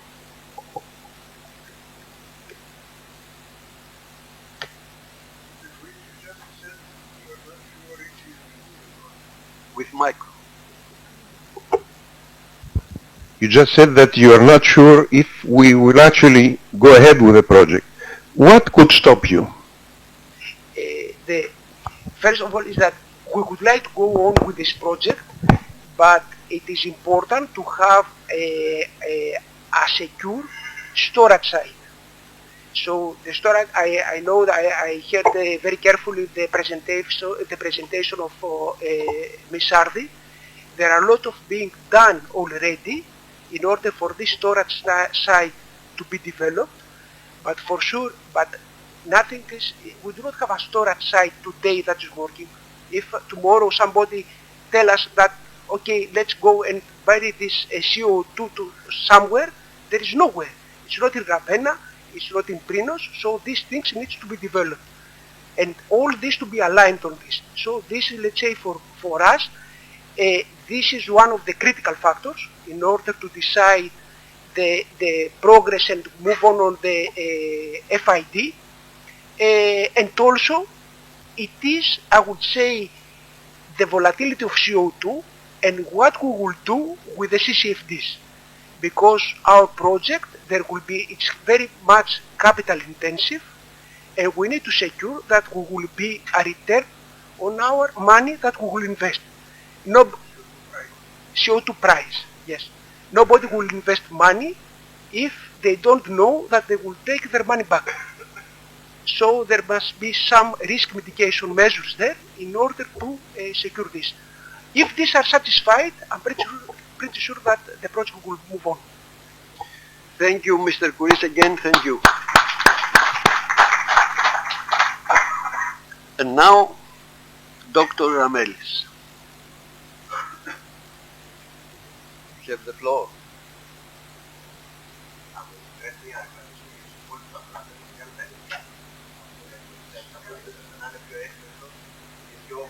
Δεν ξέρω, ίσως υπάρχουν online. Έχουν βγει. Ναι. Γραμμέλης.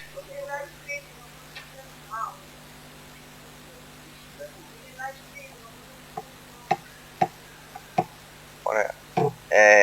Καταρχάς να ευχαριστήσω πολύ για την πρόσκληση που να συμμετάσχουμε σε αυτήν την πολύ χρήσιμη ημερίδα. Θα μπορούσα να ξεκινήσει, αγγλικά θα το ξεκίνησα με το last but not least, αλλά ελληνικά θα ρωτούσα τι δουλειά έχει ένα ερευνητικό κέντρο ανάμεσα στις εταιρείες και ποιες είναι οι εφαρμογές και τι δουλειά έχει με τις εφαρμογές. Με δύο παρουσιάσεις βέβαια ο κύριος Κουκούζας ανέλησε ως τέλος της ομάδας του ΕΝΕ πολύ καλά την δραστηριότητα στο storage. Εμείς θα δώσουμε λίγο έμφαση στο παρελθόν μας που είμαστε καυσιματζίδες. Έχουμε κυρίαρχο ρόλο στα καύσιμα και από εκεί θα δείξουμε το τι πιστεύουμε ότι μπορεί να γίνει στο capture to utilization και ποιο είναι το τεχνολογικό και ουσιαστικό ουσιαστική προοπτική για την εφαρμογή της τεχνολογίας. Ως ηγετά, χθες γιορτάσαμε τα 25 χρόνια λειτουργίας, κάτι που μας κάνει πολύ χαρούμενος γιατί έχουμε σημαντικά επιτέγματα και διακρίσεις. Η σημαντικότερη διάκριση που έχουμε είναι ότι είμαστε οι πρώτοι σε προσέλκυση ευρωπαϊκών προγραμμάτων στη χώρα, η 10η σε ευρωπαϊκό επίπεδο σταθερά σε αυτούς τους πόρους. Για κάθε ευρώ που παίρνουμε από το κράτος καταφέρουμε και παίρνουμε άλλα 11 από ανταγωνιστικά συμβόλαια και αυτό μας κατατάσσει πρώτους με διαφορά από το δεύτερο στο θέμα προσέλκυσης ιδιωτικών συμβολέων, δηλαδή απευθείας συμβολέων με τη βιομηχανία. Άρα, ως mentality, ως νοοτροπία, έχουμε μια πολύ καλή σχέση με τη βιομηχανία. Συνεργαζόμαστε άμεσα και αυτό για δύο λόγους. Πρώτον, πιστεύουμε ότι έχουμε μια πολύ καλή ποιότητα δουλειάς. Φάνηκε και από τις εργασίες του κ. Κούκουζα, αλλά πιστεύω και τα έργα που θα δείξουμε ότι έχουμε ένα ανταγωνιστικό προφίλ. Το δεύτερο, που είναι πολύ σημαντικό, είναι ο χρόνος. Δηλαδή, όταν έχουμε ένα πελάτη, όταν έχουμε μια εταιρεία, το πρώτο που συζητάμε είναι πότε το θες και η απάντηση που παίρνουμε είναι χθες. Άρα, δηλαδή, τα αποτελέσματα πρέπει να είναι άμεσα και γρήγορα. Να σημειώσω ότι το ΕΚΕΤΑ έχει ολοκληρώσει χιλιάδες συμβόλαια. Αυτή τη στιγμή τρέχουν πάνω από 900 συμβόλαια ongoing projects και σε αυτά τα συμβόλαια έχουμε 1.500 εργαζόμενους που απασχολούνται. Σύντομα τα περιεχόμενα της παρουσίασης, το όραμα, οι τεχνολογίες δέσμευσης, ποια είναι τα ερευνητικά μας έργα, το CCUS. Είμαστε περήφανοι που έχουμε τουλάχιστον 2 συνεργασίες και με τη Motor Oil στο Εφήρα που ακούστηκε προηγουμένως, αλλά και με την ΑΓΕΤ που έχουμε το εθνικό έργο CCUS και το οποίο θα ήθελα να ευχαριστήσω και το Χαράλαμπο αλλά και το Βασίλη τον Καλαϊδά για την εξαίρετη συνεργασία στο να ολοκληρώσουμε αυτό το έργο, που μας οδήγησε στο να έχουμε μια εργαστηριακή μονάδα δέσμευσης διοξιδίου του άνθρακα που λειτουργεί μέσα στο εργαστήριο, αλλά να δούμε και τεχνοοικονομικά σενάρια, κάτι παρόμοιο με αυτό που γίνεται και από τη μελέτη του ΙΕΝΕ σε σχέση με την αποτελεσματικότητα και με την οικονομικότητα των τεχνολογιών δέσμευσης και επαναχρησιμοποίησης κυρίως. Μερικά projects που θα αναφέρω και ποια είναι τα future plans. Εμείς στο κέντρο, εκτός από καλούς γραφίστες, μας αρέσει να κάνουμε και ωραία σχήματα, τα οποία να δείχνουν το πώς βλέπουμε το θέμα της ενέργειας, του περιβάλλοντος και του smart. Εμείς την ενέργεια στο μέλλον τη βλέπουμε εκτός από την καθαρή ενέργεια. Δεν ξεφεύγουμε, δεν πάμε στη ΣΑΠΕ κατευθείαν. Τα αιωροχτά καύσιμα είναι εδώ και θα συνεχίσουν να είναι για αρκετό διάστημα μεταβατικής περίοδου, όπως φαίνεται και από τις διεθνείς εξελίξεις. Το περιβάλλον είναι η δεύτερη προτεραιότητα, αλλά το τρίτο είναι και το smart. Ευφυείς τεχνολογίες, το AI, γενικά οι IT technologies θα παίξουν πάρα πολύ μεγάλο ρόλο στο θέμα της ενέργειας. Βλέπετε ένα ωραίο σχήμα που έχουμε σχεδιάσει και όπου βάζουμε όλες τις λέξεις μέσα, και το energy transition και το decarbonization και το circular economy και το industrial συμβίωσης, αλλά το βασικό μας αντικείμενο που σχετίζεται με τη μερίδα σήμερα είναι η παραγωγή υδρογόνου και η χρησιμοποίηση μαζί με το διοξίδιο του άνθρακα. Και θα επανέλθω περισσότερο σε αυτό, γιατί αυτό είναι και το επίκεντρο της δικιάς μου ομιλίας. Τεχνολογίες δέσμευσης, αναφέρθηκαν εκτενέστατα τα παραδείγματα από τις εταιρείες. Έχουμε τα pre-combustion, post-combustion και oxy-fuel technologies. Εμείς εστιάζουμε στο post-combustion, που είναι οι αμήνες που αναφέρθηκε προηγουμένως ως η τεχνολογία που εφαρμόζεται περισσότερο με τη μεγαλύτερη εμπορικότητα, και το είδαμε στην περίπτωση της Motor Oil, αλλά έχουμε και τεχνολογίες οι οποίες έχουν την καινοτομία και κυρίως εστιάζουμε σε δύο πράγματα. Το πώς θα πέσει το κόστος της δέσμευσης, πώς θα πέσει το κόστος σε ευρώ, αλλά πώς θα πέσει και το ενεργειακό κόστος. Ακούσαμε αυτό που είπε ο Χαράλαμπος πριν για τον τριπλασιασμό της ενέργειας, άρα θέλεις φθηνή ενέργεια, θέλεις χαμηλότερη ενέργεια, κάπως πρέπει να λύσει το πρόβλημα της ενέργειας.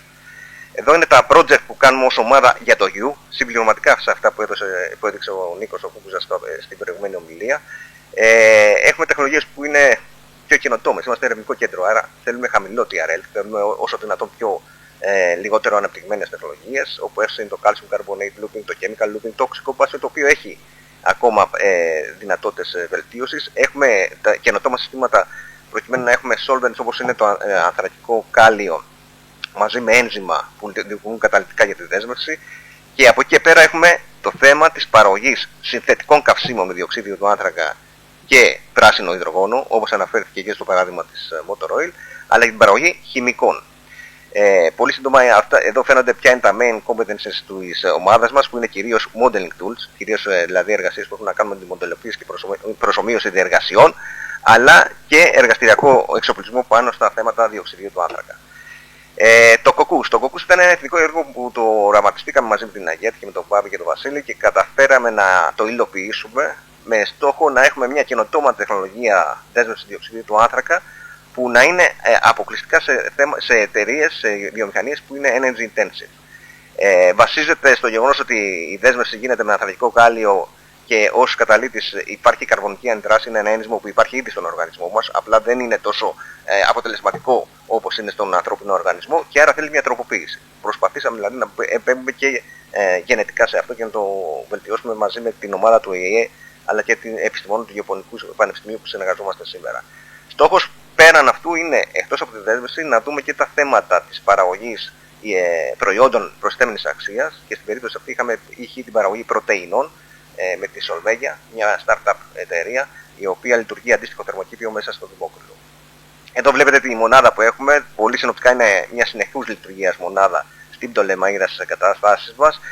Λειτουργεί σε ατμοσφαιρική πίεση, έχει το κλασικό μοντέλο absorber-dissolver, το έχουμε δοκιμάσει για αμήνες, αλλά το έχουμε δοκιμάσει και για το ανθρακικό κάλιο. Το βασικό είναι ο καταλύτης. Ο καταλύτης εκεί πέρα είναι πώς μπορεί να βοηθήσει το θέμα της δέσμευσης, να αυξήσει το ποσοστό της δέσμευσης. Πολύ εύστοχα κύριε Πρόεδρε, κύριε Συντονιστά, το αναφέρετε, είναι το μείζον θέμα, πώς μπορείς να πετύχεις μεγάλο ποσοστό δέσμευσης και να οδηγείς σε θέματα καθαρότητας. Καθαρότητα. Αναφέρθηκε προηγουμένως και που έγινε και από την τοποθέτηση στο προηγούμενο session ότι το κόστος δέσμευσης του διοξιδίου επηρεάζεται από την καθαρότητα.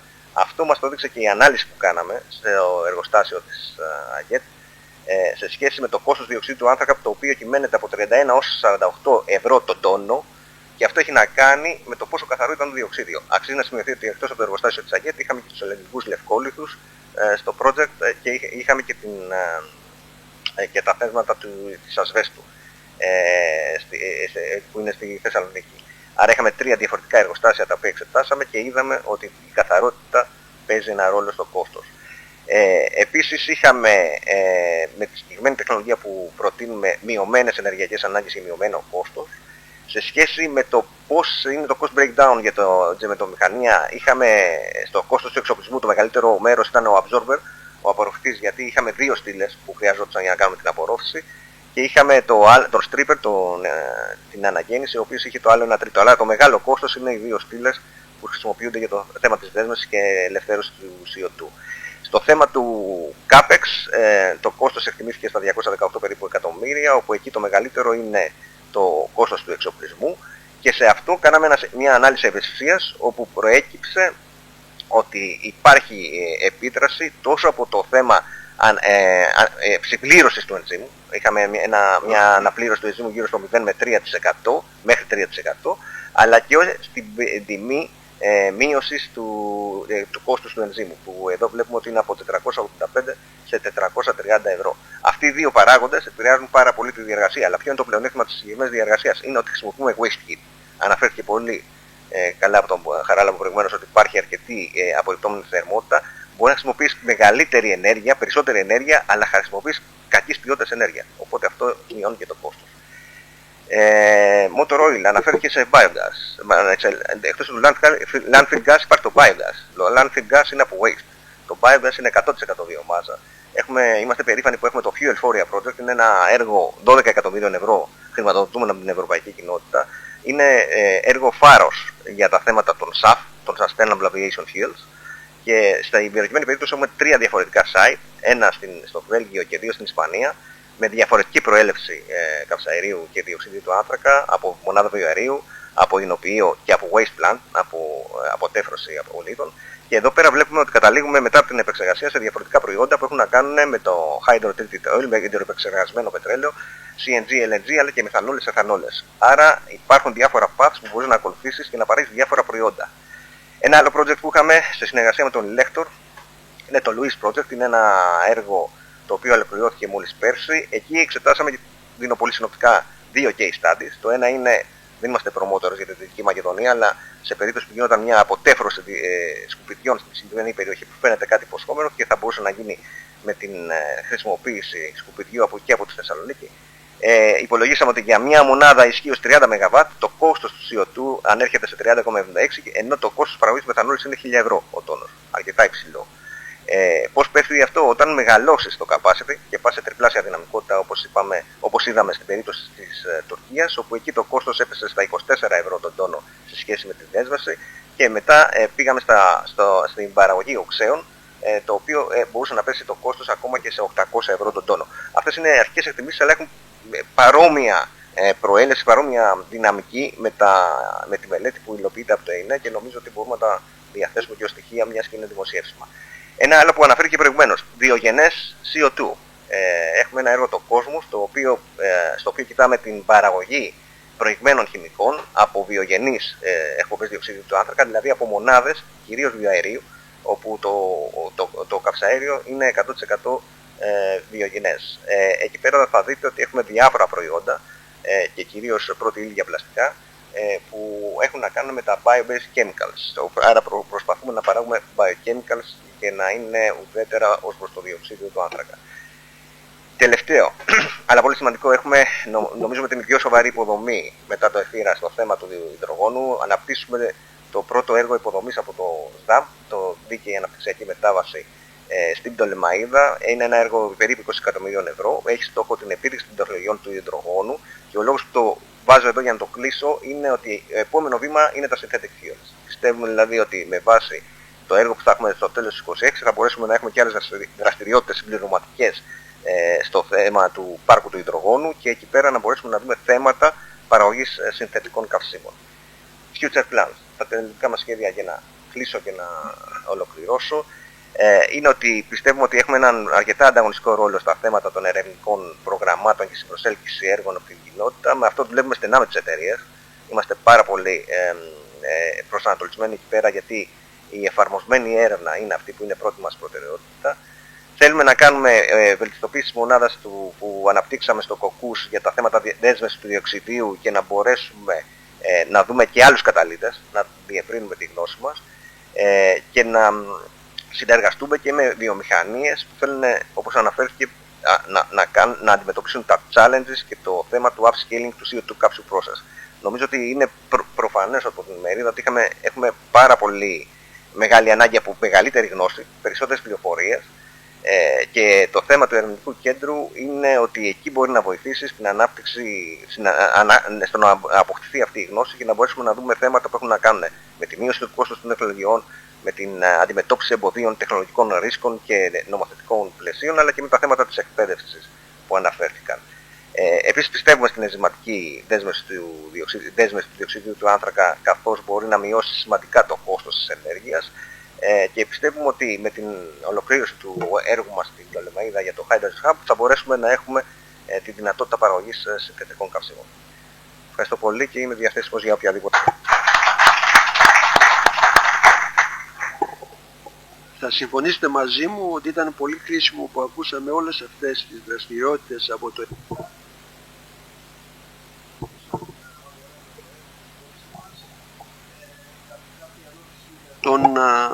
για τον κύριο Γραμμέλη. Κύριε Γραμμέλη, σας ευχαριστούμε πάρα πολύ.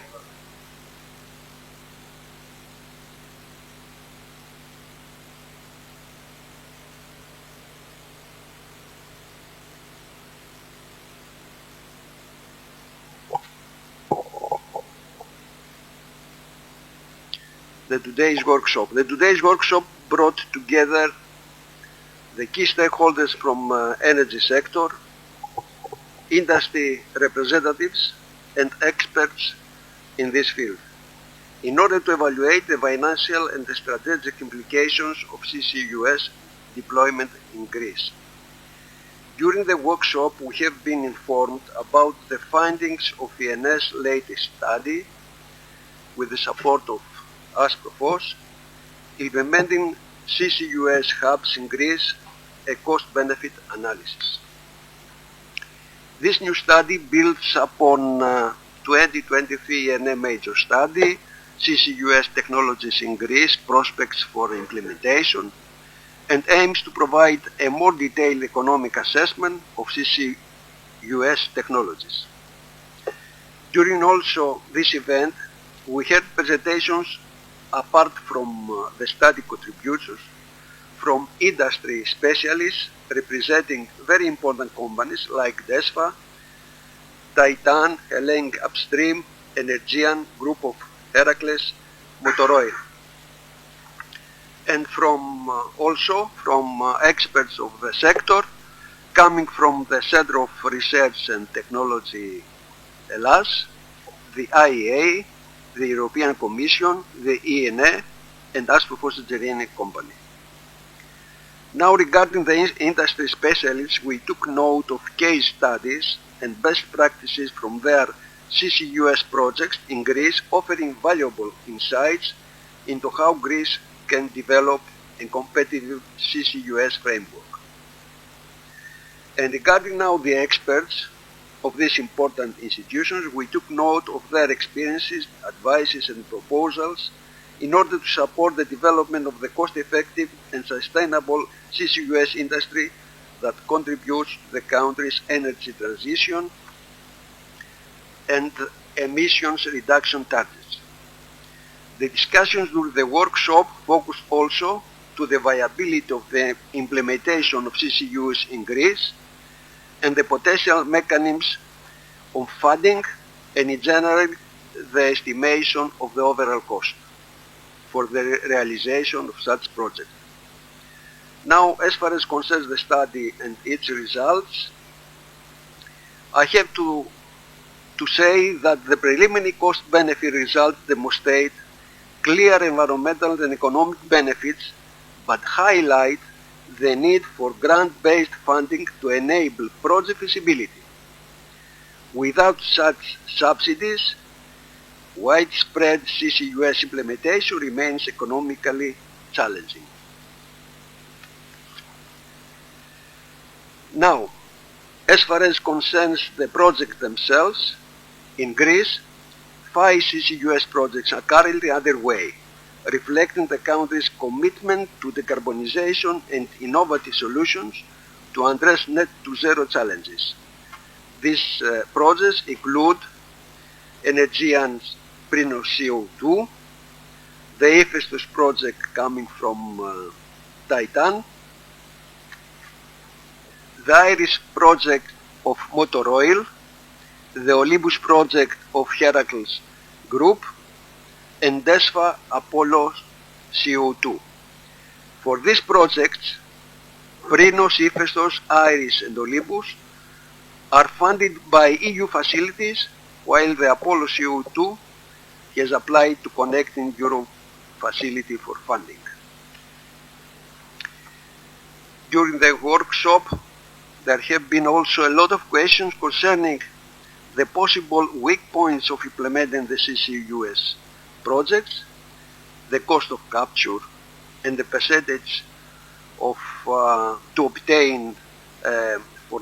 to be obtained for this capture, the capacity of the storage sites, the location of these storage sites, etc.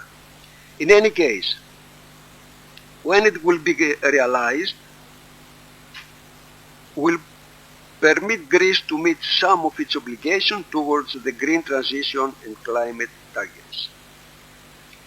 In conclusion, and in my opinion, the ENE workshop managed to make a crucial step in advancing Greece's CCUS roadmap by fostering dialogue among experts, decision makers, and stakeholders. The aim of ENE is to support the development of a cost-effective and sustainable CCUS industry that contributes to the country's energy transition and emission reduction targets, and provide base on how Greece can align its CCUS strategy with European climate goals. And with this, we reach the end of this workshop, and I would like to thank you for another time. Thank you indeed.